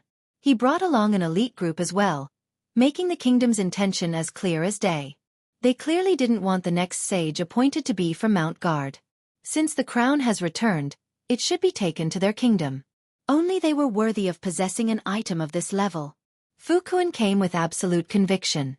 Nothing was out of line in order to seize the crown, including murdering everyone here. An envoy wasn't that prestigious of a position, but it was very influential.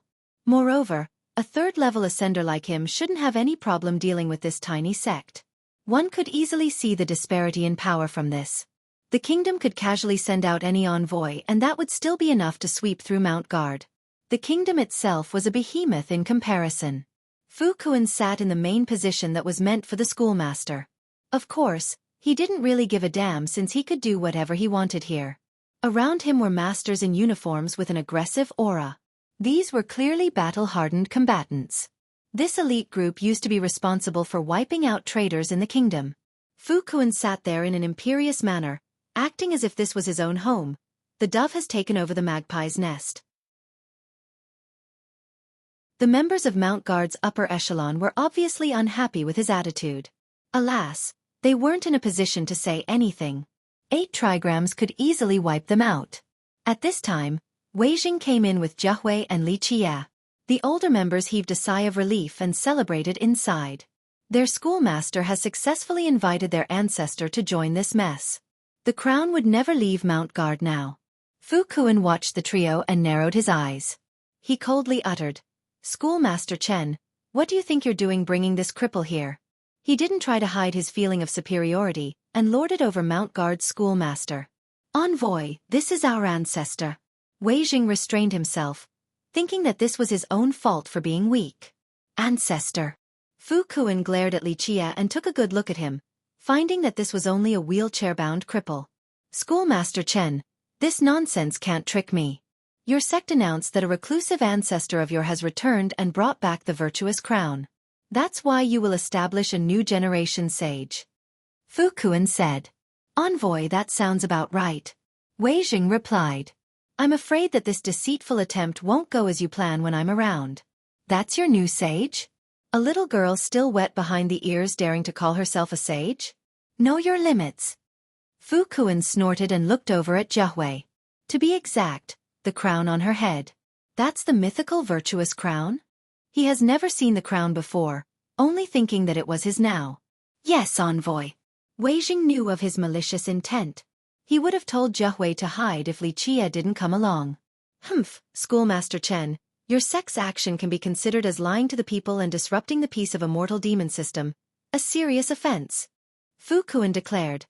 Hand over the virtuous crown in order to redeem your sect or face heavy punishments. Envoy, establishing the next stage is Mount Guard's responsibility and internal matter. We only need to report this to fellow sects. No need for anyone else to get involved. Wei Jing answered in a proper manner.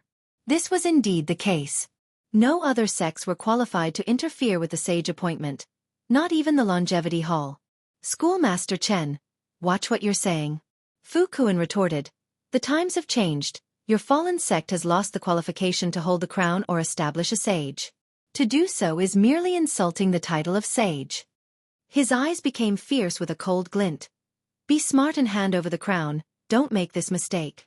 Wei Jing took a deep breath and put on a solemn expression.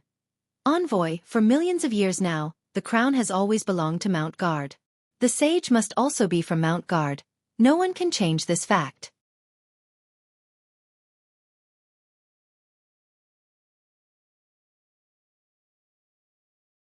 Chapter 2734. Schoolmaster Chen, are you sure about your sect being able to keep this crown? Fu Kuan's murderous intent escalated. Fu Kuan's blatant threat changed the elder's expression. Envoy Fu, the virtuous crown is our defining inheritance. The sage is also our glory. Wei Jing took a deep breath and reminded. The great progenitor has made these rules. We're also the ones to greet him after each reincarnation cycle. This has been unchanging for millions and millions of years in a mortal demon system, for it is the will of the progenitor. Wei Jing reminded Fu Kuan that Mount Guard was law-abiding and had the proper status to do this. Haha, Schoolmaster Chen, don't wave a chicken feather as a token of authority. Fu Kuan sneered. Your fallen sect is no longer qualified to inherit the crown or establish the next sage. It is time for you to lay low since rules are dead while people are living. They will be changed when no longer suitable. Do you wish to be lawless, Envoy? Wei Jing's tone became serious. Even going as far as changing the will of the progenitor? Are you not afraid of backlash from the rest of the lineages in a mortal demon system? You overestimate the gravity of the situation. Fu Kuan smiled. The world doesn't dare to criticize my kingdom. It is the greatest lineage in a mortal demon now with full authority. We are the new orthodox branch and should inherit the various wills of the progenitor. And what about Everlasting Hall? Where do you think they stand, Envoy? Wei Jing said. Fu Kuan became frozen after hearing this. His expression changed. 8 trigrams was indeed the greatest kingdom in a mortal demon and had plenty of military potentials. Alas, there was still one lineage they were wary of, Longevity Hall. Longevity Hall was the strongest and most mysterious lineage, the one truly possessing the reins of the system. The forefather was an elusive figure during his era, especially after many generations of reincarnations. People simply didn't know of his location. He allowed Longevity Hall to reign immortal demon and become his representatives. In other words, their orders were his orders. They maintained this supreme status for a long period of time. However, when the forefather stopped reincarnating, the hall also stopped caring about mundane matters and the external world. Nevertheless, it still had a pivotal status in the system and was still as strong as ever. As the hall became more and more aloof about politics, 8 trigrams took advantage of this and rose up. More often than not, they claimed to be the orthodox branch with full authority over the system. Of course, many great powers didn't recognize this claim of theirs. One couldn't refute their power, but if they wanted the status of the main branch, they must gain the consent of Everlasting Hall. Either that or the destruction of the hall. All along, the kingdom remained wary of this mysterious power. This was another reason why they wanted the virtuous crown. With it came the appointment of the next sage, meaning that they would be one step closer to being the orthodox branch, or at least further legitimizing the claim. With that, maybe they would be able to challenge the hall's status in the system. Fu Kuan assumed a cool expression again and threatened. Schoolmaster Chen, I won't waste words with you any longer, so be smart now and reap the benefits. Otherwise, don't blame me for what's about to come. You will become the sinner of Mount Guard when it turns to ashes for making a terrible decision. He had tried numerous persuasive methods by this point. Both hard and soft, it was time for him to take the virtuous crown away and bring it back to his kingdom. Envoy Fu, you wish to take it by force? Wei Jing knew that this was coming but still became furious. By force. Fu Kuan sneered and looked at the elders with disdain before staring at Wei Jing again. Schoolmaster, only taking it will be showing mercy. If you even dare to try and resist, we'll massacre all of you. You take us as cowards? An elder could no longer stay calm. Fu Kuan continued. I alone can take 10 and sweep through your sect. Come, try if you dare, see if you can handle one punch. You! This elder actually wanted to rush out, but the others held him back. The elders from Mount Guard had an ugly grimace, infuriated by the contempt. Just a bunch of ants. Fu Kuan ignored them and slowly raised his hand towards the schoolmaster. Be obedient and hand the crown over or face destruction. Mount Guard coexists with the virtuous crown. There is no separating the two. Wei Jing's color changed from red to white before powerfully replying. Fine. I'll see who from your sect will be able to stop me. Fu Kuan snorted, ready to kill. He strutted forward and reached for the crown on top of Xueqi's head. Wei Jing tried to stop him, but it was too late. The former was only a true god while the other was a third-level ascender. He was inferior in both power and speed. Bam! Fu Kuan's hand was pushed backward. He staggered one step back before staring straight at Li Qia. This cripple only flicked his finger and managed to stop him. Who are you? Fu Kuan shouted. Li Qia didn't respond at all, not even bothering to open his eyes and look at him. This infuriated Fu Kuan, being treated in this manner by a youth in this tiny sect. Can't hide for much longer, let's see what you got. Men, cut him to pieces. He murderously threatened and gave the command. Clank. The elites standing to his sides unsheathed their blades. The group was versed in containment and takedown. They didn't hold anything back and unleashed waves of saber energy towards Li Qia. The snow-white flashes drowned him out, on the verge of mincing him to pieces upon contact. Alas, Li Qia was still sleeping in his wheelchair to the horror of the elders. Watch out! One of them shouted in astonishment.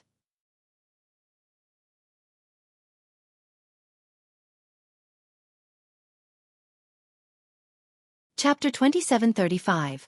The sharp waves of energy billowed and drowned out Li Qia. A gruesome outcome seemed inevitable. The elders and schoolmaster of Mount God were scared out of their mind. Xueqi standing nearby turned pale. She could sense the bone-chilling bite of these sabers, able to scrape the meat off the bones. In this split second, Li Qia pointed one finger at the sky and shattered the nearby space along with all laws. Pop! Space crumbled along with all the sabers slashing towards him. Next, the uniformed men were rendered to blood. The broken blades and pulverized men looked like shocking still images. The spectators became slack-jawed as a result. Just one finger strike crushed everything around him. Go to hell!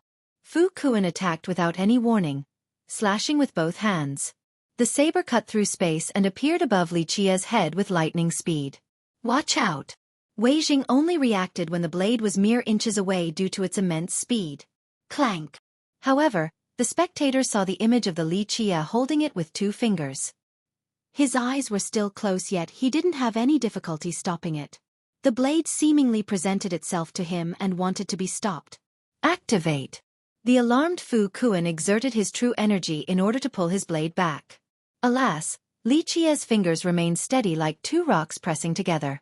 He turned red from trying so hard to move it. He knew right away that the situation has gone sour and instantly retreated. Unfortunately, it was already too late. Clank! The saber shattered. He couldn't even make it out of the conference hall before a palm flies straight at him. Fu Kuan roared and threw out all of his treasures at the same time while utilizing his strongest merit laws. Alas, these laws and treasures also crumbled, so he got captured by Li Qia's hand. Fu Kuan felt so small after being captured, even though Li Qia looked like a cripple in that wheelchair. This man had more semblance to a sleeping behemoth from the primordial age. Its awakening could make the realms tremble. Li Qia finally opened his eyes and Fu Kuan felt a ripple in space. The opening of his eyes meant daylight while their closing brought darkness to the world. Strangely enough, the darkness in this case wouldn't be that scary. The day was when the beast was at work to terrorize all inhabitants. Don't do anything crazy. The pale Fu Kuan shouted, I am an envoy of 8 trigrams, you can't kill me. We have millions of true gods and 100,000 eternals. Oh yeah. Li Qia insipidly remarked. This leisure tone of his scared the hell out of Fu Kuan. He started begging. No, venerable ancestor, this lowly one was blind for offending you. I'm also a member of a mortal demon system and also a descendant of yours. Please spare my life. Fu Kuan no longer gave a damn about face and reputation, only thinking about how to keep his life. Dying meant losing everything, so he conceded right away. Sorry, I don't have a descendant like you. Li Jie threw Fu Kuan down on the ground and crippled his grand Dao in cultivation with one finger. No! Fu Kuan screamed and became paralyzed, seemingly turning into a 100-year-old mortal. Losing his cultivation was more painful than dying. Scram. If I see you or anyone else from 8 trigrams around this part, no mercy will be shown. Li Jie declared before closing his eyes again. Fu Kuan shuddered and crawled outside. Future prospects were grim, but at least he kept his life. He ran like a dog without a master out of Mount Guard. It wasn't easy for him to move around now after losing his cultivation, looking just like a mortal on his deathbed. No one in Mount Guard tried to stop him during the escape. Meanwhile, the elders in the conference hall still couldn't believe it. They knew Li Jie was strong, but he astounded them again. A third-level ascender still felt like an insect before him. Xueqi pushed Li Jie out of the hall while the rest stood there looking silly. That was dangerous. One elder regained his wits and was drenched in sweat. They glanced at each other while recalling how they offended Li Jie back then. If Li Jie didn't show mercy, all of them along with Mount Guard would have been obliterated. Everyone, we need to try harder to live up to the ancestors' expectations. We can't let him down. Wei Jing concluded. Schoolmaster, don't worry. We'll muster up more courage to face anything for the sake of reviving the sect. A few of them guaranteed. Wei Jing nodded and looked at the blood spots on the ground. Get someone to clean this. As he was leaving, he felt an unprecedented excitement. If their sect couldn't rise up under Li Jie's protection, then it really deserves whatever fate awaits it. Li Jie's divine intents were still occupied with refining that monstrous existence. The guy wasn't even at his peak state, yet fully destroying him remained an arduous task despite the help of the primordial wills. Keep in mind that these wills were insanely strong. Progenitors couldn't handle their destructive power and would be rendered to ashes in no time. Yet, this existence was holding on strong. Of course, Li Jie wasn't in a hurry either. He had plenty of time to destroy the guy and take everything from him. That would be quite a harvest. Moreover, this process gave Li Jie a deeper understanding of these existences. This was only the beginning. The future was full of challenges. Numerous monsters were still looking down on the helpless inhabitants of the realms. He needed to know everything about his enemies before the final battle in order to come out victorious. Inside his Dao heart, the existence didn't sit there awaiting death. He launched several resistances in order to stop the suppression. Unfortunately, Li Jie's Dao heart and primordial wills proved to be an unbreakable prison.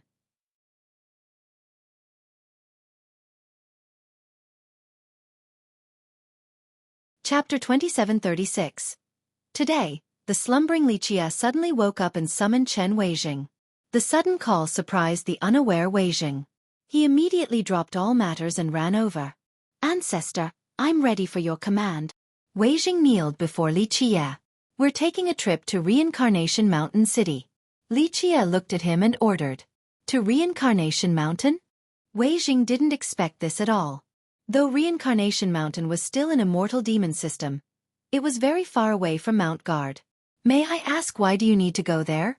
Perhaps I can be of assistance. Weijing hurriedly said.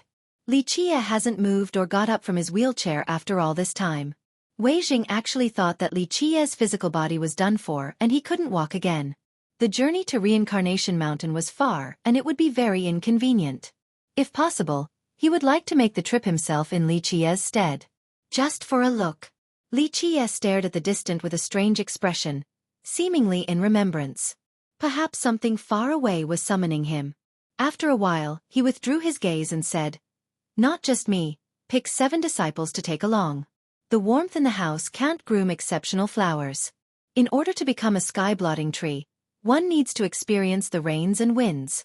It's time for them to see the immensity of the world and train.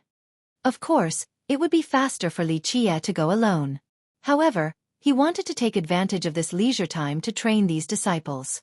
He wouldn't have the chance and the time after crushing the existence in his mind to help them train. I understand, I will carry it out right away. Weijing became excited and bowed. He knew that his ancestor was a supreme master. To be escorted by a being like this was the best thing possible, the best opportunity for training. These disciples were lucky to have this chance. Ancestor, I'm afraid this will take some time because we don't have the abilities to go there nor the means to enter the ancient battlefield for training. He calmed down and thought about something else. Mount Guard no longer had the true stones to support the long journey to Reincarnation Mountain through their Tao portal. Traveling through this vast world is also training. The Tao heart will be polished as well. Li Qie said. I understand, I will make preparations. Weijing bowed. He went to pick the right disciples and figure out the logistics for the trip. After finding out about this potential trip, not to mention the youths, even the elders and protectors became excited. Everyone knew that those heading out will become the future pillars of Mount Guard. Most importantly, they would be lucky enough to learn from the ancestor himself. Just one word of advice from him was better than a century of hard training. Just like that, these elders and protectors rushed to the schoolmaster to give him their recommendations, hoping that their most excellent disciple would be able to follow the ancestor. However, Weijing deliberately tried to be as partial as possible and only based his selections on certain criteria. Eventually, he picked 7 after many rounds. Of course, Gua Jiahui was the first to be selected. She climbed up the divine mountain on top of being chosen as the sage by Li Qie. No one was more qualified than her. Plus, he would have picked her either way because she has always been serving Li Qie. Most importantly, she was the one who brought him back. This act was a great contribution to the sect. Next was Zhao Zhiting. She wasn't the most exceptional disciple either in the sect, but her cultivation had improved tremendously, surpassing many peers in the process. Thus, she had boundless potential on top of always being with Li Qie and Jiahui. She deserved a spot on the roster. The third was their first brother, Li Jianquan. This choice was obvious because he had the best talents and cultivation among the young generation. He was more mature and deliberate with his actions as well. Of course, he was extremely happy and grateful after being selected. He had wanted to kill Li Qie in the past and offended him in the conference hall once. However, the ancestor didn't hold a grudge, having taught him a merit law in the past and now selecting him for this. He felt that this was a truly benevolent act. 4 more excellent disciples were chosen. Among them was the sect's youngest junior sister. All were more than happy because they have seen Jiahui's improvements after being taught by the ancestor. They were aware of the potential lifelong benefits. Weijing then reported to Li Qie after preparing everything. The group then left Mount Guard for Reincarnation Mountain. Weijing personally led the way at a normal pace. The juniors were as excited as possible because this was their first long trip away from home. Moreover, with their ancestor around, they felt that everything was possible. The sky's the limit, and that they were heroes going on a journey. Unfortunately, this excitement didn't last long. It was the second day and Li Qie stopped near a valley. Go kill your way in. Don't bother coming back out if you can't make it to the snake lair. Li Qie gave the valley a quick glance before closing his eyes. The valley was quite large with an ominous aura. Hisses could be heard from the poisonous serpents of varying sizes. Bones scattered in this place too. Who knows if they belonged to humans or wild beasts? The group felt their scalp tingling at this scene, for it was their first facing such a dangerous location. Ancestor, this snake valley is relatively notorious. I don't think the 7 of them can handle it. Weijing's heart skipped a beat. It wouldn't be a problem for him at all, but these 7 couldn't handle it. Alas, Li Qie seemed to be asleep in his wheelchair already. Li Jianquan's group exchanged glances and shuddered. In the end, Jiahui's Tao heart was the firmest and she wasn't afraid at all. Let's go, maintain a good formation, not too far but not too close either. She was the first to come in. Come, don't lose each other. Jianquan didn't want to falter behind and commanded. Esa. A serpent naturally lunged towards the invaders. Jiahui was fearless unlike the rest of the group. Kill them. Her sword cut through this snake with lightning speed. More snakes came from all directions. Take them down. Li Jianquan roared and joined his junior sister. Blood started gushing everywhere. Though these snakes were relatively tough, they weren't a match for powerful cultivators like the group. The team heaved a sigh of relief after killing all the snakes. Boom! This feeling didn't last long. A snake as big as a dragon slithered out from the valley's depth. It crushed the trees in its path and made rocks fly everywhere. It towered before the group just like a mountain.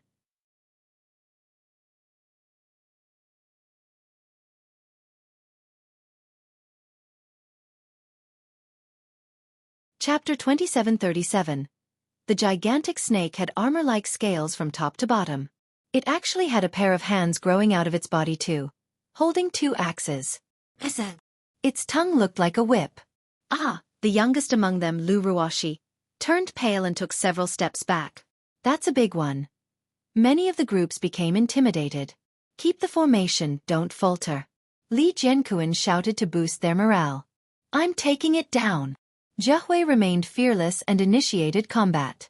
She thrust her sword forward as if it was a poisonous snake too. Go! Jianquan was afraid that something might happen to her, so he followed suit. We're coming. Zhiting and the rest rushed forward. They couldn't back down since their target was the lair of these creatures. Clank! Clank! Clank! The snake swung its axes around in a violent manner. Its scales were extremely tough. Xueqi and the others made direct contact but couldn't harm the snake at all. Xueqi lacked actual battle experience and was carelessly struck by the tail. She went flying while vomiting blood. Careful! Zhiting jumped over to catch her, leaving herself vulnerable to an incoming slash. During this perilous moment, Xueqi darted over and stopped the axe with a great shield. Both her and the shield got blown flying. She rolled on the ground for quite a while. She stabilized her stance and showed great courage, attacking the snake lower section from below without caring about her own injuries. The experience at the Divine Mountain truly transformed her. This girl used to be bashful and too shy to talk. Now, she always had a calm demeanor and feared nothing. She had matured from the pain and near-death experiences. Rumble! The 7's alternating attacks were useless, seemingly facing defeat. Wei Jing was nervous the entire time and almost came to help. Alas, he didn't dare to take the initiative without Li Qie's command. Fools! Li Qie said, if one person can't win, then work together to maximize the output. Li Jianquan is the strongest, so he'll be the main force to stop the 2 axes. Xueqi, focus on its weak spots to deliver a fatal blow. Xiaoling and Xueqi, you 2 attack the sides. Xiahong, attack its rear. Zhiting, play the role of support and block its sight. Ruoshi, circle and distract it. The losing group found morale after receiving clear instructions from Li Qie. Ready up, go again. Jianquan rushed straight forward with a shield and sword. Bam! Bam! He directly confronted the 2 axes. Poof! Zhiting unleashed a fireball straight at the snake's head in order to blind its vision. Now! The 2 brothers, Xiaoling and Xueqi, attacked the 2 sides. Meanwhile, Wang Xiahong ran to the back of the creature and smashed its head with his hammer. At the same time, the youngest girl ran around everywhere and unleashed numerous different weapons. She didn't stop moving in order to avoid retaliation. In the beginning, their teamwork still had flaws, but as this went on, they started to understand each other and got used to combat. This made the flow of the fight much smoother. The snake bellowed miserably. Xueqi took advantage of a rare chance and penetrated the monster's body before swiftly retreating. Its gigantic body whipped back and forth before falling on the ground like a pillar. Blood flowed down the ground and the snake became stiff. We did it! We did it! Wang Xiahong celebrated loudly and finally felt pain all over. The group smiled and felt a great sense of achievement. They never dared to think about taking on such a dangerous task before, but today, they have successfully taken down a powerful foe. The celebration was short-lived since more green eyes flashed deeper in the valley. Not the time to celebrate. Li Qie coldly uttered. The group gathered for formation again. There was no time to relax and rest. Just like before. Jianquan was afraid but still maintained a cool head. Go now, don't let them attack together, let's take care of the closest ones first. Xueqi added. Now. Jianquan was the primary force and needed to be the vanguard. He led the group deeper into the valley. Rumble! Loud explosions and bangings happened all over the valley. Trees collapsed everywhere. A contest between 7 humans and numerous snakes. Jianquan took the brunt of the damage as the vanguard, so he was grievously injured. He won't die and I can save cure anything less. Wei Jing wanted to join several times but Li Qie stopped him. Wei Jing smiled wryly after hearing this, aware of the type of training now. He could only pray for the kids at this point. The battle never stopped in the valley. The group had killed several gigantic snakes after a while but was nearly routed too. Idiot, you usually only get one chance. Miss it and your friends will die. Li Qie occasionally criticized the group, always drawing blood on the first prick with his sharp tongue. Even Xueqi wasn't spared after making a mistake. Wei Jing finally saw his merciless teaching method. Normally, he felt that the Supreme Ancestor was still very lenient towards the juniors. Now, this was no longer the case. The Ancestor was brutal and held nothing back. 10 hellish days have passed in the valley. The disciples barely managed to survive and whenever they made a mistake, they were instantly chastised. They also retreated several times in order to stay alive. After ample rest, they would rush in again despite having unfavorable odds. Their teamwork has gotten tremendously better, the same for their courage and sense of solidarity. Later on, Li Qie rarely needed to instruct them. They suddenly were able to realize their own mistakes and correct them. The merciless training increased their speed and reaction time too. On the 10th day, the Snake King bellowed and fell to the group. We did it! They made it to the lair after killing the snakes in this valley and began to celebrate. After the group recovered, Li Qie opened his eyes and said, "This is only the beginning of a long journey. Gather your stuff, time to go." The group got a chill but still followed his orders with haste. 2 days afterward, Li Qie stopped again and threw them into an abyss. The fog will toy with your mind. This is a test for your Dao heart.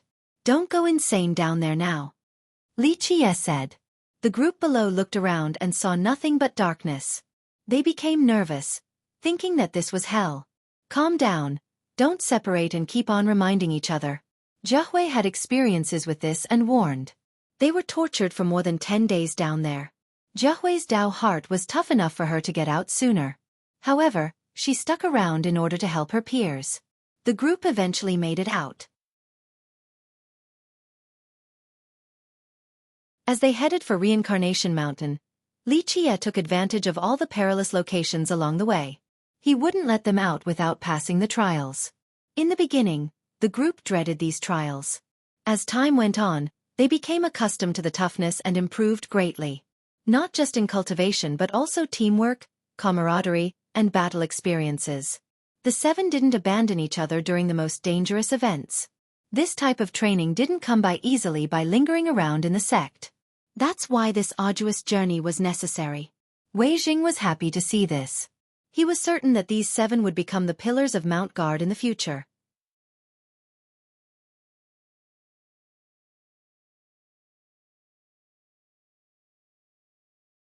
Chapter 2738. The training and ferocious battles didn't stop along the way. The 7 continued to grow and mature with better teamwork and solidarity thanks to the hardship. In the beginning, Li Qie tested them non-stop but the frequency decreased later on. It became more of a sightseeing tour. They were closer and closer to Reincarnation Mountain City, and met more people during the trips. Some were from Immortal Demon System but there were outsiders too, even members from non-human races. This broadened the group's horizon. This was their first time on a long trip. They saw many strange things in a diverse group of people. Today, heavy rain came without warning. Of course, even a storm didn't matter to cultivators. However, they didn't want Li Qie in his wheelchair to be wet. Fortunately, there was a pavilion by the road so Wei Jing told the group to come in. The rain showed no signs of stopping, seemingly would last the entire day. As the group wondered about just moving on instead of wasting time here, someone else came in to avoid the rain. He had an umbrella made of oil paper and wasn't in a hurry at all. He looked quite old but still in good spirits. His steps were stable, indicating his robustness. He wore a slightly dated robe that was exquisitely made and kept clean. He clearly came from riches or nobility. He didn't have the aura of a cultivator or any true energy, more like a mortal coming from a scholarly lineage, perhaps a private teacher for a village or an academic. It wasn't strange for him to be here at all, and the youths considered him to be just a normal old man escaping the rain. However, Wei Jing was much more knowledgeable. He noticed that the heavy downpour and the mud didn't stain the old men's cloth shoes at all. This told him that the old man was a great master. He winked at the youth and signaled them to give the old man a spot. "Grandpa, come sit over here." Li Jianquan gave up his spot while the old man was putting away his umbrella. "Ah, it's rare to see such a polite young man nowadays." The old man laughed and sat down. Wei Jing held his breath, thinking that this was too much of a coincidence while not daring to pry any further. This young man is a true talent, a true talent. The old man's eyes fell on Li Chia as he praised. Jianquan and the others became confused. They naturally knew just how incredible their ancestor was. However, his current appearance didn't look that impressive at all. Unaware spectators would think that he was only a cripple. That's why they found the praise to be very confusing. On the other hand, Wei Jing was afraid of trouble since this old man clearly came for the ancestor. Alas, Li Chia seemed to be in an eternal slumber and didn't hear the old man. "I've been studying the Trinity and fortune-telling since youth. I can see that you have an extraordinary appearance." The old man didn't mind the lack of response. "Grandpa, our ancestor is asleep and can't hear you," the young and kind Ruashi told the old man. It's fine, we're just chatting." "I'm sure the young man can hear me." The old man revealed a friendly smile. Ruashi wanted to say something else but was pulled to the side by Wei Jing. She was confused and saw the schoolmaster shaking his head and telling her not to speak. "I can see that you are destined for riches and greatness." The old man spoke as if he was talking to an old friend that he hadn't seen in a long time, not caring if Li Chia was actually listening or not. "In my opinion, you'll live for a long time to come too. So many auspicious signs together. Someone with your appearance will have plenty of descendants living in extravagance." The old man laughed. Wei Jing couldn't stay calm. The old man clearly came for their ancestors. Who knows if this meeting was out of malice or goodwill? Ruashi didn't see anything wrong, thinking that the old man was lonely and wanted someone to chat.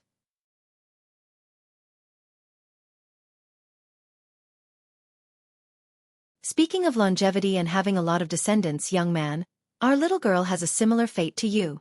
The old man said, "Why don't I read your palm to see if you and the little girl are a good match? How about it?" He looked over at Li Chia and didn't see a response. "I see, I'll take that as a yes." "All right, I'm taking a look." The old man laughed and grabbed Li Chia's hand. Wei Jing nearly joined the fray but managed to restrain himself. Even Jianquan noticed that the old man was acting weird by this point. The rest became nervous the moment the old man touched Li Chia. The old man ignored the tension and looked at Li Chia's palm. Next, he took out a pair of glasses meant to alleviate farsightedness from his pouch before resuming the task. "So how is our ancestor's palm?" The innocent Ruashi watched curiously while resting her chin on both hands. Wei Jing didn't know whether to laugh or cry. This little girl was too naive to know that there was something odd about the old man. Incredible, truly incredible. The old man took off his glasses and sighed emotionally. "What do you mean?" Ruashi was as curious as a baby. "His palm shows that he's a perfect match for our little girl. They're meant to be husband and wife, a match made in heaven and confirmed by the earth." The old man smiled profoundly. "That sounds a little exaggerated." She found it unbelievable. The old man excited said, "But it is indeed the truth. Young man, looks like you are a good match for our little girl. So how about it? I'm sure you will like her and she'll like you back too." "Grandpa, I'm afraid there's a misunderstanding. Our ancestor is a great master." Ruashi happily shook her head and said before being pulled back by Wei Jing again.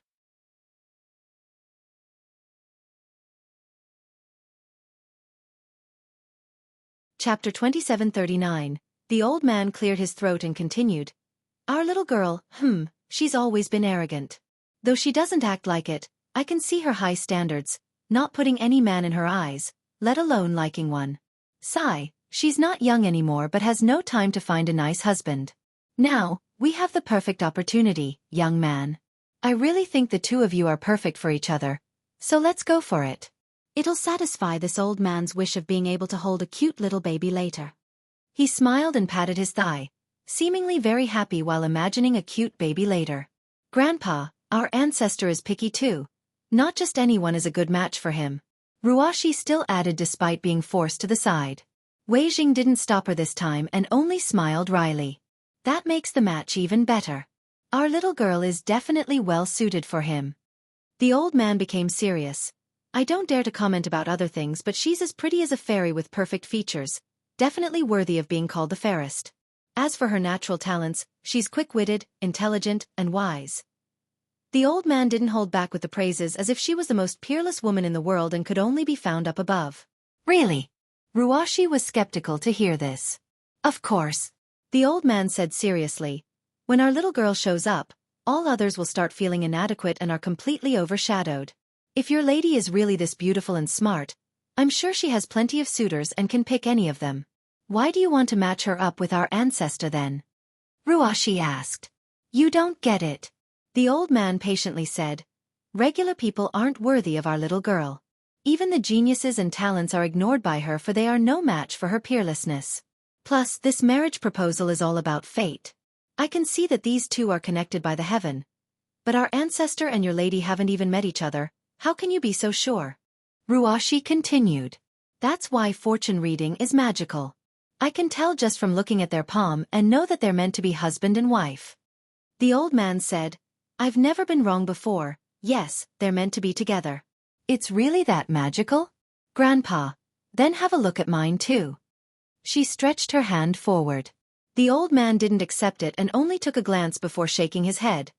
Fortune-telling is predicated on fate too.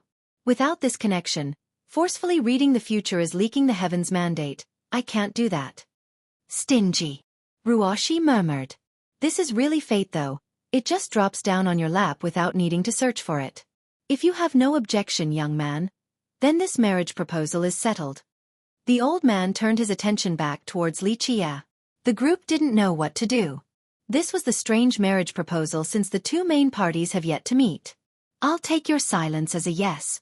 The old man laughed. Then it's a deal. Come to our clan when you have time later and propose. Sir, this won't do. Our ancestor has sealed his six senses and can't hear anything. It's not that he agreed with you, it's that he couldn't hear you.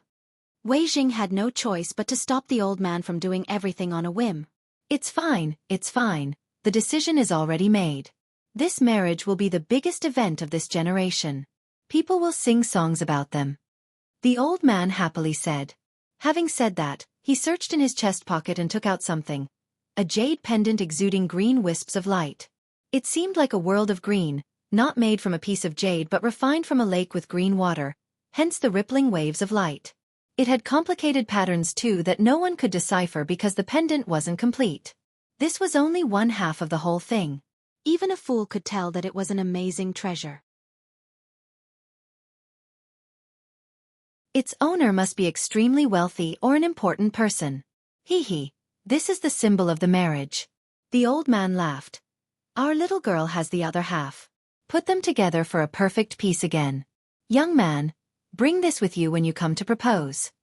Having said that, he put the incomplete pendant around Li Chia's neck. Sir, it was too late for Wei Jing to stop the old man. Okay, I've finished one of my wishes, it's time to leave. The old man seemed very satisfied and took out his umbrella. Young man, come propose soon, don't make our little one wait for too long. He added before leaving the pavilion. The group became speechless. Marriage was probably the most important thing for a girl. Their seniors always took it very seriously, but this old man did it in such a trivial manner. They have yet to meet this. He had made this decision, and even left a symbol of marriage behind. This was strange in both the mortal and the cultivation world. Sir. Wei Jing calmed down and ran out, but the old man was nowhere to be found. He's not there. Zhenkuan's group ran out too, but the path was empty. They clearly saw him walking out earlier, but he disappeared from sight in a matter of seconds. Don't tell me we've just seen a ghost. The naive Ruashi shouted in horror. They have killed so many monsters in recent days, but she was still just a young girl. Something as ominous as a ghost still frightened her. No. Zhiting felt a chill after hearing this too. Ghosts don't exist. The so-called ghosts are just monsters playing around. We've actually met a master just now. Wei Jing shook his head and sighed. What should we do, schoolmaster? Jiahui looked at the pendant and asked. I don't know. Wei Jing got a headache. Their ancestor suddenly got a fiancé out of nowhere. The worst part is that they have become witnesses to this proposal. Hey, the rain stopped. Zhenkuan noticed. It was quite a coincidence. The heavy downpour stopped right after the old man left. Let's go. Wei Jing had no choice but to wait for Li Chia to wake up and deal with this issue. It was beyond his station. He knew that the old man was a true master and he couldn't have stopped it anyway.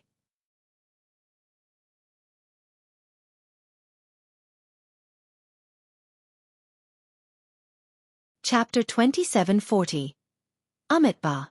A Buddhist chant could be heard right when the group was about to move on. A monk appeared by the entrance of the pavilion and stopped them. His kasaya has lost its color from being washed too many times and turned white in the process. However, it was kept tidy as if he had just gotten out of the door. Perhaps he focused on keeping a clean and proper appearance. It was hard to tell the monk's age. His spirited eyes would deter people from calling him old. They belonged to someone around 20 years of age. However, to call him young would be inaccurate due to his white eyebrows. Time has left a number on his complexion as if he had experienced numerous rains and winds. He stood in their way and seemed to be a traveling monk. Master. Wei Jing didn't want trouble and placed his palms together to greet the monk. He then stood to the side so the guy could come into the pavilion. Amitabha. The monk returned the greeting and said, Benefactor, would you like to form a positive connection with me? Wei Jing was surprised to hear this. He took out a silver item from his chest and handed it to the monk. Master, I was in a hurry and didn't prepare enough Buddhist offering. Here's a little amount to buy some incense sticks, please accept it. The monk didn't accept the offering and still maintained the same pose. His eyes fell upon Li Chia. I am connected by fate with this benefactor, so here I am wishing to build a positive karmic bond. Wei Jing's expression changed again, thinking that this monk came here specifically for their ancestor too. Master, you're kidding. Our ancestor has never left our place before. Wei Jing chuckled awkwardly and said, That grandpa earlier said that their daughter is connected by fate with our ancestor too. Don't tell me your clan also has a daughter at the right age for marriage? On the other hand, the young Ruashi became curious. Ahem. Wei Jing cleared his throat to tell the innocent girl to stop. Meanwhile, the others wanted to laugh but had to hold back. Amitabha. The monk didn't become angry and said, I am alone and do not have a daughter, but if the benefactor follows me, he can pick any of the 3,000 great beauties from my ancient kingdom. Really? Your ancient kingdom has that many great beauties? Ruashi's interest was piqued. Monks do not lie. The monk said solemnly, My ancient kingdom has billions of citizens and millions of cultivators. The princesses and saintesses there are all kingdom-toppling. Can someone be this lucky? Ruashi tilted her head and stared at her ancestor. This was too unbelievable. One person after another just coming to offer the ancestor beauties. How could someone have such romantic luck? It's almost like a free pie falling down from the sky or a fantasy. The rest of the youths glanced at each other in amazement as well. Only Wei Jing had a dejected expression, fully aware that this pie was anything but free. Master, since when have you become a matchmaker? A voice as clear as an aureole interrupted their conversation. The group looked over and saw another girl standing by the entrance. No one noticed when she got there as if she has been there the whole time. It's just that no one could see her before. Her blue dress was loose and hid her figure very well. Of course, one could still see the faint outline of her exceptional figure. She also wore a big hat with an attached silk veil. This long, blue veil shrouded both her face and her upper half. It gave the sense that she was a mysterious flower hidden by the fog. No one could see her clearly. Her appearance naturally surprised the group. Wei Jing cursed his luck even more. This was the third person who came with unknown intentions. Amitabha. The monk instantly greeted the girl and said, I'm not sure how to properly address you. Is it senior sister or martial aunt? The group found this surprising.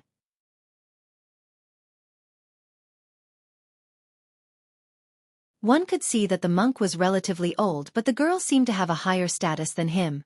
This appeared to be their first meeting. No, senior brother, I have heard of your fame long ago. The girl in blue bowed back and said, I didn't think I would be lucky enough to meet you right away after leaving the sect. I see, nice to meet you, junior sister. The monk inquired, Is the ancestor doing all right? I'm afraid I can't say. The girl shook her head. Amitabha. The monk performed a full respect ceremony towards a particular direction before speaking again. I couldn't come to say goodbye to the ancestor. Please send my regards later. He and I are connected by fate. The girl nodded before looking over at Li Chia and said. Though one couldn't see her features, They could her beautiful eyes that were as bright as the stars through the veil. The group didn't know what to say. It sounded as if everyone in the world was somehow connected to their ancestor. You want to marry our ancestor too? Ruashi couldn't help but ask. No, I will stay near and watch him. The girl answered.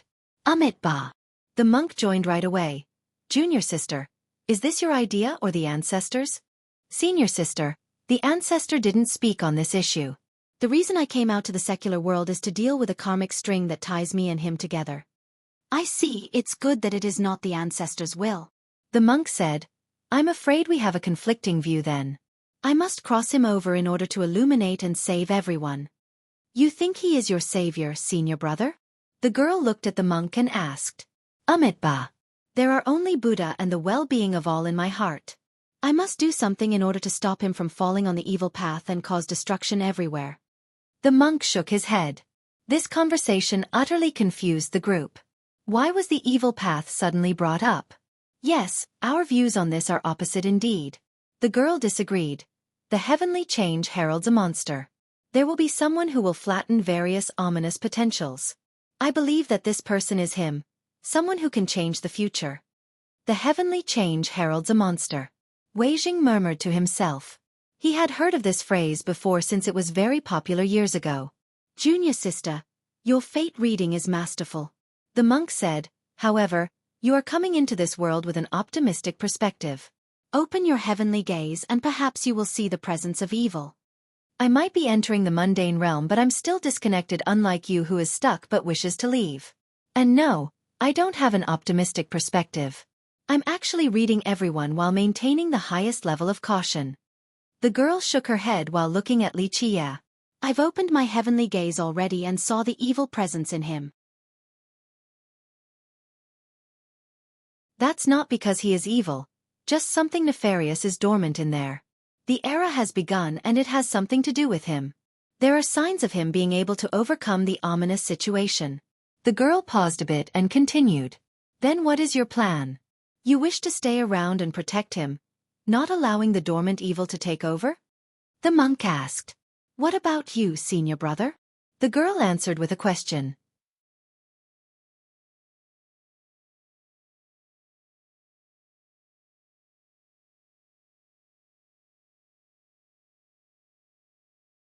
Chapter 2741. Ba. A monk like me toils for living beings. I will cross him over. The monk placed his palms together while putting on a serious expression. Cross him over? What do you mean by that? Do you want him to join the Buddhist doctrine, kill him, or just imprison him?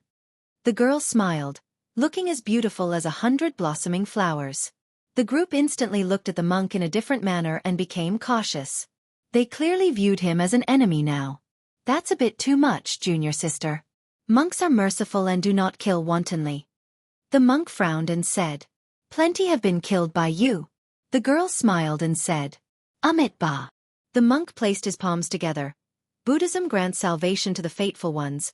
I simply crossed them over to paradise, saving them in a sense. The monk avoided using the word killing and sounded very benevolent. However, upon closer inspection, the group found him to be full of bloodlust, as if he had killed millions and crossed over their lost souls. You're talking about killing people, right? Ruashi stared curiously at him.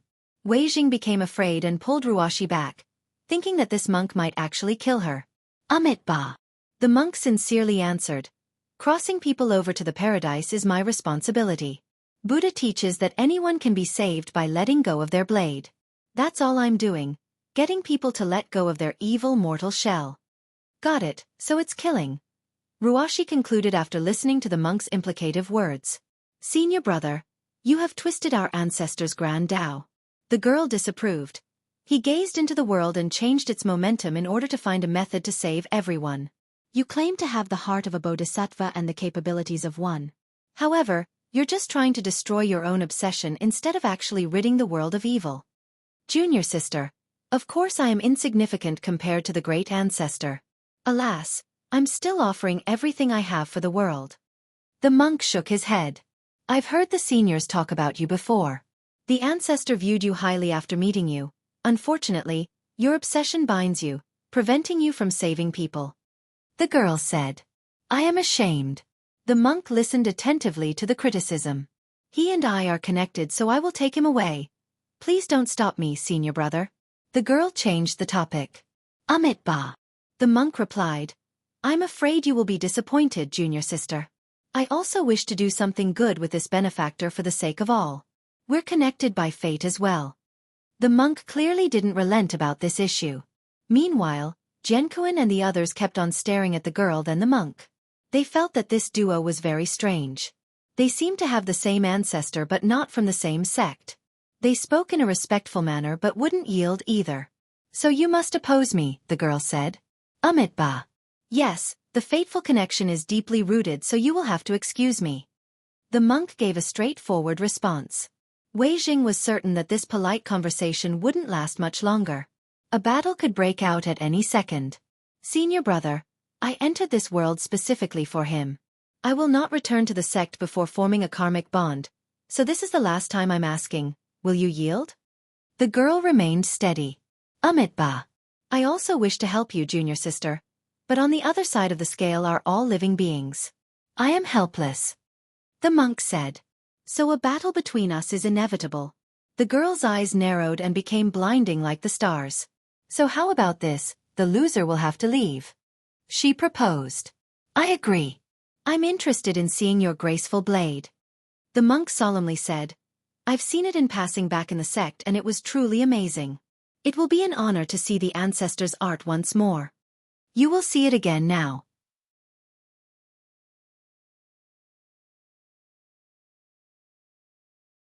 Her eyes turned cold and her voice sounded like the clanking of a sword. Amitabha. The monk exuded a Buddhist light. His eyebrows arched aggressively and made him look like an untouchable king. This Buddhist glow was rather gentle in nature, yet it felt unbeatable. He could stand there and suppress an entire age. Clank. The girl also started glowing in a gentle manner, almost like the flow of water. However, when this flowing radiance spread, people could sense a sword intent soaring to the sky. A treasure trove of swords seemed to be opening with enough power to flatten the world. The group became afraid after sensing these two's terrible power. They were clearly monstrous existences that could kill little guys like them with no problem. Humph. However, a thunderous scowl interrupted the duel. This noise mercilessly slammed the duo like lightning bolts. Their radiance instantly collapsed, forcing them to stagger backward, seemingly wounded. The rest of the spectators were startled and realized that it came from Li Qie. The duo was shocked too and became frozen. Scram. Li Qie stated his supreme will. Everyone shuddered before his command, even the strongest true emperors and mighty masters. My apology. The frightened monk bowed with his palms together and left without any hesitation. I'll be back. The girl in blue hesitated for a bit but still bowed then left. After the two left, Li Qie still sat there without batting an eye as if nothing had happened. Wei Jing and the others became drenched with cold sweat, thinking that their ancestor was the real master. Young noble. Xueqi quietly said. Alas, Li Qie didn't bother responding, seemingly lacking interest in these trivial matters. She heaved a sigh of relief. Only their young noble could take care of these troublesome masters. Let's go. Wei Jing no longer wanted to linger in this place to avoid further complications. He has been frightened enough times already today. The group gathered their things and hurried back on the road.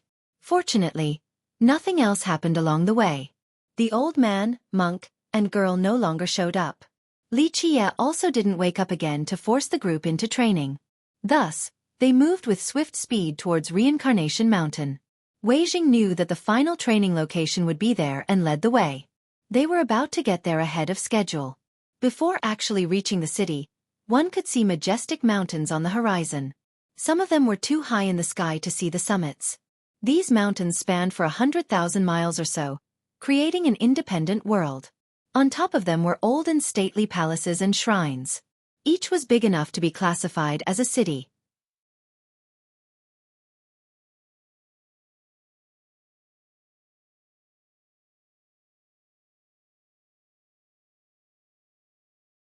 This expenditure became too much, so they decided to withdraw from this place. Wei Jing added.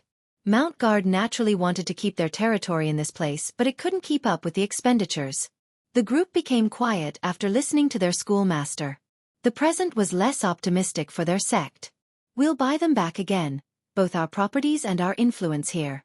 Maybe not today, but we'll get it done during our generation. Xueqi eventually broke the silence. She spoke in such a confident manner that no one could question her determination. The responsibility of revitalizing the sect is on you all. Wei Zheng was happy to see the group being positively motivated by Xueqi. To the ancient battlefield. Li Qie suddenly interrupted the morale call. The group didn't dare to mess around and instantly headed towards one battlefield. The battlefields below the cities were different with unique characteristics. Li Qie told them to go to one placed between two mountains with a stone path for an entrance. After walking up the steps, they saw a massive battlefield ahead. Broken weapons and armor plates scattered everywhere along with cones. They have lost their divinity because too much time has passed. Nevertheless, these weapons were clearly exceptional judging by their materials. Alas, the tough battles in the past still took them down.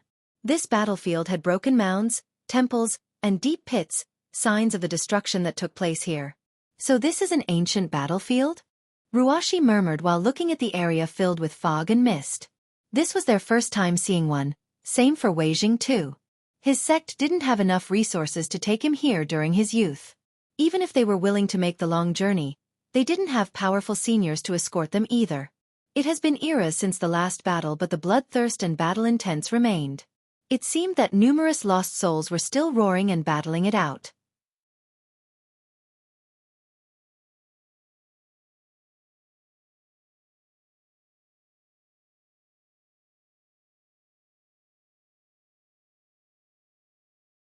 Chapter 2743.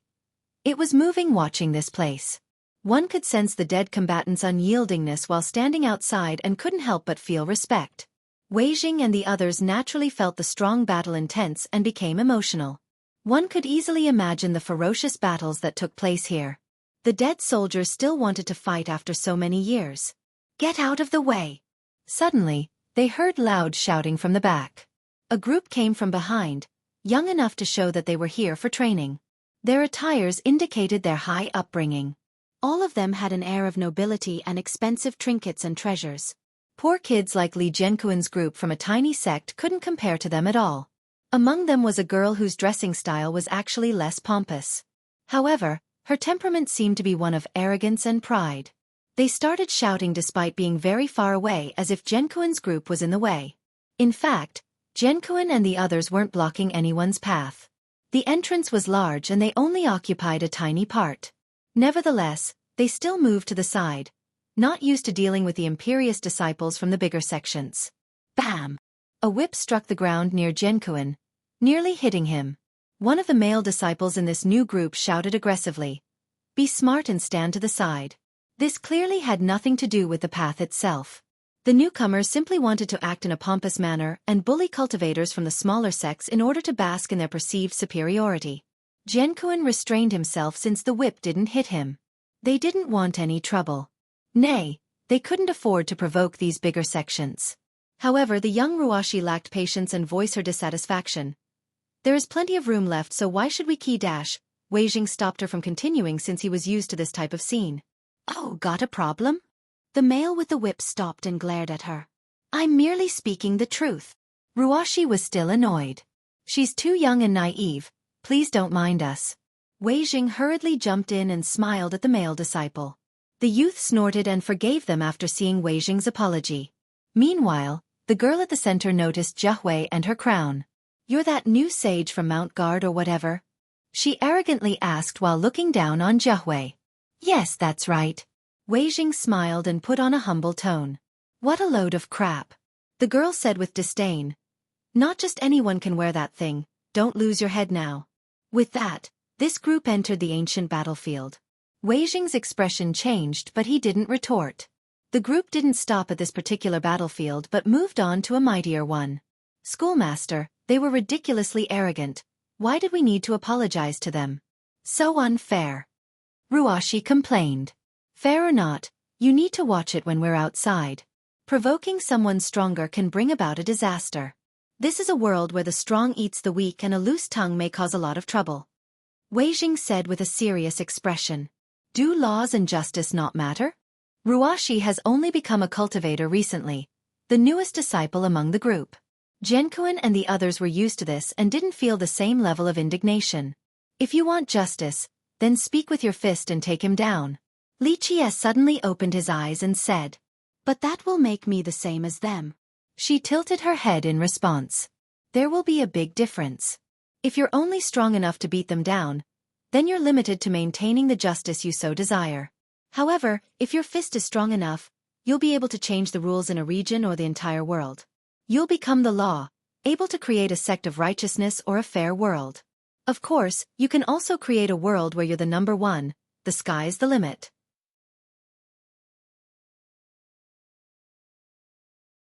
Remember, laws and orders require strength and force to maintain. If you want justice, then make yourself stronger first. Xie elaborated. The group was moved.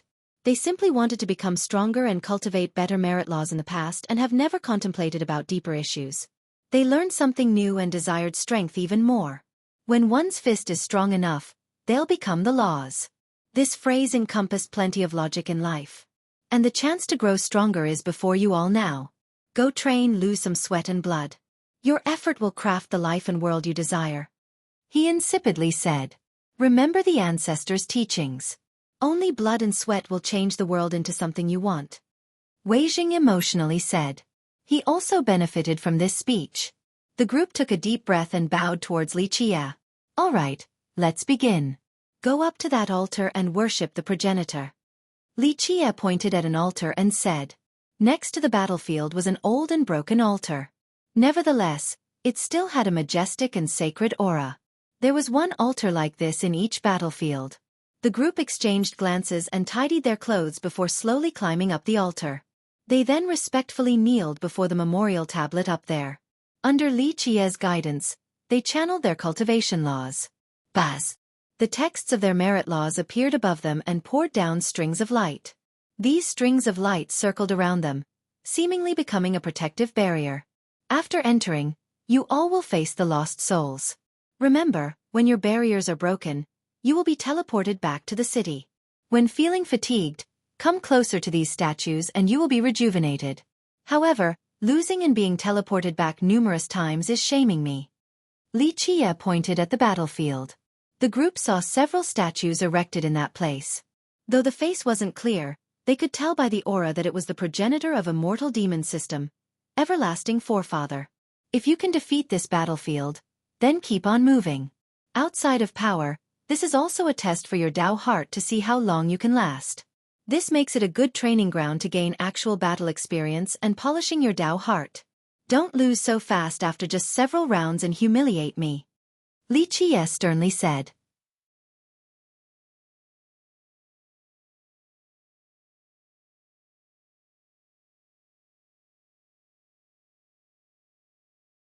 Chapter 2744.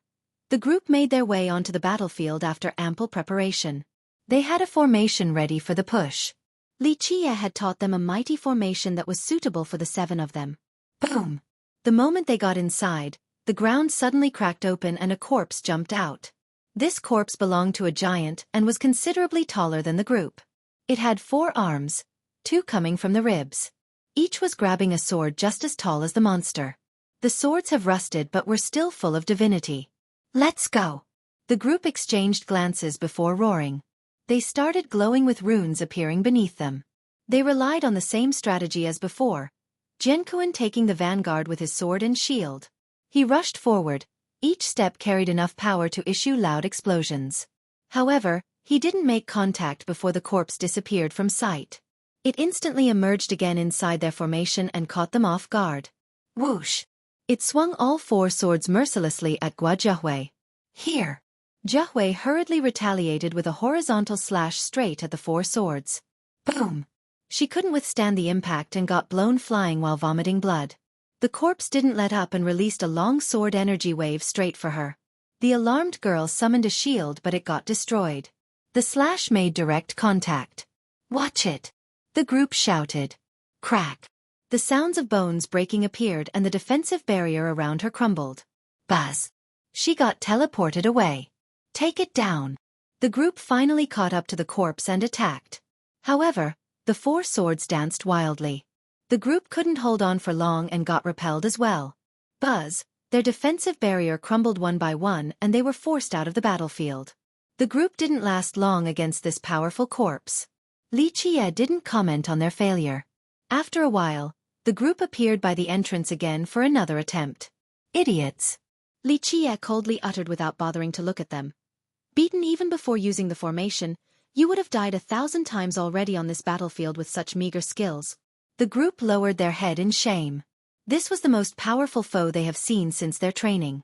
Alas, they were actually underestimating the enemy. A while ago, certain trials took them down but they always came back victoriously. Thus, they became complacent and overconfident in their skills and teamwork. Unfortunately, they couldn't even utilize their formation this time around before being defeated.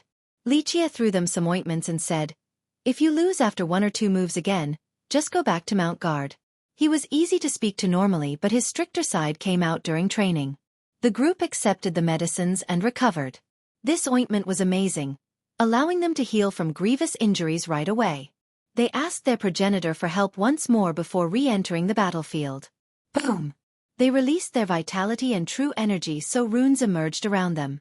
The formation beneath their feet appeared once more with loud rumbling resembling the opening of a treasure grove. They became shrouded in bright lights. Though no visual phenomena appeared from this manifestation of power, it looked like they had a power source in their chest. One could sense the majestic power from the formation already even before an attack. They stuck to the right positions and the radius of the formation turned into an endless source of power. The name of this supreme formation taught by Li Qie was 7 Stars Hidden Formation. He created it himself. The group tried their best to learn it along the way and became quite proficient at it. They were no longer in a hurry and preferred to be prudent as they pushed closer towards the 4-armed corpse. Clank! The corpse chaotically slashed at the group, resulting in powerful sword waves.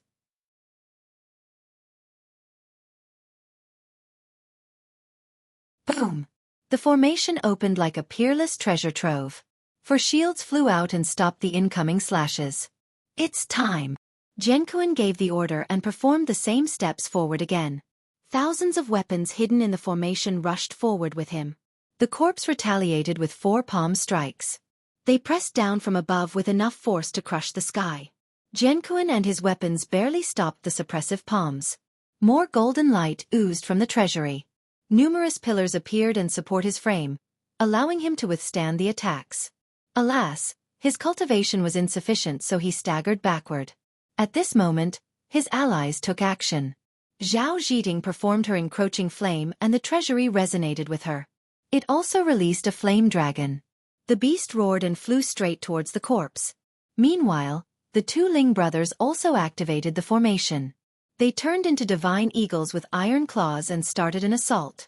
Wang Xiahong tapped into the treasury and unleashed a flurry of stars. As for Ruashi, she gained the power of a dragon and began distracting the corpse. Jiahui joined in with lightning speed. The treasury turned her into the sharpest spear thrust straight at the corpse's chest. This move was impressive enough because the formation granted her both sharpness and plentiful grand Dao power. The spear penetrated the corpse's hands and reached its chest. Alas, it still managed to prevent any real damage by parrying with 2 swords. The corpse became crazy and activated a sword formation above its head. A rain of swords started descending. The group roared and utilized their own formation to the limit. It built a divine wall to stop the wave of swords. The great formation allowed them to use powers far above their current cultivation. Most importantly, it was versatile enough to deal with any situation, switching from offense to defense in the blink of an eye.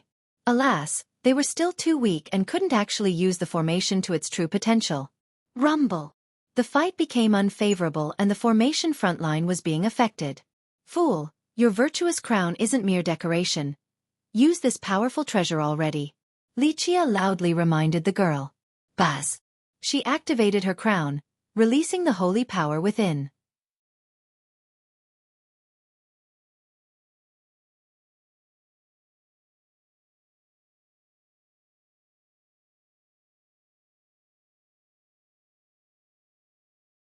Chapter 2745. The activation of the crown allowed Jiahui to launch an offensive wave on the corpse. Unfortunately, the group was still at a disadvantage. Their formation was chaotic now. Re-establishing the formation lines and assuming various responsibilities weren't that easy. Their struggle only served to buy time. Defeat seemed inevitable. Their cultivation was far inferior compared to the four-armed corps. They relied on the formation and their teamwork to barely hold on. With the formation in disarray, they have lost half of their advantages, so it was impressive that they were still in the fight. This was due to the teamwork gained from the previous training. Fools, retreat to the progenitor's statue. Come up with a plan, then try again. The struggling seven started retreating while repelling the corpse. They finally made it to the closest statue. The supreme runes on top of their heads started buzzing and resonating with the statue. The statue sent out a supreme light with an untouchable might. The corpse didn't dare to get close and could only stare at the seven. If they dared to take half a step away from the statue, it would start the ferocious offense again. Try your best now, your lives are in your hands. Li Qie told the group as they were trying to come up with a new strategy. Let's go. He then told Wei Jing. Wei Jing didn't dare to disobey and started pushing the wheelchair away. They didn't get far before he looked back at the group. Ancestor, I think this might be dangerous. Wei Jing couldn't help but worry since this was the group's first time away from home and acting without supervision. After all, Li Qie might have thrown them into dangerous locations before, but he was still there. This was no longer the case now. Unfortunately, Li Qie didn't answer him and assumed his hibernating state. The seven were afraid after Li Qie left. His presence gave them courage and confidence in the past. After all, their ancestor could handle the sky falling down. Now they were all alone. What should we do? The relatively young Wang Xiahong felt his scalp tingling. It's time for us to take care of ourselves. Xueqi said. The young noble can't watch over us forever. She had the most unyielding Dao heart out of the group. Junior sister is right. Let's take this slow.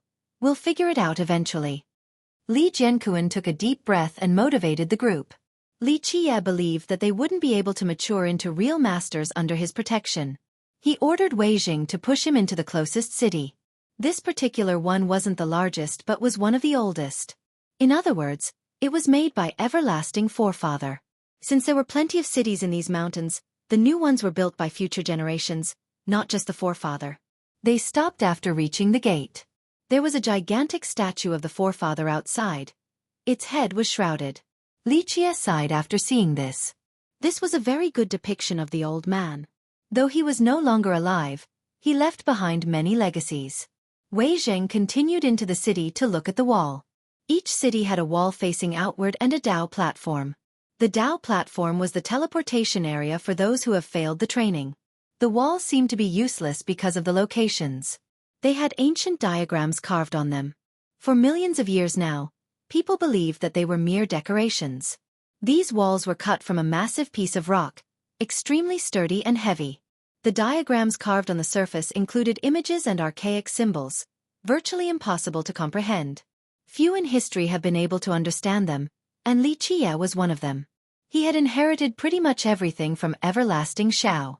No one else understood the old man more than him due to the time they spent together. Wei Jing pushed him before these diagrams. He still didn't open his eyes to look at them.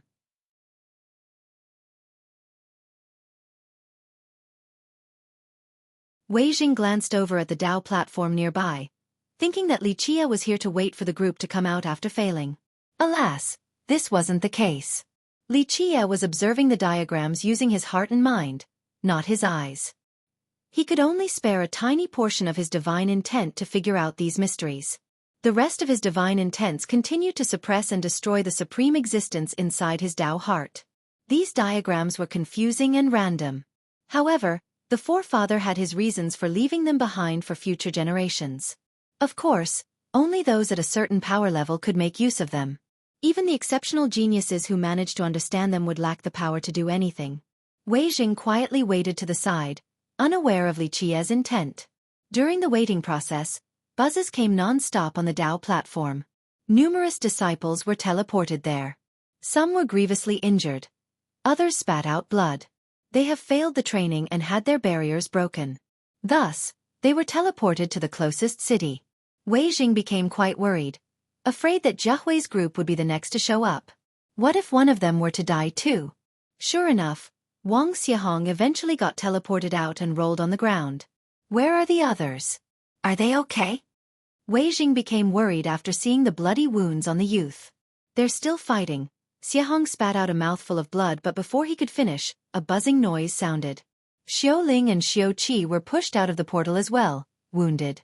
Next came Li Zhenkuan and Zhao Zhiting, also injured. Finally, Guo Jiahui and Ruoshi were forced out. Jiahui was especially injured with gruesome wounds, her bones broken in several places. She still didn't let out a single groan. They clearly got defeated by the corpse once more. After seeing Li Qie sitting there, they looked quite embarrassed and were waiting to be scolded. Fortunately, Li Qie was still sleeping. The 7 used more ointments and healed quickly. This ointment from Li Qie was insanely effective. Let's go again, Jiahui said, and the group left for the battlefield. A while later, all 7 returned here with injuries. Another failed attempt. This didn't hinder their spirit. Their morale was actually boosted because the time it took for them to be sent back increased after each attempt. It meant that they were gradually improving their strategy. Wei Jing heaved a sigh of relief after seeing the obvious improvements. Their effort and pain weren't for naught. You're tuning in to the Xueqi's Martial Arts Saga YouTube channel. Don't forget to subscribe and join us on this journey to catch the most captivating stories.